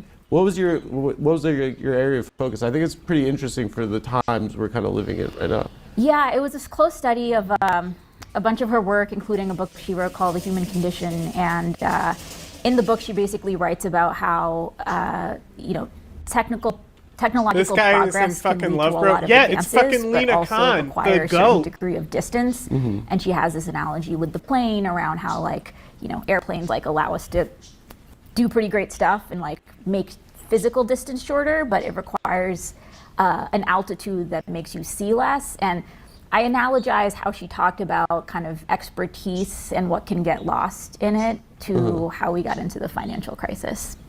She's going to make it affordable to buy a hot dog at a sports game. Damn right. I don't know if that was. I thought your thesis would be on her romance with Heidegger. Oh, yeah. The Nazi and the Jew. Right. I guess that was a component of her life. One thing I heard you say in an interview was that prior to the establishment of the Third Reich as a centralized power structure, that industrial conglomeration was a big component of it. Is that correct? Or am I trying to say words? I feel like I'm copying words that I heard on TV, on Succession, maybe? It was, obviously there were a lot of factors that facilitated the rise of Nazism, but the U.S. after World War II actually commissioned various studies to be like, what just happened and what factors contributed to it, including trying to figure out what was happening in the economy. And they did actually find that growing consolidation across the German economy had basically facilitated the rise of Nazism. You had more monopolization in certain types of rubber and steel. And generally speaking, there's long been a recognition that concentrated economic power can go hand in hand with concentrated political power. And, I think that's an insight that has been lost recently, but we're kind of being forced to reckon with again. So you think Paramount, if they buy Warner Brothers, Barry Weiss will be maybe the kind of global. She doesn't talk to she knows all the rules. So okay, so let's explain to our audience. Did Jack? What the fuck keeps happening? No, I keep trying to pause it and keep playing my shit in my ears, and it's shitting me. No, I missed it. Establishment of the Third Reich as a centralized power structure, that industrial conglomeration, or was a big component of it. Is that correct, or am I trying to say words? I feel like I'm copying words I heard on TV, on Succession, maybe. Yeah, obviously there were a lot of factors that facilitated the rise of Nazism, but the U.S. after World War II actually commissioned various studies to be like, what just happened and what factors contributed to it, including trying to figure out what was happening in the economy. And they did actually find that growing consolidation across the German economy had basically facilitated the rise of Nazism. Yeah, we were talking about this the other day. You had more monopolization in certain types of rubber and steel. And generally speaking, there's long been a recognition that concentrated economic power can go hand in hand with concentrated political power. And, I think that's an insight that has been lost more recently, but we're kind of being forced to reckon with again. So you think Paramount, if they buy Warner Brothers, maybe Barry Weiss will be maybe the kind of Goebel. She doesn't talk shit at all because she knows all the rules. You know all the rules, so okay, so let's explain to our audience. You became a star even before you graduated law school. So you published an article about Amazon when you were in law school, and you kind of made some enemies. Yes. What was your thesis? What was your position that you were taking? So basically, I was writing about how the contemporary way that antitrust law gets interpreted, which is a very short-term focus on whether monopolies are raising prices, was creating all sorts of blind spots, and used Amazon as kind of a vehicle to tell this broader story about changes in our antitrust laws. The law review article actually came out of a whole bunch of interviews I had done with two sets of market participants. One was the set of businesses that were selling on Amazon, and the other was financial analysts and investors that were looking at Amazon more through a long-term prism. And it was really interesting because at that time, this is like 2012, 2015, the general consensus in DC was that Amazon is this company that is, just delivering all these low prices, and there's kind of no monopoly power or dominant concern here. But when you talk to those sets of market actors, they were like, yeah, of course, this company is amassing structural power that one day it'll just be able to flip the switch. And that's the whole investment proposition here. And it was just one of these instances where there was a real gap between how kind of the experts and the pundits were understanding what was going on in the economy, and how when you talk to real people that were doing business with this company, how they understood it. And that gap was really interesting to me. And so I decided to try to make it into a law review article. So in essence, you're saying that they were dropping prices so low that mom and pop couldn't compete? Is that what you're saying? Yeah, they were engaging in a bunch of business practices that 50 years ago would have been illegal. But because there was this kind of Reagan revolution in antitrust where we now basically assume that monopolies were good unless they were engaging in a very narrow set of practices that were bad, we'd kind of become blind to being able to see, corporate dominance and monopoly power unless and until it hit this very narrow set of conditions. What do you make of the argument, or people would say the Sears catalog is going to drive the general store out of business? Is it just that Bezos kind of reinvented a supply chain, but I can get any crap I want tomorrow? Do you get crap on there? I'm not a Prime member, so I don't really buy stuff off there. What do you mean you're not a Prime? What are you doing? You go with your feet? You go on your feet to a thing? That's a good thing about living in New York City, you can buy a lot of stuff in person. Yeah, but you could also get any crap tomorrow. It's true. The thing is, it's really not about, it's more about, the antitrust and anti-monopoly laws were designed to basically create more checks and balances in our economic sphere. Sure. Because there was a recognition that you don't want to concentrate economic power. And through competition laws, there's an assumption that firms, if they're having to compete for your business, they're going to try to make things better, be it through lower prices or kind of better service. Correct. And so we want to maintain competition, and there are fair ways to compete and unfair ways to compete. And our definition of what is unfair ways of competing has radically changed over the last few decades, such that companies like Amazon have been able to get away with things. And you know, when I was at the FTC, we ended up filing a lawsuit against it. After investigating it, we found that it was breaking the law, and that now it is actually systematically raising prices for people, both consumers. Because they fucked everyone off. Yeah, because they can. Yeah. And like the businesses that have to sell on Amazon now have to pay as much as $1 out of every $2 to this company. Sorry for cussing also. It's not a good situation. Yeah. And you know, a lot of that is because they don't face real competition. Do you think the game Monopoly is maybe problematic for people's understanding of monopoly power? Because no one wins at Monopoly and everyone's like, you're a bad guy. Right. Everyone's like, you know, I mean, it's a disaster. Your dad just relapsed on alcohol. He told your mom that she's just like her mother. Your sister's crying. That's what happens when you win a Monopoly. And you're like, I'm the best guy in the family. You know, there's a really interesting history of that game where it was actually designed as an anti-Monopoly game. Oh my God, what a nerd thing to say. You know, I would say the same commercialized and made thing. into a kind of a pro-Monopoly game. Wait, so what was the objective? That everyone has different stuff? In the original version, In the you know, original I haven't played the It was original an version, though I anti-landlord actually game. have a version of it. So I need to try it out. So you went back into the think tank world after law school? Just briefly, yeah. Were you offered like a federal clerkship or something? I mean, it seems like from your resume, like you could have. Yeah, I was supposed to clerk a year out of law school, and my judge ended up passing away a few months before. Oh. So then I kind of had to rejigger things and ended up actually working first at the FTC for a commissioner, Rohit Chopra, who had just joined, who was doing incredible work. And then actually ended up joining as a staffer to a congressional committee where we did a big investigation of Apple, Amazon, Facebook, and Google. And so was there for a year and a half or so. And you started working with Elizabeth Warren, or like in an unofficial capacity at the time. Is that correct? Yeah, not officially, but you know, she in 2016 gave a big speech, basically saying, you know, across the economy we have now extreme consolidation, and she named companies, which you know in DC is unusual for kind of somebody to really name the company you're talking about, and she did that across sectors, and it basically helped give much more prominence to this issue of antitrust and anti-monopoly.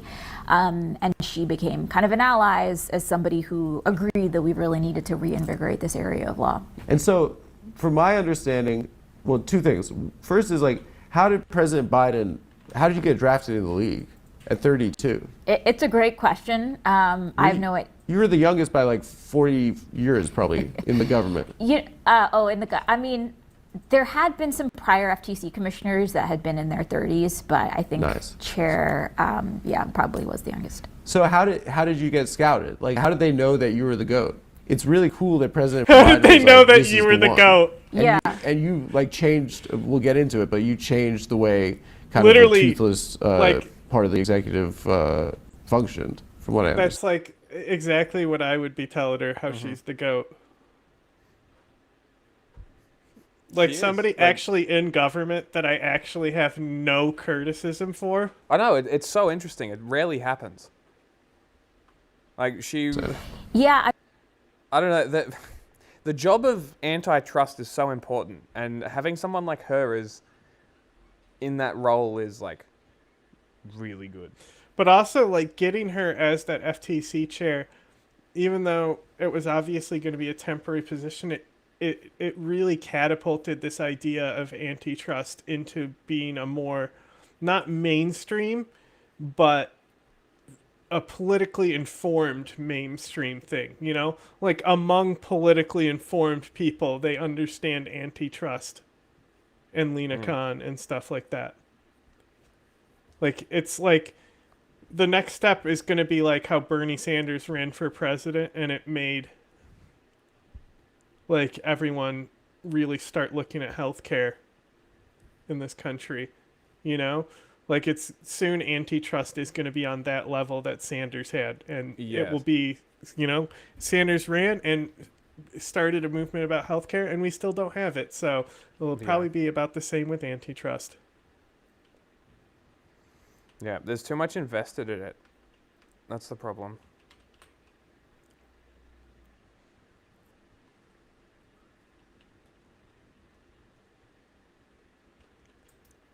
You can play now. Sorry, I forgot I was controlling. I mean, how people get picked is like a total mystery. Oh, now you're lying. Now she's lying. We got her, guys. Let's clap it up. What happened? You know, you basically get a call asking you if you're interested in serving. From the Monopoly Man. From the federal government, and you get a call from the federal government. You get a call from somebody, you know, working in the White House who does personnel. Uncle Sam. They usually somebody who works in the Office of Personnel. HR. It's basically HR for the White House, who has to like figure out for all of the political appointees who are we going to pick. So they call you, they ask if you're interested. If you say yes, you have to have all of this kind of background checks and have a lot of conversation with security people. Yeah. They looked into the Starbucks, right? Probably. They probably like called someone at the Starbucks. Yeah, they call people who know you to kind of try to figure out what's going on. Yeah, you know how and like then sometimes you don't hear for a while and you have no idea, am I in or am I out? In my case, I ended up being told that I had been picked. You know, like the rhetoric has been around Bandani is like, how's he going to do it? How's he going to do it? And then he basically gets elected and he drops the Lena Khan grenade in the room. You think they like the same people who just were doing those courtesies of how he's going to do it? They're like, oh, fuck. It's actually like it's crazy though, because like America's antitrust in like the 20s was crazy. Dude, like they just went in and was like, fuck this you. person doing it's like the FTC is huge. Like, don't get me wrong, but for being in the New York City local government and being the antitrust person and being established as like the person who's running the fucking financial, like, I forgot what it's called. What do they call them in the mayorship? The cabinet member, minister. I don't know if they're ministers when it's in the mayors. Yeah, I'm not sure. It might be office or officer. But like, this is going, like, it's like I said months ago, the New York City election is like as important as elections in some countries. Yeah. So I'm like, when I like the fact back to back learning that a Zapatista is on the health board or health admin for Mandani, whatever you call it, and then fucking right before that learning Lena Khan is involved. I think she's in the transition team. I'm not sure if she's going to be in his government. I'd have to check specifically. Maybe they'll talk about it here. As a commissioner, and they were going to announce it like Had the you next day. Had you spoken to President Biden before? No. Really? Yeah. He wasn't like, kiddo, the malarkey of you. You got no malarkey. No, we didn't get to have that conversation. So you came into it, from what I understand, and as you alluded to, from Reagan till the time you came, which 2020? 2021, yeah. 2021. Like for what, 30 years, it was basically a completely just what did they did Herbalife, right? Was that their big hit for 30 years? They were very focused on, frauds and scams, and it's staffed by very well-meaning people, but there definitely had been kind of a real narrowing in their ambition. Well, so you walked in the office, everyone's Hawaiian shirt, beer pong. Were people doing like Xeroxes of their butts? It was still COVID, so it took a while till everybody was like back in. But no, I mean, the staff there was very hardworking. There had been people who'd been there since, for decades. She won't talk shit. They were definitely like, look at this homework nerd coming in, trying to make us work for the first time ever. No, I mean, I was an unusual pick for a bunch of reasons. So, it was a bit of an adjustment for the agency. Yeah. Yeah. How'd you get picked? It's a great question. Because you're not Nepo, right? No, I mean, no. You're like the smartest one. They never pick the smartest one. Seriously. It's like a rarity. That's why I'm so fascinated by it. Yeah. Especially it's so young. They hate youth in Hollywood, in ugly Hollywood, I mean, in DC. They have a contempt for youth.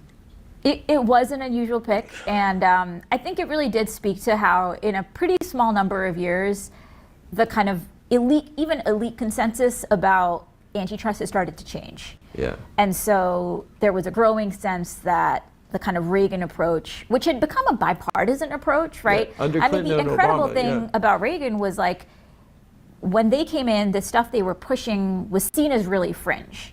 And, you know, there were deep partisan fights. But then you fast forward 12 years, after 8 years of Reagan, 4 years of Bush, and the stuff that had been really fringe of theirs was now just the new common wisdom. And so they were pretty masterful in kind of getting their set of ideas and ideology to become the new mainstream. And it took until, you know, 2018, 2019, 2020 for there to be a great recognition that that had been the wrong path and we needed to kind of reinvigorate this area of the law.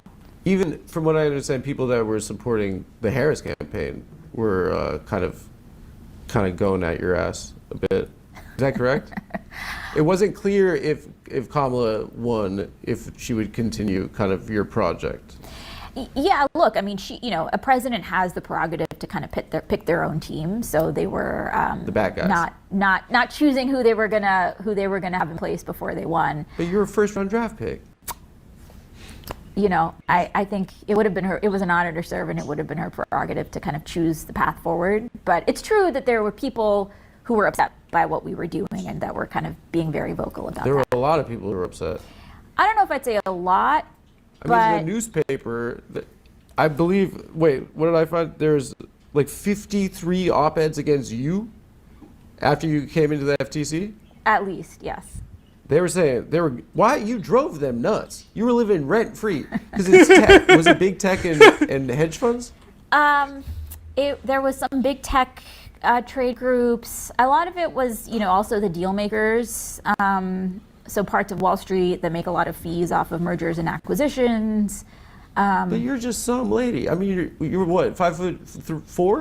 Yeah, 5'4", 5'5". And there, look at brain death at Khan's FTC, and Lena Khan blocks cancer cures. A hedge fund that made a killing betting against Lena Khan. Lena Khan needs to see Shark Tank's Kevin O'Leary. Lena Khan whiffs again. Why were you such a lightning rod? I mean, how are you like this, but then in the court you're like that? I mean, I think there were a few things. I think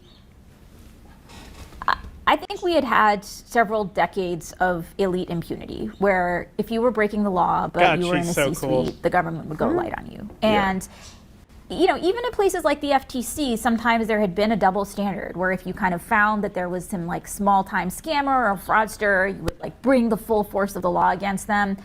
But then if you kind of found that a fancy CEO was breaking the law and their company was publicly traded, you might go a little lighter. They're contributing to your campaign. I got a great idea.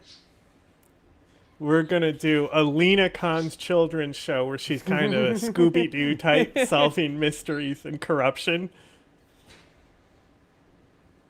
That's not a bad idea. I thought that was just really problematic, and so we were very clear that we were going to enforce the law in an even-handed way. Unions are good? You should always unionize. Team. So it's January when we'll know really what's going on, I think, where she's going to be. Mm-hmm. But God, I want her in New York City so bad. She'll fuck so many people who deserve to get fucked. The reckoning will come. And, you know, because, like, I'm just picturing her as, like, a kid and just imagining how annoyed she would be. Like, you know, talking about how she would be, like, investigating the Starbucks, you know, like, dressing up like a little Nancy Drew detective with a magnifying glass and stuff. I have this image in my head of little Lena doing these little mystery capers and stuff. Like a Scooby-Doo mystery thing. It's a good idea. Write it down. No matter kind of what your political connections were, we just had to look at, are you breaking the law or not? And I think that approach to enforcing the law upset some people. Two things. Did President Biden, when you came in, give you that mandate? Was he like, go for it? The White House was very supportive of kind of... Can we run back what she said? Because she talks so much like a lawyer, like it's very hard to pick up on what she's saying. enforcing the law upset some people. A long-winded way, just really a little lighter. They're contributing to your campaign. And I thought that was just really problematic, and so we were very clear that we were going to enforce the law in an even-handed way, no matter kind of what your political connections were. We just had to look at, are you breaking the law or not? And I think that approach to enforcing the law upset some people. Two things. Enforcing the law upset some people. Of course it does. Not allowing people to get away with doing fucking antitrust because they donated to your fucking boss's campaign is what she was talking about there. That you can't buy your way out of getting fucked by Lena Khan. Okay? It's a good threat. You can't buy her. She's not somebody who can get bought. She's the little annoying girl on the playground investigating the mystery. Okay? Did President Biden, when you came in, give you that mandate? Was he like, go for it? The White House was very supportive of kind of what we were doing. President Biden did sign this executive order in 2021 that was pretty significant. I mean, he basically said the last 40 years of kind of Robert Bork style antitrust has been a total mistake.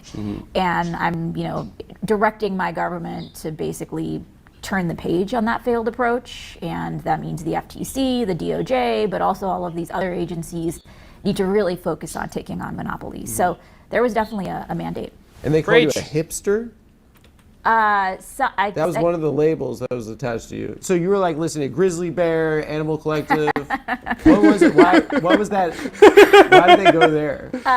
You'll have to ask the people who came up with the term, but I think their view was the approach to antitrust that we wanted to advance was like a throwback.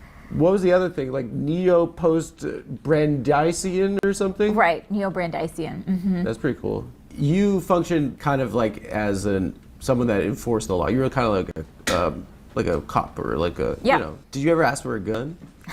You should have got a badge. I know, we probably should have. Yeah. We did have investigators who went undercover sometimes, and Really? they did have badges. Deep undercover in Wall Street?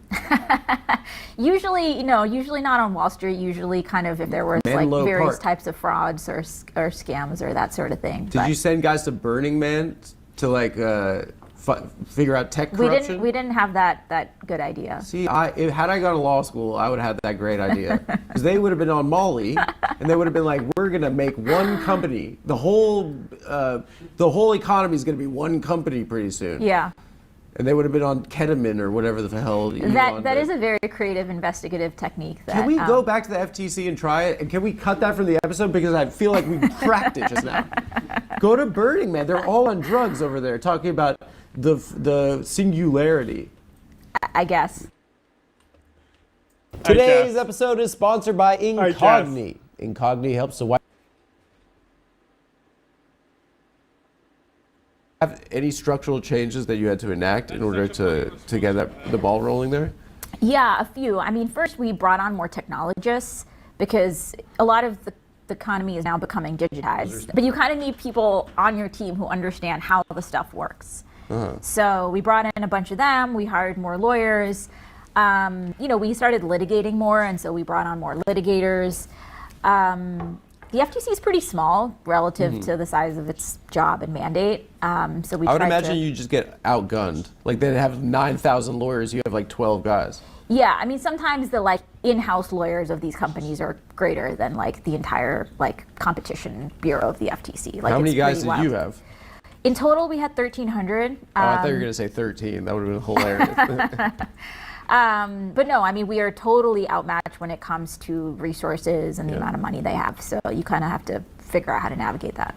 What do you view as your biggest dub? Gosh, I mean, there are a lot of cases that are still pending. You sued Call of Duty? We did sue to block the Microsoft Activision merger.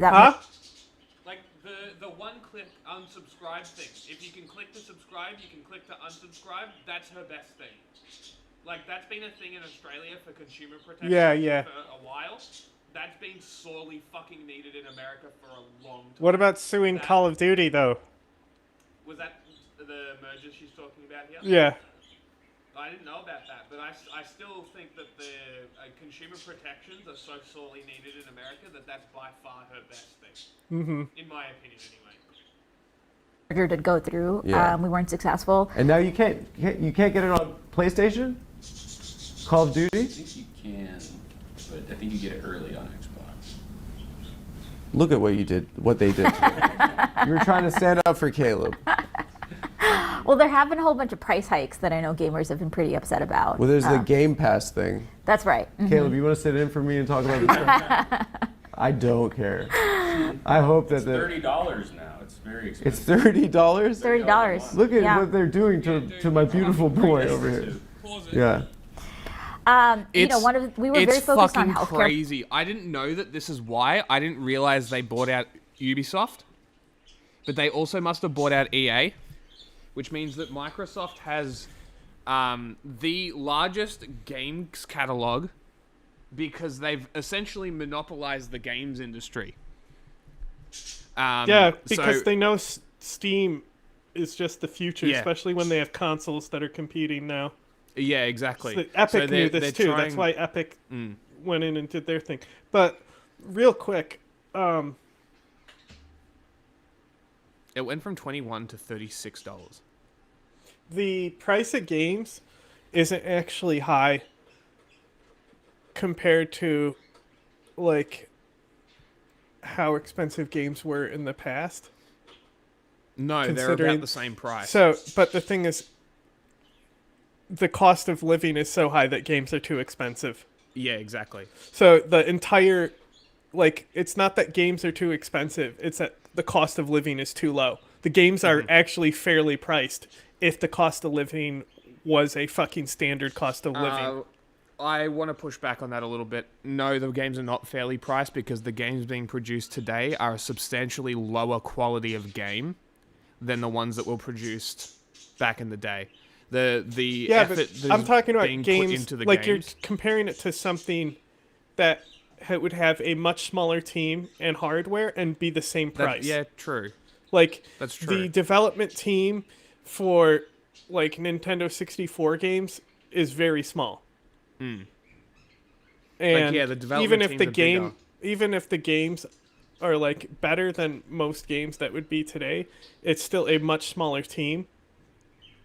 So when you consider the amount of people involved with making games, even when they're trash, it still is a pretty low price. Oh, for sure. I don't disagree with that. I'm just pushing back because I don't think that the product, the corporate monopolized video game industry, the AAA gaming, the products that they are producing are not games worth that money. Yeah. Because at the end of the day, they're doing mostly microtransactions. So if you're doing mostly microtransactions and you're expecting me to pay for shit, then the game should be free. With gaming, there's a standard set price for it's the same with movie theaters, right? Yeah. The movie ticket to a shitty movie costs the same as a good movie. Yeah. But the other thing is that you don't the set prices, they will stay the same price until some cunt company is we're going to charge more for this game, like Grand Theft Auto. There's always a game that is $10 more that will bump the price up. And then that's now the standard because corporate fucking monopolies love to just be that's what people are asking now. We're not going to keep our games at the price that's actually a normal price. We're going to up it as well because fuck it, why not? And it would be fine if they slowly increase the prices on a yearly basis. So let's say the prices of video games go up $3 every year.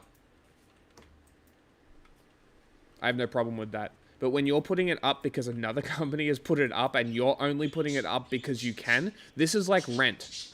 This is literally the problem with rent. Some cunt will charge $700 for a 4-bedroom house, and then bam, now rent is $700 at a minimum for a 4-bedroom house because this one greedy fuckwit decided to do it. It's the same with the car markets, the secondhand car markets. Right, I'll just use the JDM market because that's the one that I've been tracking, right?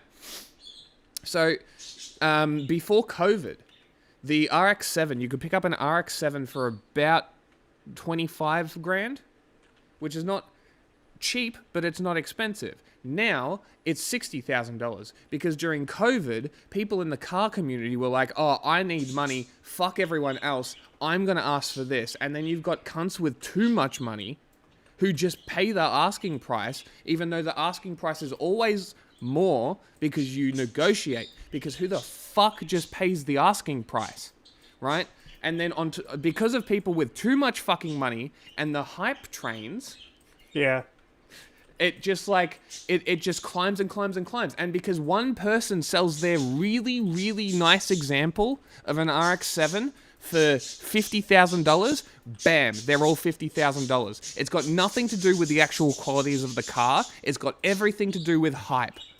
The actual cars are not worth that money. You are paying for hype.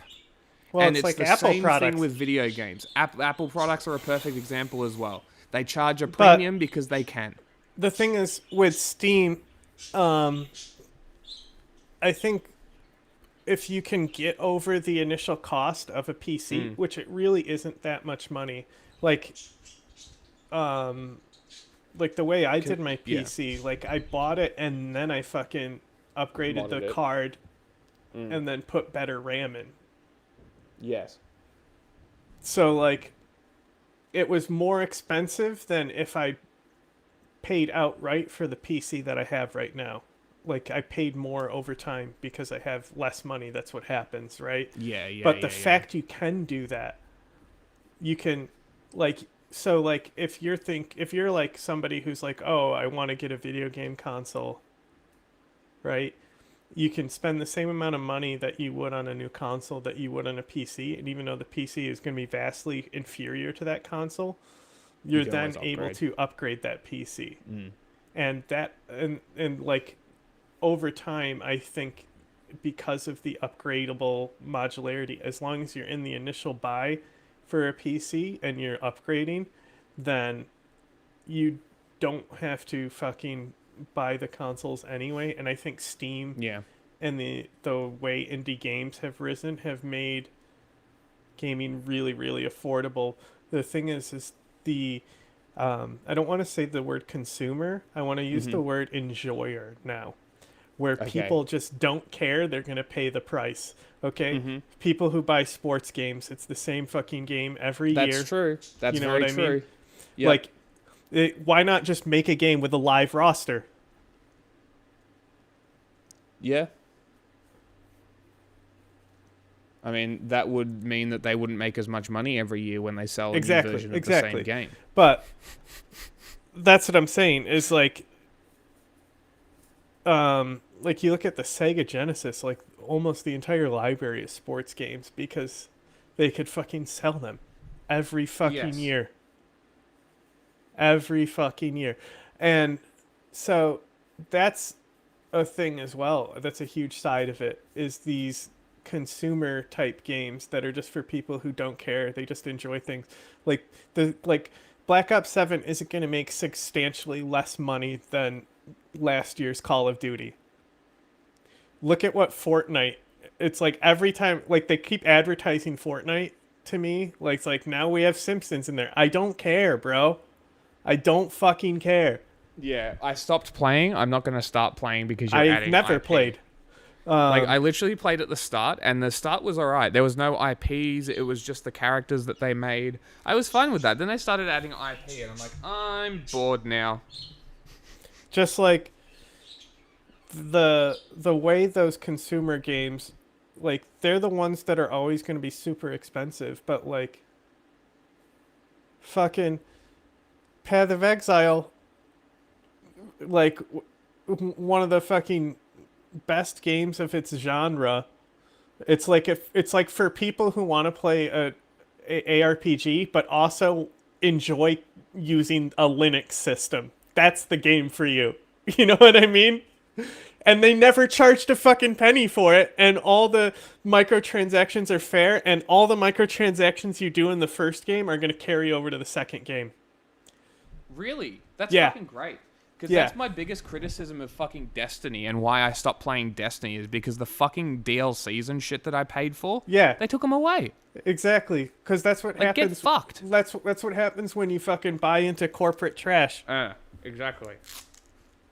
And I originally didn't blame Bungie. But it's the same thing with movies. I stopped watching movies for this exact reason. It's fucking corporate trash. It's worse than ever because of Netflix. Yes. But this is like... I used to be like all about Netflix because they were giving a lot of independent stuff and now away it's just forward. Garbage. It's so shit. So like, do you ever open Tubi and just look at what's on there? No, I haven't. Dude, it's fucking so much better than every other fucking app, and it's free. Really? Oh my god, it's insane how good the library is there. Okay. It's so much more than any other fucking app. Look, they have not only they have, I want to say, Ghost in the Shell 95. Okay. And then I know that they have the OVA for season 1, and then season 2, and then season 2.5 in there. So they have all 3 of the OVAs for Standalone Complex. But I want to say they have the entire fucking Standalone Complex series on there as well. Well, I'm not positive.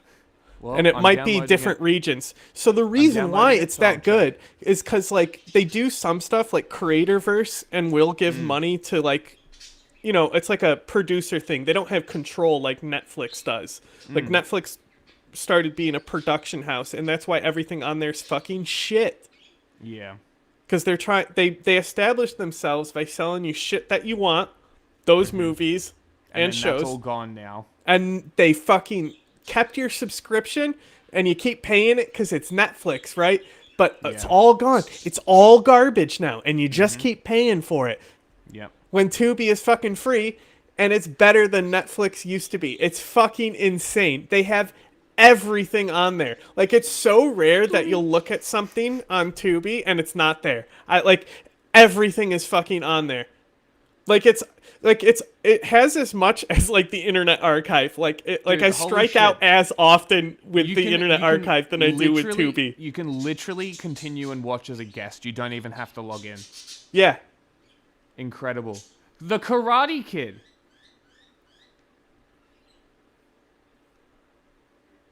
Like they're not going to have Disney stuff on there probably because of Disney Plus. Yeah. You know? Oh my god. Okay. Yeah, cool. Noted. Bugs Bunny, the Magic School Bus. This is what I'm talking about. That's why I watched Angel Cop. It's on Tubi. It's fucking amazing. This is great. And one of the initiatives we did was really try to figure out why are drug prices so high. Yeah. And one reason they're so high is because pharma companies use all sorts of patent tricks. The Orange Book, right? Yes. Wow, you went deep. I'm a lawyer, yeah. Yeah. So we called out those pharma tricks, and 3 of the 4 big manufacturers of asthma inhalers dropped the price from hundreds of dollars to just $35. So there are, thousands, if not hundreds of thousands of people who rely on inhalers who are paying less today. Jumanji. And did you get them scared? Like, were there mergers that weren't attempted because they're like, cons coming? According to them, yes. Really? They would go on TV sometimes and say, back in the day, we didn't have to think about antitrust risk when we were thinking about our deals, but under this administration, we have to think about it right away. And I guess on the politics side, there were some Republicans that actually were like that fucked with you. I mean, like where you didn't go along partisan lines. It looks like they have. That's right. There was Josh Hawley was one of them, or no? Yeah, he was pretty we're doing Lena Khan right now. You can look at Tubi later. Supportive of a lot of the FTC work. Who else on the Republican side were like kind of like supported like you? There were a lot of members who were really concerned about But the big tech reason why it's good is because they're not developing some their were own concerned shit. About these pharmacy benefit managers, these like drug supply middlemen. So it was kind of issue by issue, but generally speaking, like taking on Chinese corporate people power when they're look breaking Chinese. the law is very popular, and Yeah. there were Republican members that recognized that. You went after Meta while you were at the FTC. We sued them, yeah. Yeah, and what was the result of that? We're actually waiting to find out. The trial happened a few months ago. I would think that Trump would just stop that. 'Cause he's So there like, was he a got a big new effort. haircut. You know, Yeah. he's got a chain and a haircut. And he does MMA. Case closed. But- Yeah.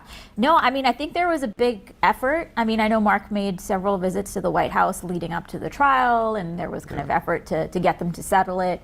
But they let it go forward. I mean, you know, that doesn't mean we'll see it all the way through. And I think the lobbying pressure is constant, and the type of access these people have to the White House is pretty unprecedented. So we'll have to wait and see. So if you went to the South Bay, would you like wear a bulletproof vest or something like 50 Cent?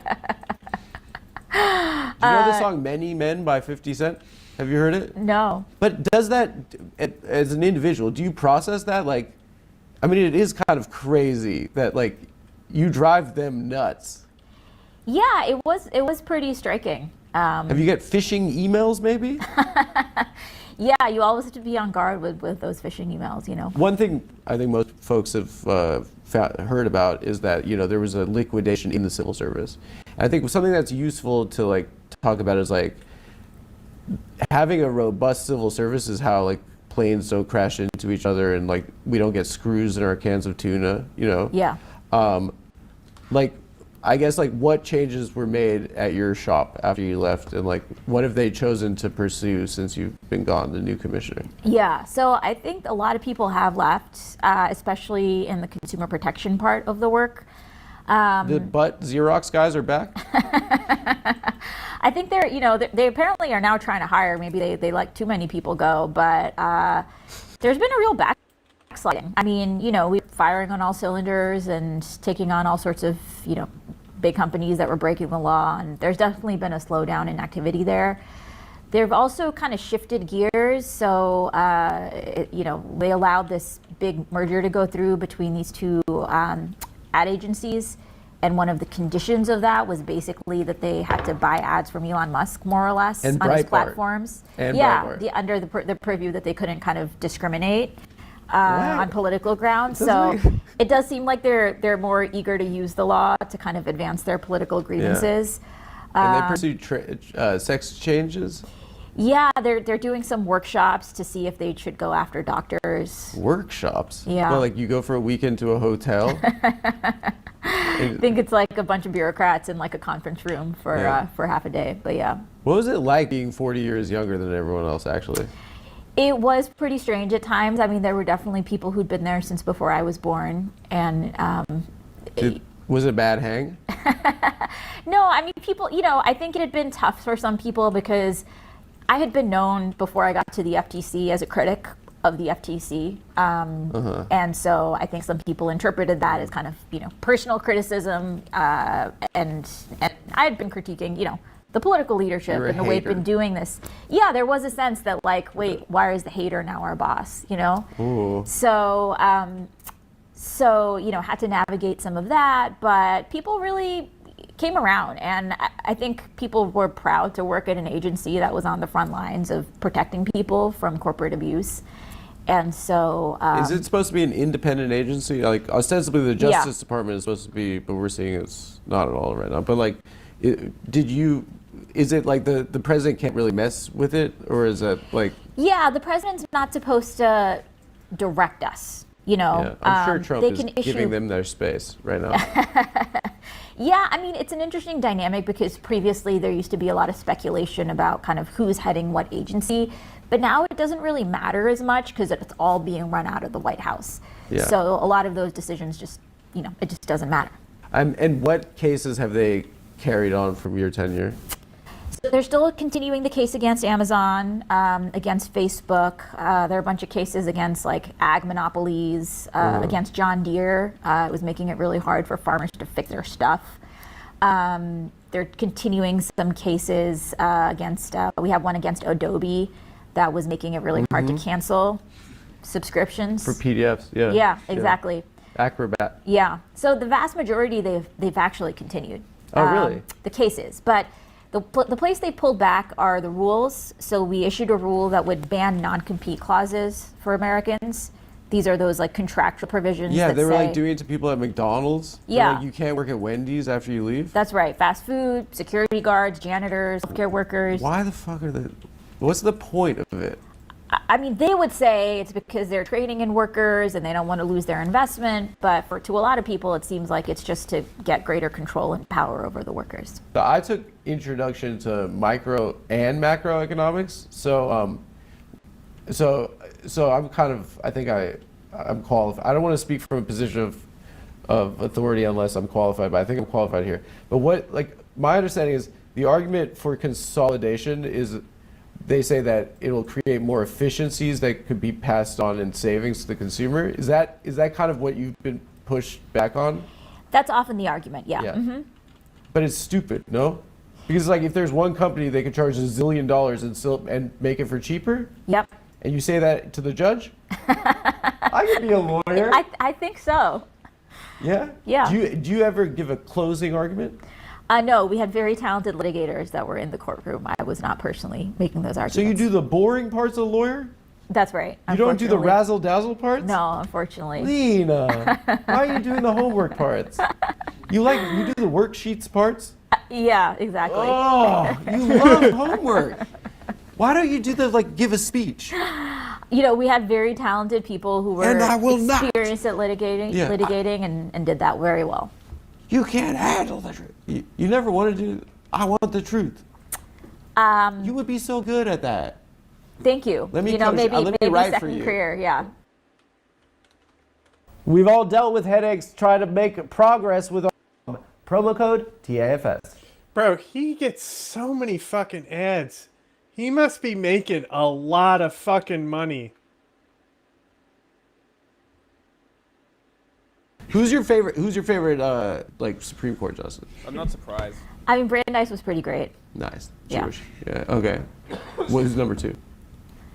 I don't know. I mean, Thurgood Marshall's pretty great. Sick. Yeah. Yeah. Pretty cool. Yeah. Let's go down the list. I don't know if I have them ranked beyond that, but What did you do at law school? You didn't play with top 5? We didn't top 5 actually. MCs of all time? But really missed out on that. Yeah. I mean, on the jury trial thing, it's interesting because, there was an effort to kind of bring some of these cases before juries, and the companies were really terrified of it. Mm-hmm. So the Justice Department brought one of their Google cases before a jury. They wanted to have a jury trial, and Google basically just gave a bag of money to the Justice Department so that they could avoid the jury trial. It was in a bag? More or less. I think they sent them a check, or maybe it was in a bag. It would have been cool. It would in have. a trash bag. Yeah. Yeah.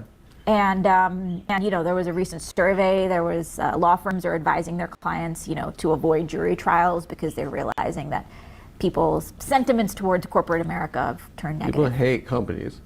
I think so. I think that's good, though, right? You're gonna follow the rules and not say that's good. I mean, it's good. I think people are realizing that a lot of the things that's bad in their lives is sometimes being driven by corporations that are breaking the law. And have bought influence, perhaps, in our politics? Perhaps. Perhaps, you could say. Yes. Allegedly. Allegedly. That's right. Counselor. Asked and answered. Hearsay. Have you ever fallen asleep in court and then objected when you wake up? I haven't had that experience. That's from a movie, right? If you ever fall asleep in court, you have to object when you wake up. Uh-huh. I think the John Grisham. I don't know. When you enforce a policy, as when you were a commissioner, you oftentimes would file a lawsuit. Mm-hmm. A lot of discussion has been made about how the judiciary is kind of, is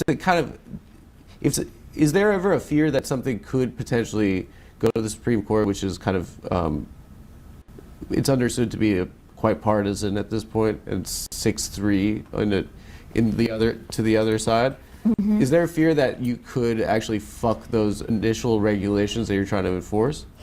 Yeah, I mean, there's a lot of strategizing that has to go into does it make sense to appeal this case? Is there a risk of making things worse? Yeah. So we definitely have to think that through. But if you win and they appeal, they're like, we're going to ride this to the top, and then they're going to let us make one company for the whole world. So what is the current state of the judiciary, like, in your estimation? Like, I'd say a few things. Like, there are a lot of, One district company court for the judges, world? appellate court judges By and that are large? just trying to do their jobs and like be faithful to the law. I think there has been a general drift coinciding with more Republican appointees on the bench of like just more hostility and skepticism of federal agencies when they're trying to trying to make things better in the economy, more or less. So that's been a challenge. I mean, during the Biden administration, there were dozens of rules that were basically blocked, sometimes by just a single judge in Texas.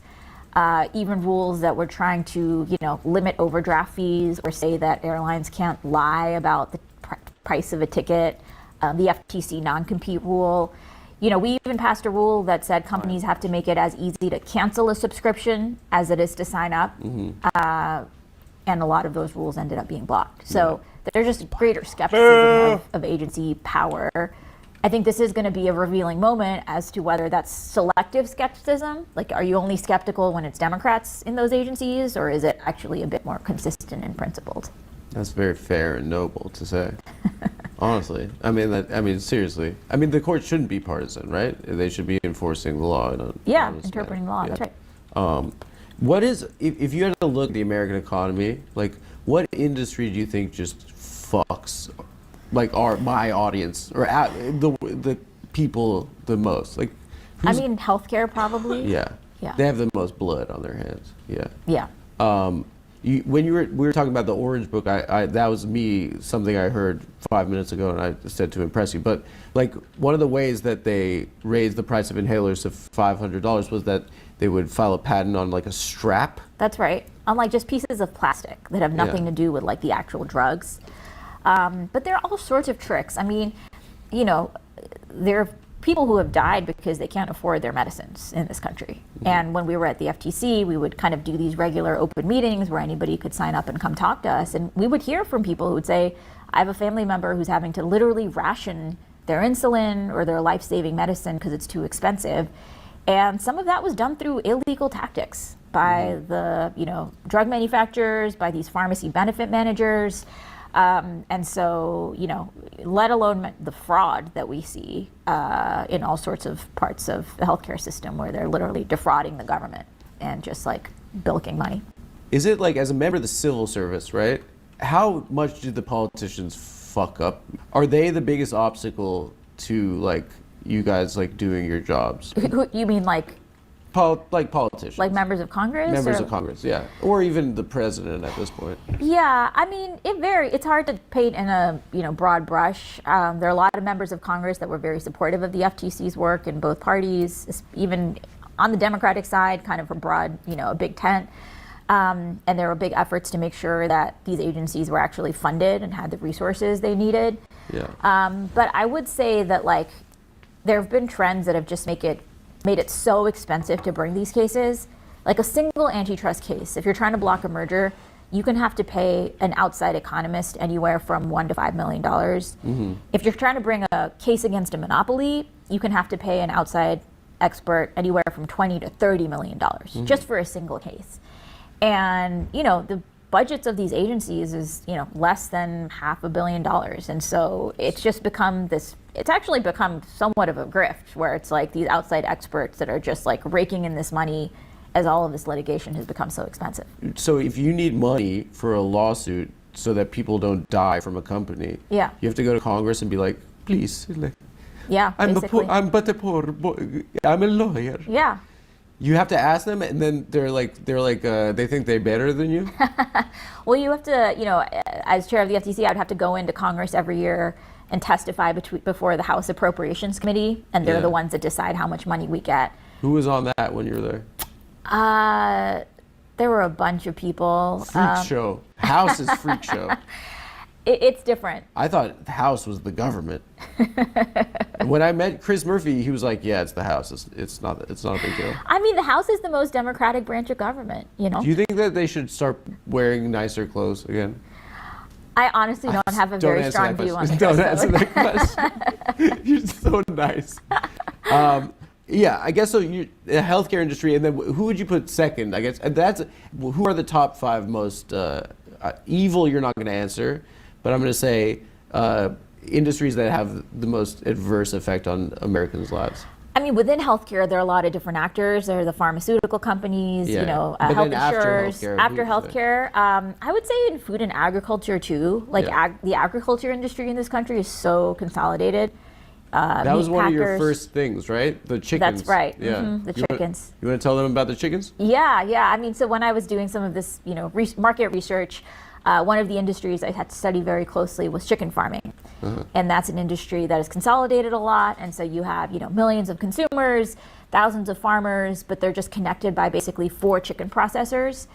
And so if you're a farmer, sometimes your entire livelihood depends on doing business with just one company. And that company has a ton of power over you, over your livelihood, So and you there mean are all like sorts of small abusive farmers tactics. sell their chickens to like a big factory guy? To a chicken processor, Yeah. like Tyson, you know, Yeah, Tyson disgusting Chickens, what they Purdue. do, yeah. And it led to all sorts of abusive tactics. There's also been a phenomena where Like quotas? Is that like they say you have to make your like and they raise the quotas each year? yeah, they can raise the quotas. They also can basically like penalize farmers by What are they, giving like them bad sharecroppers? chickens. It's people have made that analogy before. It sounds like 1880 or something. Yeah, it's really horrific, and people are actually have been paying more for meat and chicken, even as the farmers are making less. And it's basically good. just the middleman taking a bigger and bigger Mr. cut. Tyson goes, good. That's good. Well, Mr. Tyson is the one taking more and more of it. Of course. Yeah. Does it make you cynical? Did it make you cynical? Like as someone that was trying to enforce something that's like obviously just being nice, like to a guy that has a chicken farm, that Mr. Tyson's like, I need more chickens from you, otherwise I'm gonna. What are they, serfs?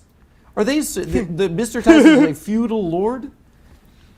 There are certain parallels. It's feudalism. It's really wild, yeah. I mean, you know, I think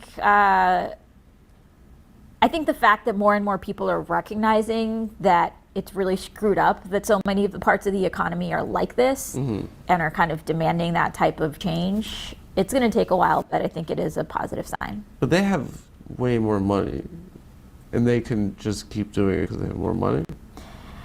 That has been the story so far, but I think if we have, you know, political leadership that is able to stand up to money, then maybe it could change. What was your like most cynical moment as someone that's trying to just simply enforce the law? I mean, You gotta be bummed some days. You're like, fuck this shit. I mean, I think I had a real sense of urgency because you never know how much time you're going to have, and time in government goes really quickly. And these types of windows of opportunity to like really do serious pivots in how we've been doing stuff don't come around very often.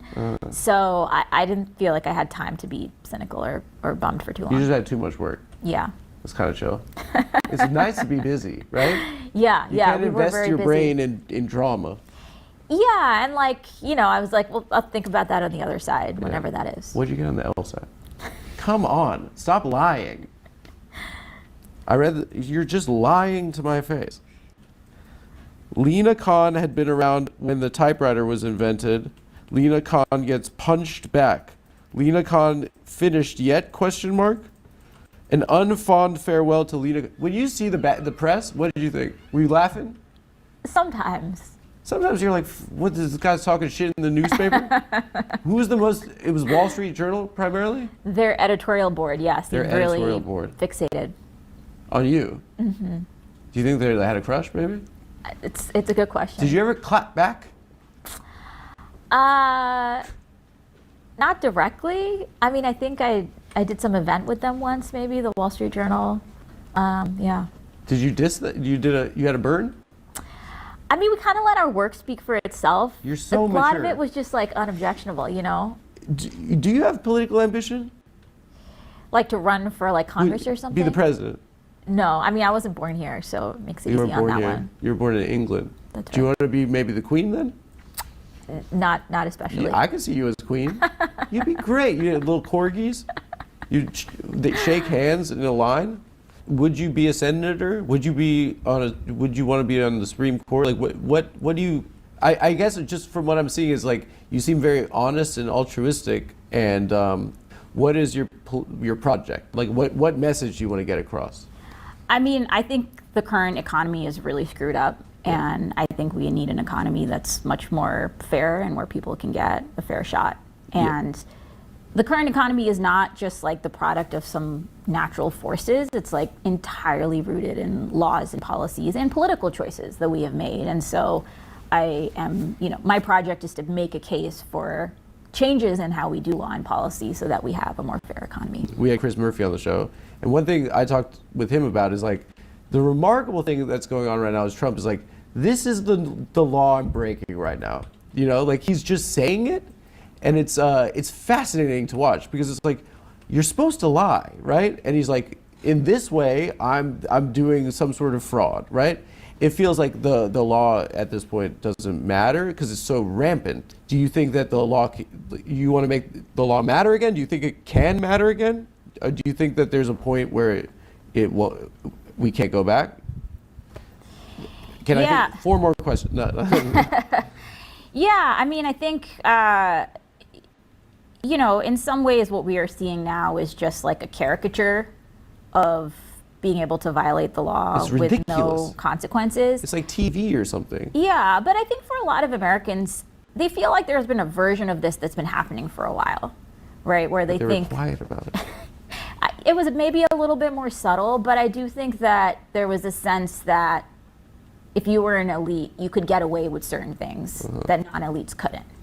And I think this is kind of going to bring to the surface a question about what do we want the rule of law to look like in the future? And are we going to be enforcing it equally in a way that even if you're fancy and rich or connected, you actually have to follow the same set of rules and are not able to, engineer a massive financial crisis that is kicking millions of people out of their homes and still kind of, not really face consequences for that. Yeah. You're saying that Trump is doing 12-dimensional chess. He's saying the crimes to make it finally illegal to break the law. So you're saying he's kind of actually the hero Gotham needs. I don't know how much foresight is going on there, but there is. He's doing a great job, I agree. There is an opportunity, I think, here for Democrats as they think about, what the future looks like. But as I said before, like if there are people that were kind of backing the Harris campaign, that were kind of opposed to the work you were doing at the FTC, to what extent can the Democratic Party coalesce around that as a project? Yeah, it's a great question, and I think it's going to be a real choice, right? Because what some of those people were really saying was that we actually don't like it when the government enforces the law against us. Yeah, we liked it with Clinton and Obama when they were and the guys xeroxing the butts and stuff. And honestly, I mean, that's not too different from what we're seeing with Trump, right? We don't want the law to be enforced selectively. And so when we were at the FTC, we would say, is this corporation breaking the law? If so, let's do something about it. We weren't then thinking, but are there executives big donors to the Democratic Party? And, I'm personally pretty disturbed by people who think that we should instead have a system where Democrats do stand for that type of selective enforcement. So I think it's going to be a big choice for the party. You got 180, didn't you? Just look at it. You got 178 because you were humble. You're like, I'm going to drop 2 points to be a good guy. Just tell me the number. We'll bleep it. We'll bleep it. I truly don't remember, but I'm happy to. She's lying to my face right now. I thought you were a noble jurist. You're lying to me to be nice to me because I'm a stupid guy. I'll tell you mine. No, okay, will you tell me? Will you? I mean, I'm happy to guess, but I guess mine then. I don't know. 1. Okay. I don't know. You baited. No, you promised me that you were going to get more. That you were going to tell me. If I had to guess, it would be something in the 170s, but I don't remember for sure. She is full of shit right now.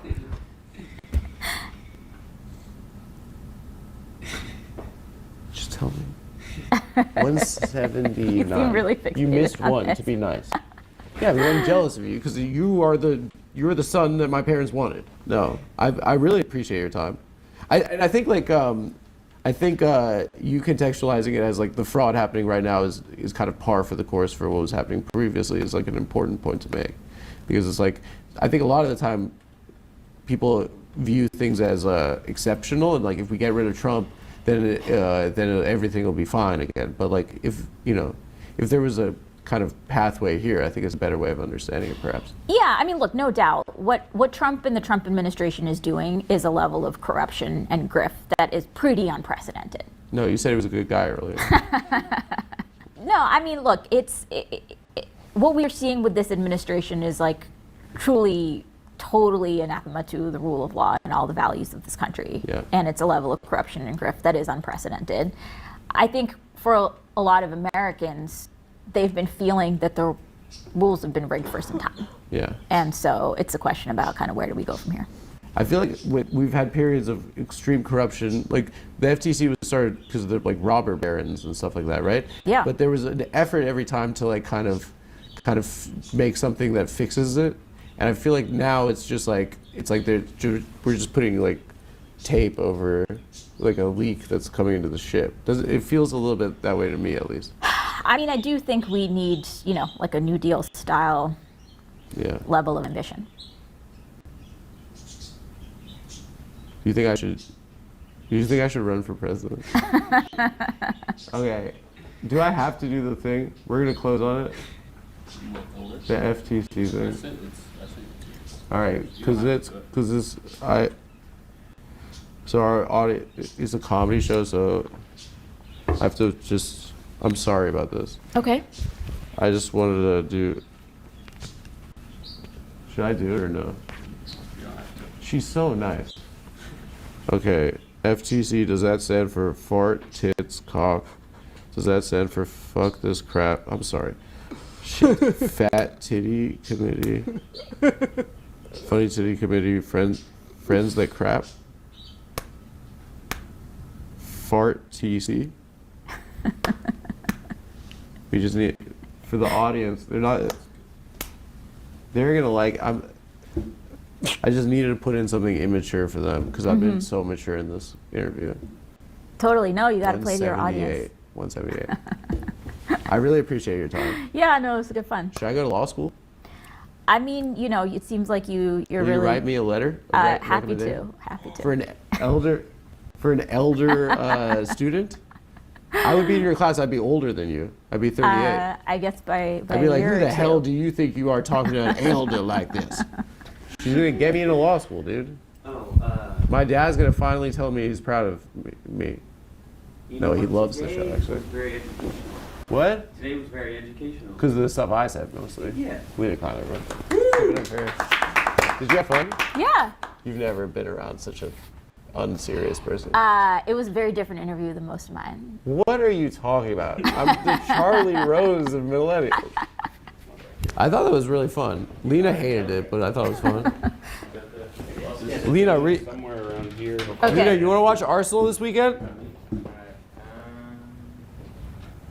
Yeah, I just maxed out. Okay. Are we rolling? Ladies and gentlemen, at 32 years old, she became head of the FTC under Joe Biden. Give it up for former FTC chair, Lena Khan. Or is it commissioner? Is it commissioner or chair? You can call me Lena.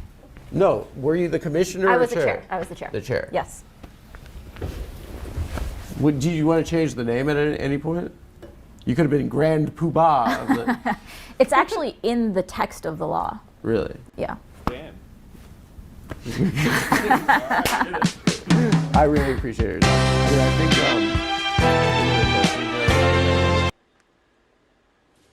that was her best interview. That was really good. Honestly, that was great.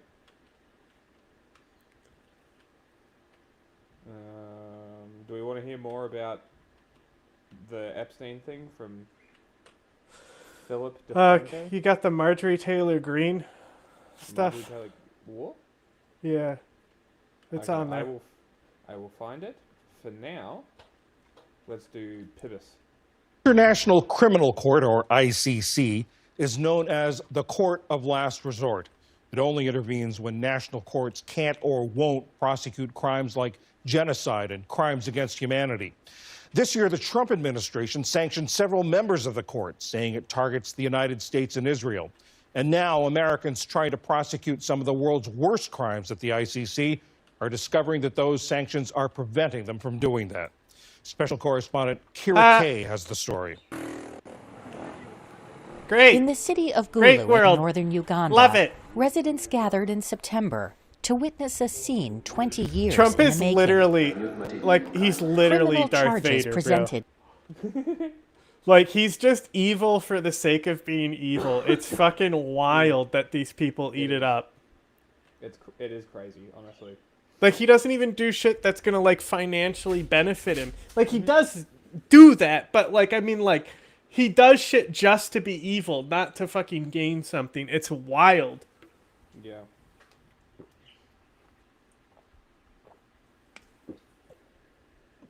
You know? And we know, like, because that's the thing. This is like, because of the prequels, we know Vader is actually a crybaby bitch. Just like Luke is. Right? He just, when we see him, he looks menacing, but we know underneath he's a fucking crybaby bitch who cries about sand. Imagine sand getting in his suit now. I bet he hates it. Damn, she's doing the fucking rounds. Oh, so much shit. MTG? Yeah, look up the Yeah. streaming fund specifically. Oh no, there's only 3 things there. I'm getting more. Yeah, it's almost over. Well, the Trump administration is removing some of the president's signature tariffs over concerns about affordabilities for Americans. As Christian Benavidez reports, this fallout comes after the Epstein documents released this week for both the president and some high-profile Democrats. As Americans struggle with affordability, the Trump To be administration fair, has fuck man. decided to pull back tariffs on some household items, such as coffee, bananas, and beef. Well, which should I know lower Trump prices at the also grocery does not store. like This is sand. primarily, food and agriculture products I've that heard we him- simply don't make. I've heard in the many United things he had to States. say about the Middle announcement comes East. as the president has been unable to shake questions about his relationship with the convicted sex offender Jeffrey Epstein following this week's release of new emails and text messages. In 2019, Epstein wrote to author Michael You know Wolff what's about cool Trump. about being Of me? course he knew about the... Nobody's ever going to say his relationship with convicted sex offender Jeffrey Epstein. That's really cool for me. You know what I mean? It is cool. Like, that's an awesome thing to be able to say. Don't you agree? It is pretty cool. I like that that's never going to happen with me as well. Yeah. I'm pretty happy about that, actually. the girls as he asked Ghislaine to stop, though it's unclear what exactly he had asked her to stop doing. I know nothing about that. Jeffrey Epstein and I had a very bad... I don't even know him. I've never met him The before. president ordered an investigation into 3 high-profile Democrats whose names also appear in the new Epstein emails. Former President Bill Clinton, former Treasury Secretary Larry Summers, and venture capitalist Reid Hoffman. Still, Georgia Republican Marjorie Taylor Greene said Trump has made a mistake in opposing the full release of the Epstein case files. It's something that I don't understand. I think it's a huge miscalculation. Meantime, overseas, the U.S. is building up forces ahead of possible military action against Venezuela.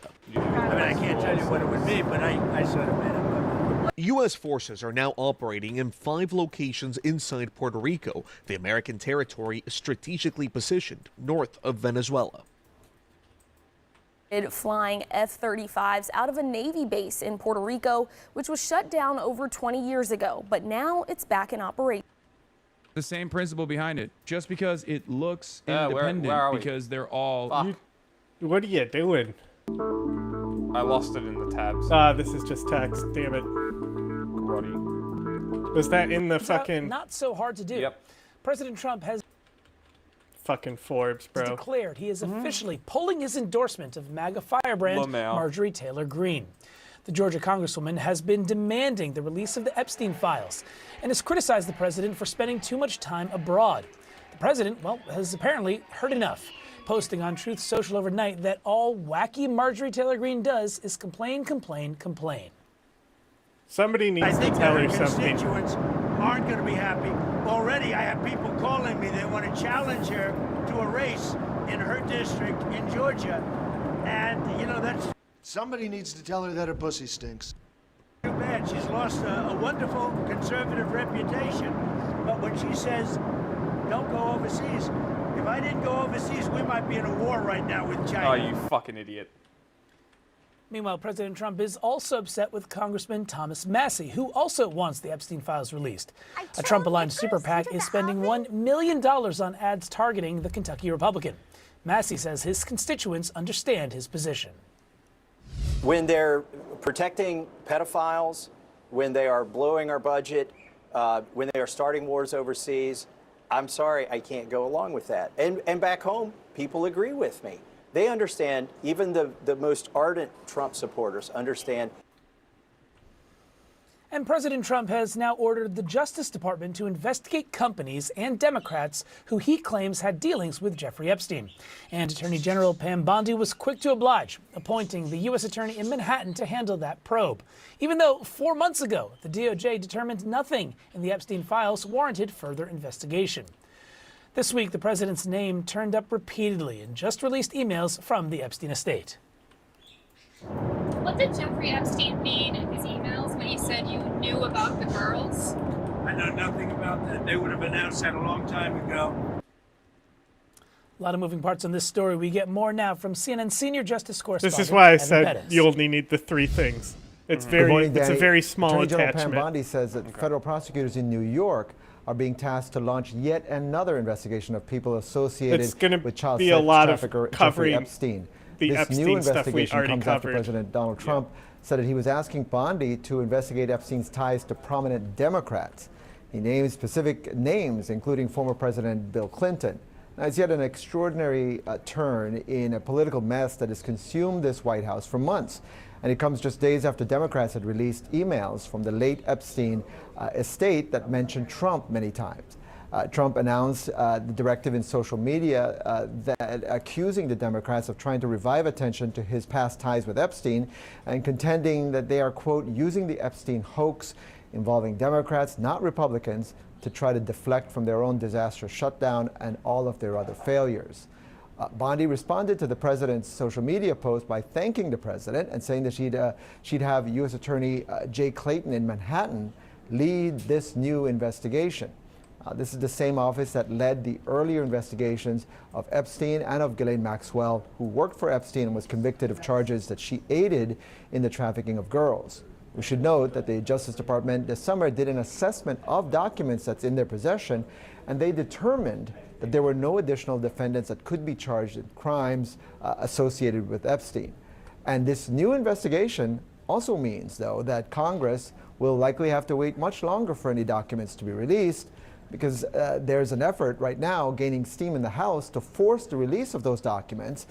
But during an ongoing investigation, the Justice Department generally doesn't release investigative files out of concern that it would harm any possible prosecutions. Danny? All right, Evan Bettis, thank you very much for that reporting. For more on this, let's discuss the Epstein case and where it all may be headed with Stephen Newcomb. He's a congressional reporter for Axios. Stephen, thanks so much for waking up early to talk about a lot of developing things that happened overnight. Let's start here. This breakup between President Trump and Marjorie Taylor Greene. Trump calling Greene a lunatic. It's all about Epstein, of course. What do you make of this?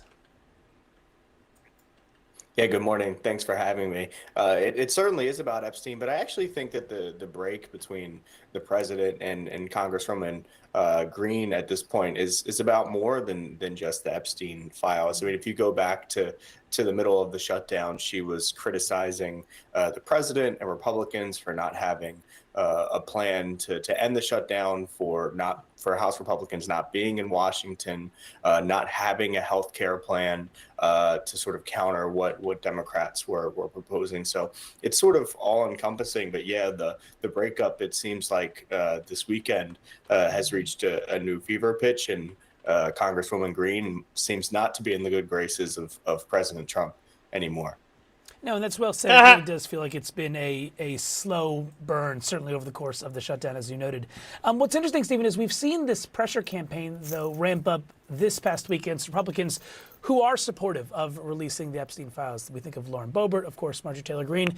And Greene said in her tweet last night, quote, "And of course he's coming after me.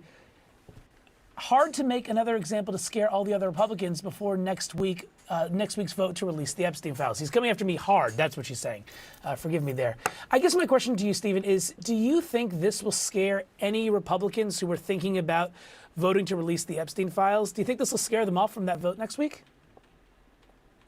It at least has not, at this point, it did not scare them from taking their names off the signature list of the discharge petition, which they needed to sort of circumvent House Republican leadership and Speaker Mike Johnson to get this to the floor. So we'll have to see next week if there is any change in the posture. But at least when the president was sort of making these calls, and in some cases even bringing, Congresswoman Boebert to the White House last week, it did not get them to take their names off of that discharge petition. And now that Congresswoman Grijalva, who was sworn in last week, signed on to that petition, those signatures are frozen. There's nothing that the president or House Republican leadership can do to get them to take their names off or stop the vote from happening. So now you're sort of at the point where, you're trying to whip no votes from Republicans, and we'll have to see if the president and the speaker are able to get any more Republicans on their side. Last question for you, Stephen, on the Epstein story in particular. It seems like President Trump now going on the offense with this story, telling the DOJ to investigate Epstein's ties to other high-profile figures and Democrats. Isn't that just going to keep this subject in the news? Certainly, and I think you've even heard, some reporting this week that there's Republicans who have told the president that he's getting bad advice on the Epstein sort of saga, and this is going to prolong it. I do think that it being an active investigation and not being able to release records because it's an active investigation is probably a feature and not a bug of this strategy. But the pressure campaign is going to continue to go on, and even if it gets through the House and the House passes it, that pressure campaign is just going to move to the Senate to put pressure on Senate Republicans, and particularly Senate Majority Leader John Thune to put that bill on the floor in the Senate if it ends up passing the House. All right, well, before we go, I also want to make sure to ask you about healthcare and the shutdown. Meanwhile, the shutdown ending feeling like a million years ago now. Senate Democrats said they got Senate Republicans to promise a vote on healthcare, on these Affordable Care Act credits. Are we going to see Democrats continue to put pressure on Republicans, though, to keep this promise? Well, certainly, and I think the first thing that they need to do is negotiate amongst each other about what that product looks like next month that they get a vote on the Senate floor. We reported last night that those conversations will include Senate Minority Leader Chuck Schumer, Senator Ron Wyden, who is the top Democrat on the Senate Finance Committee, including some of the Democrats, the moderate Democrats that were involved in negotiations to reopen the government with Republican leaders earlier this month. So, they need to put together a package that they can get support, not just from their entire caucus, but, they need the 13, 14 Republican votes that it's going to take to pass this through the Senate in December. So they need to also start outreach to the Republican colleagues to see if this is something against all odds that they can get past the Senate. Yeah, and certainly the Democratic base will be hoping for that vote to ultimately even come up again later next month. Stephen Newcomb of Axios, thank you so much for joining us this morning and breaking down a lot of moving parts. Appreciate you. Thanks.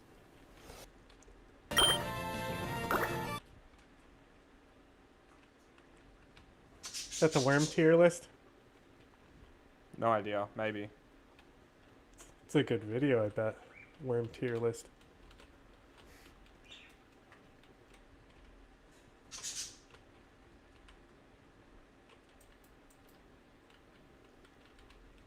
No, Verm hat.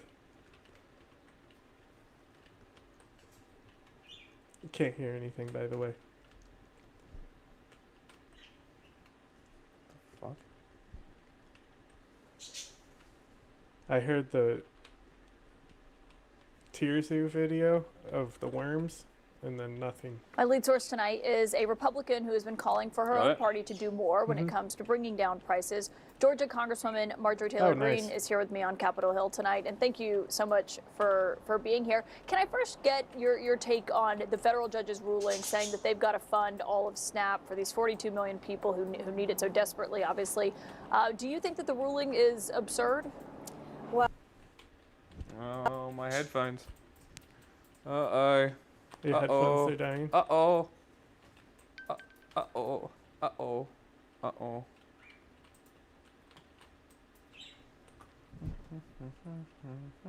Well, I think it's the role of Congress, the House and the Senate, to fund the government. And I don't like I agree with the Vice President. I don't like the idea of judges taking over our role. However, to follow that up, I am absolutely appalled and disgusted at this standstill between Democrats and Republicans in the Senate. Caitlin, I voted to fund the government on September 18th. We passed the CR out of the House. And here it is today, November 6th, and this is still going on. And so it's true that the Democrats can fund the government, fund SNAP, and all of the programs at any time by voting for the same CR that they have voted for over and over. But at the same time, Republicans can use the nuclear option just like they did to get through the president's nominees.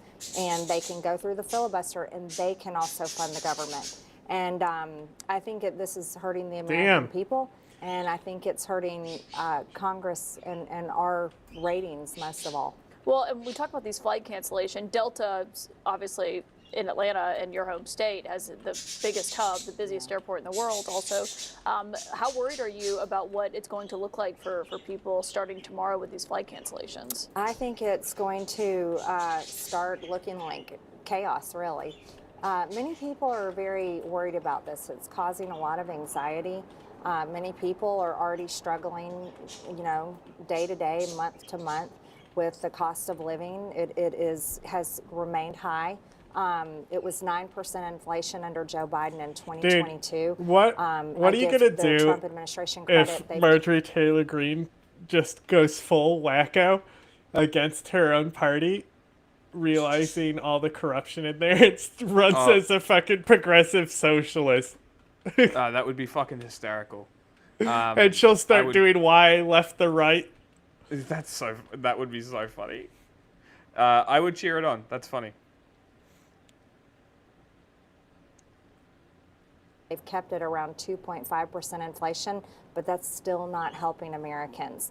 And with this upcoming crisis with health insurance premiums skyrocketing, Socialist, yes. I think this is like a 5-alarm fire. And to me, it is incredibly embarrassing. All right, I'm bored. The View. I'll do anything I can to work hard to save Maybe you this should become country. a Democrat, Marjorie. Let's go!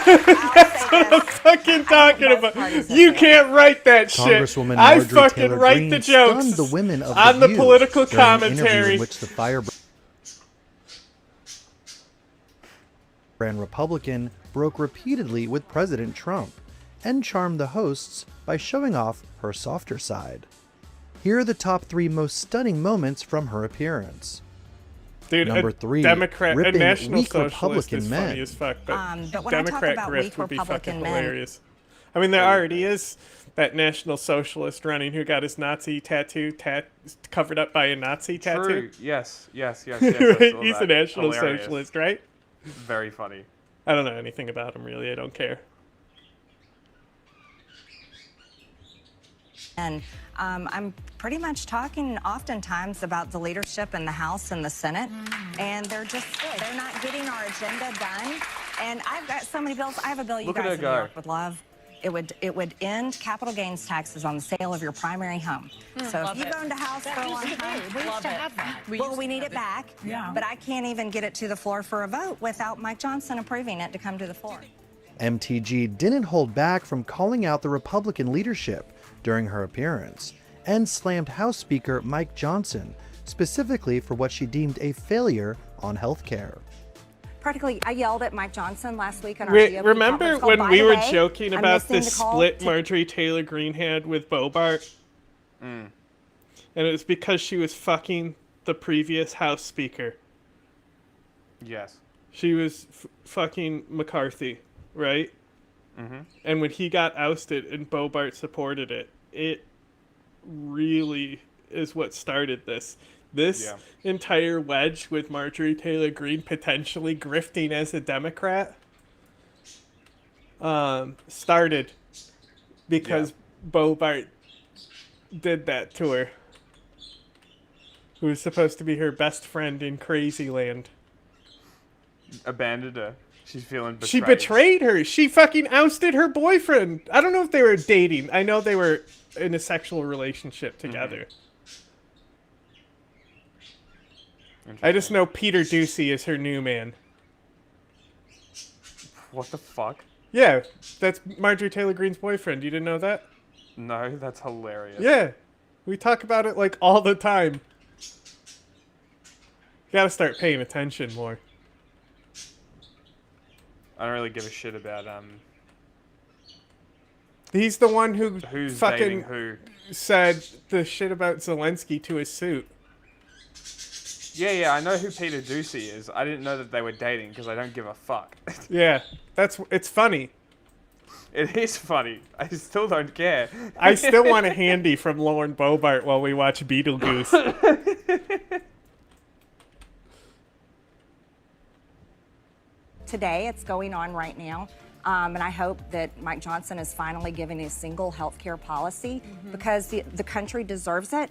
So far right, she's actually left? The Georgia rep left Sunny Hostin so shocked by her declarations that the host questioned whether she was in fact actually a Republican. Hilarious. I've got to tell you, I'm sitting here just stumped. You know, because you are a very different person than I thought you were. I feel like I'm sitting next to a completely different Marjorie Taylor Greene. Why the change? Why the evolution? Well, Sunny, it's like you've gone so right. It's like you're on the left now.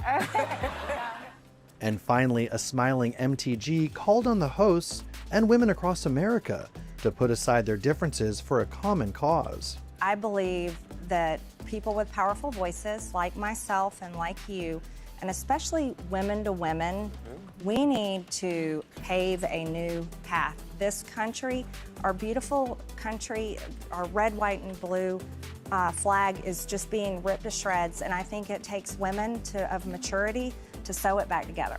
I think that happens. I think she is gonna. I think it. During the appearance, the politician also gonna do a National Socialist thing and actually be like pro-socialism. That would be so funny.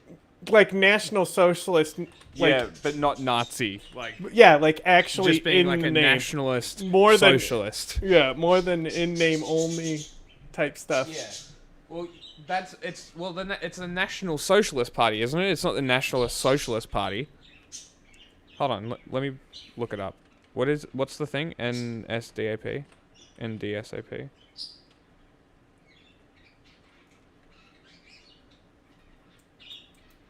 National Socialist. Yeah, National Socialist, not Nationalist Socialist. So she could nationalist, a social nationalist. There you go. There's the term for it. Even better, woke right. Also called for the release of files from the investigation of pedophile Jeffrey Epstein, a priority of congressional Democrats opposed by I got Trump, a better one. who has called interest in the case a witch hunt. Woke Reich. I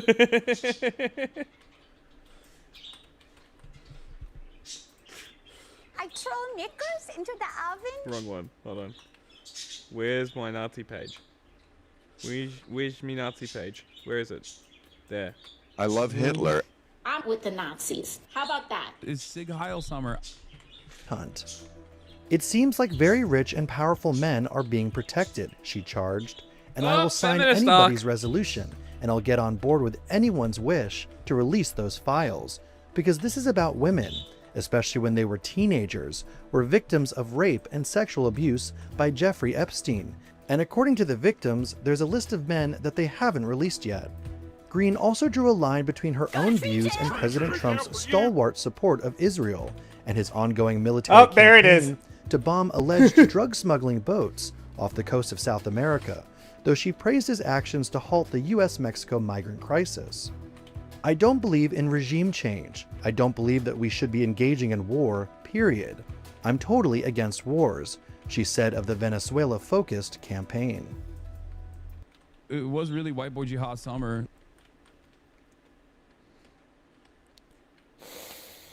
Don't autoplay the view, fuck me. Alright, great. Yeah, be careful with them. We just started going on YouTube. Yeah. Alright, we need a finishing video. Let's do this one. Do we want... Worm tier list! Worm tier list! Oh my god. Worm tier list! This is about how outlawing weed was a mistake. Worms! Worms! Fuck worms.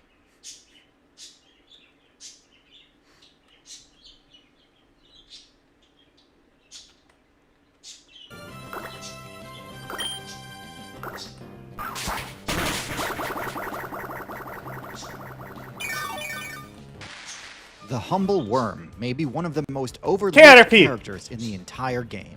Though they may seem powerless and pathetic, in reality the worm faction has access to some of the rarest, most extraordinary special abilities in the game, and can be a nightmare to play against. But which worm builds are dominating the meta, and which are just bait? Find out in the worm tier list.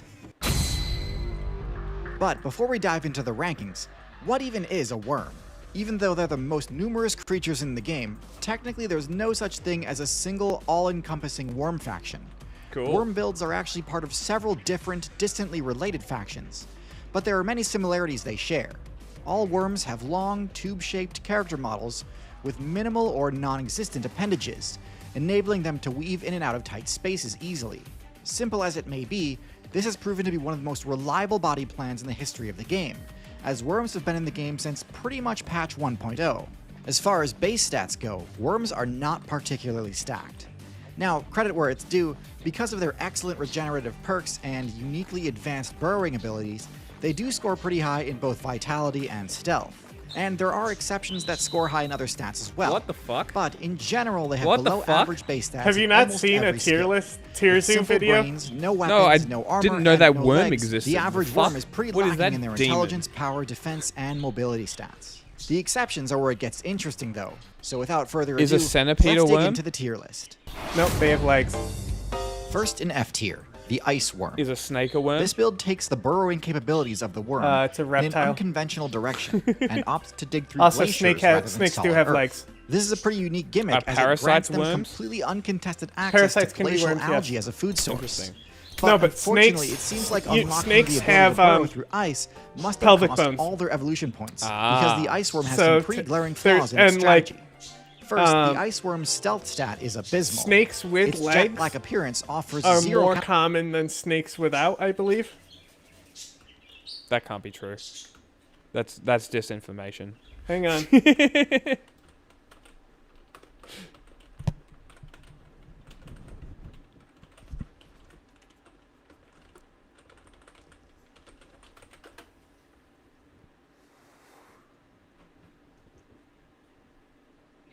I think there's more species of like snakes, is what it is. That makes sense. That would make more sense.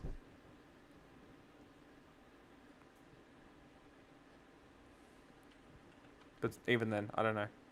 camouflage against the icy white surroundings, making them extremely easy for birds to spot from Well, above now. and pick off. A few extra points into snow camouflage would go a long way here.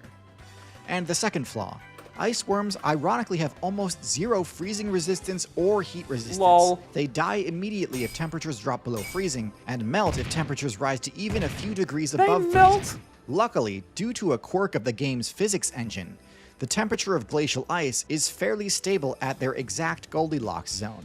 But as we've seen lately, relying on glaciers as a stable habitat is quite the gamble. It wouldn't take too much to make this build completely broken, but for now, it's the lowest ranked worm on this list. Also in F tier, we have the earthworm. Yes, it's true. The archetypal worm everyone knows and loves is a low tier. Earthworms have terrible they're dog stats. shit. It has no offensive moves, no armor, and isn't quick Okay, enough to rely no. on speed to escape attacks. Snakes What's worse, with legs even the are more one common special than ability snakes without. earthworms are believed. So specifically, it's a trick thing that we're saying. We're not talking about real legs. Like whales also have legs. Oh, it's the bones left over from the legs. So pythons in and boas evolution. specifically have external have the spurs that Yes. are remnants of their legged ancestors. Yes. Okay, that makes more sense. Yes. Okay. Now that you've clarified, that's why yes. they can't be worms, is because too many of them have legs. That's my answer. I think it's a valid argument. What did I miss in the video while I was looking up snake facts? Earthworm. Earthworms suck. Yep, true. Believed to have is a bit overrated. Earthworms, like most worms, can regenerate from damage and potentially even survive grievous wounds, if they manage to get away. But that's a big if. Most builds that spec into high passive health regen also tend to spec into the autotomy perk as well. This perk allows the user's appendages to break off if grabbed, allowing them to escape a grappling attack. This is a costly ability and one that I normally don't speak very highly of, but situationally it can be extremely clutch. Earthworms do not have this perk, and so when attacked, they often cannot do anything except tank the damage and try to burrow away. If that doesn't work, they're completely out of options. In D tier, we have the Leech. As the literal namesake for the term used to describe deliberately being carried by the rest of your team, I actually think leeches are done a bit dirty. Yes, many leech players do fit the description, What the fuck? attacking a player in a higher weight class. Why are legion worms? What? Fuck off. They don't have legs. Get fucked. No bone. And just coasting off the free XP. But there are plenty of leech players who play an honest, active hunting strategy and have to fight to survive, same as any other predatory build. Like most other aquatic builds, they thrive off of their strong matchup against low tiers like frogs, and spawn camp them mercilessly. Leeches share the same garbage base stats as most other worms though, and with lackluster defenses and mobility, they still get one-shot by fish, birds, and snakes all the time.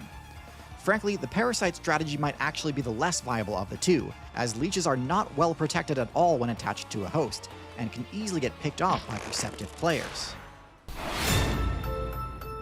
In C tier, we have the horsehair worm. This nematode takes the burrowing proficiency of the worm faction and uses it for an unorthodox purpose, burrowing into flesh. Horsehair worm players opt for the parasitoid game plan, infecting their hosts when they drink from contaminated water. It then uses its burrowing ability to pierce the digestive tract and hide out in the insect's circulatory system, leeching XP from it as it continues its playthrough relatively unimpeded. But once the worm reaches its max level, it activates its special ability Mind Control to change the insect's quest objective marker to the nearest body of water. Once the insect player self-destructs, Oh my the God, it worm drowns burrows out of its itself? body and continues with the rest of its that's playthrough. amazing. This strategy is incredibly effective and requires very little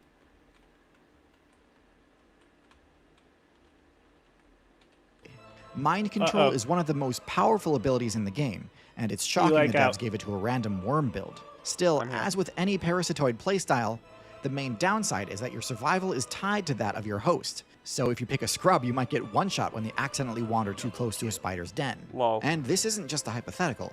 In fact, in some servers, the fish player base is literally reliant on janitoring the self-destructing players.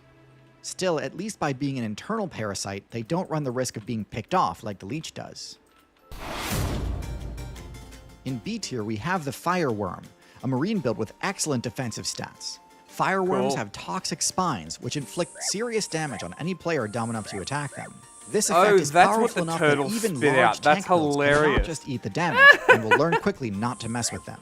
Unfortunately love for that fireworm video. mains, because their spikes are small and fragile, they cannot pierce thick chitin or keratin armor. This means any player with a thick exoskeleton can completely negate the fireworm's defense, and crush them like they would any other worm. Some fish mains have also spec'd into the beak attribute in order to be able to do the same thing. Parrotfish and pufferfish are a huge problem for builds that rely on defensive abilities, as their powerful beaks can crush armor and don't take damage from poison spikes. So, fireworms are untouchable to a lot of players, but there's enough counterplay prevalent in the meta right now that I can't give them a high tier rank. Fair enough. Also in B tier, we have the tube worm.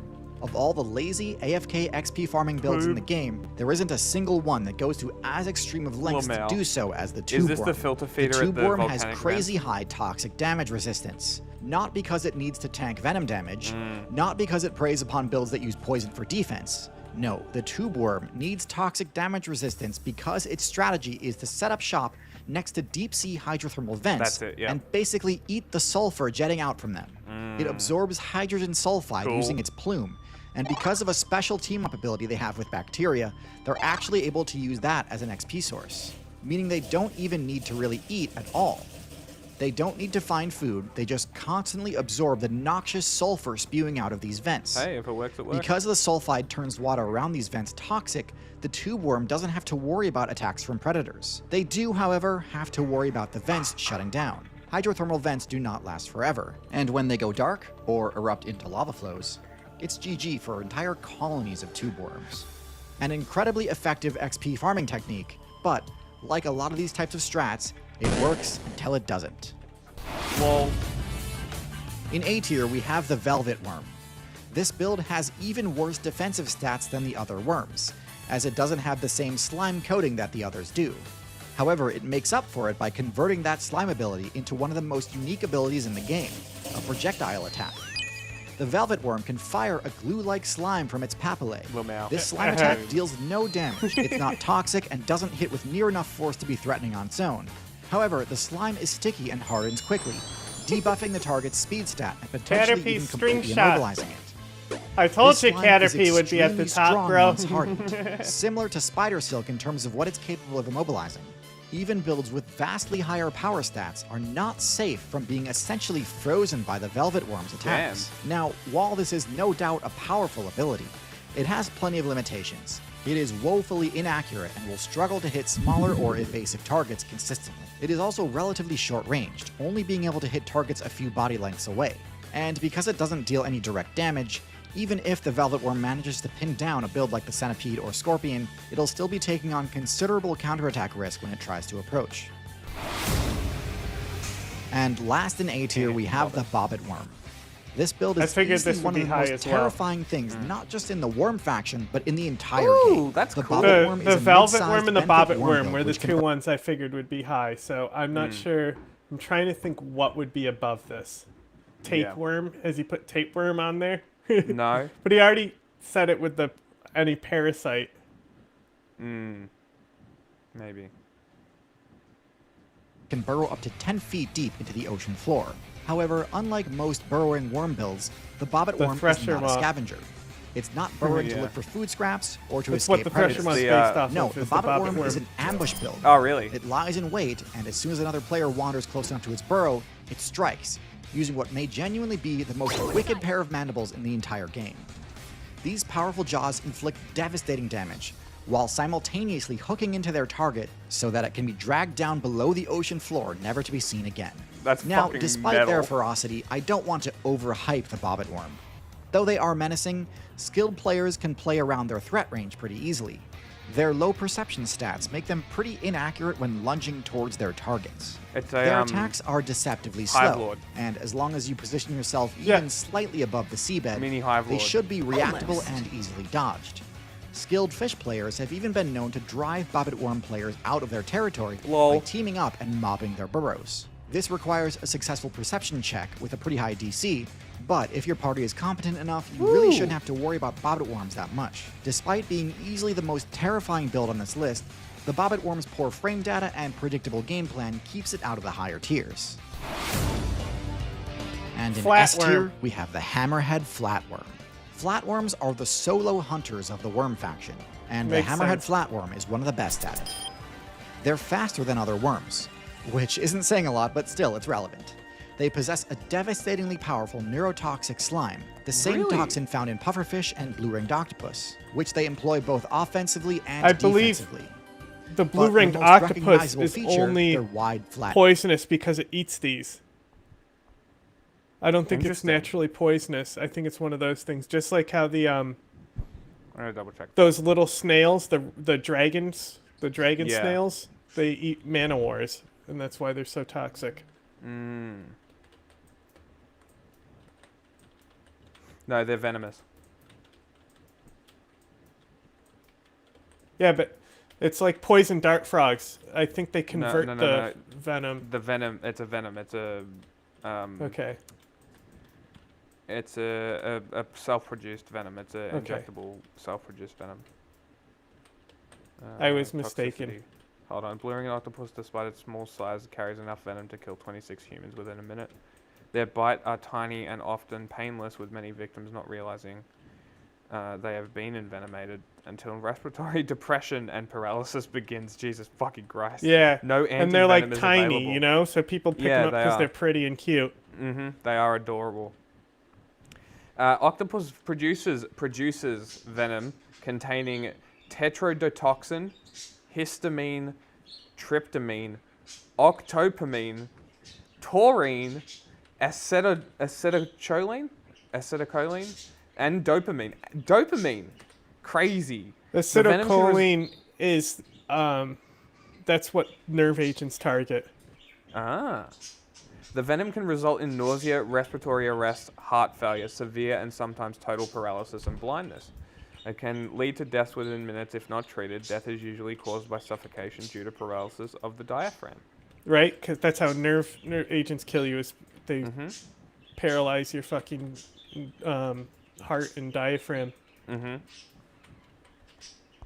Venom is produced in the posterior salivary gland of the octopus by endosymbiotic bacteria. Huh. The salivary glands possess a tubulocinnar exocrine structure and are located in the intestinal blood space.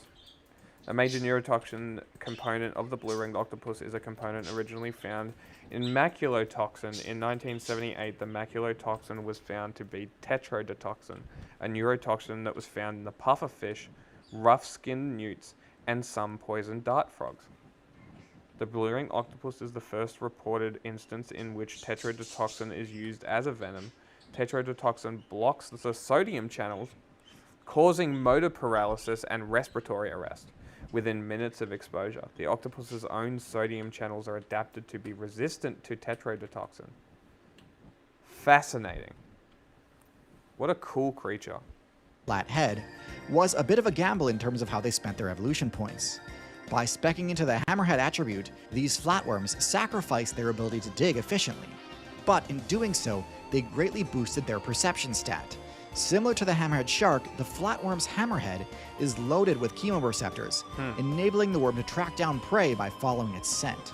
In addition to their toxic defense, flatworms are the best regenerators in the game, able to heal all the way back to full health, even when cut into tiny pieces. Wow. They can really only be permanently defeated by non-physical damage, such as dehydration, salt, acid, that sort of thing. Because it's borderline unkillable through conventional combat, the hammerhead flatworm is the only worm build to achieve the rank of S tier. Fair enough. The hammerhead flatworm's excellent tracking abilities ensure that even without eyes, it knows exactly where it's going. And even though I do have eyes, to be totally honest, sometimes I still get lost while exploring the internet. Or at least I used to, until I started using today's sponsor, Opera. Opera is my new main for the internet meta, as it's stacked with tons of powerful abilities other browsers wish they had.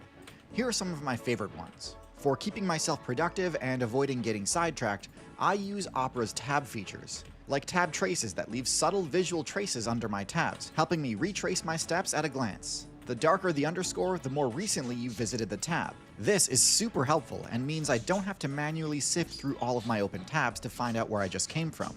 And thanks to Tab Islands, I can group my tabs by project or theme. So... Fucking ads. Alright, we're done. Yep. We're done.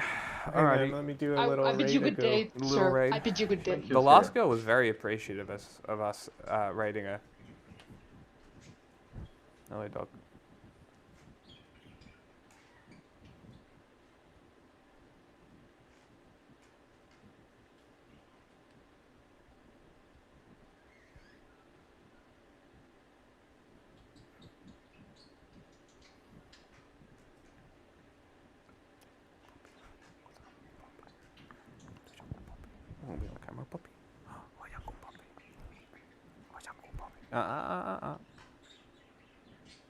Stop.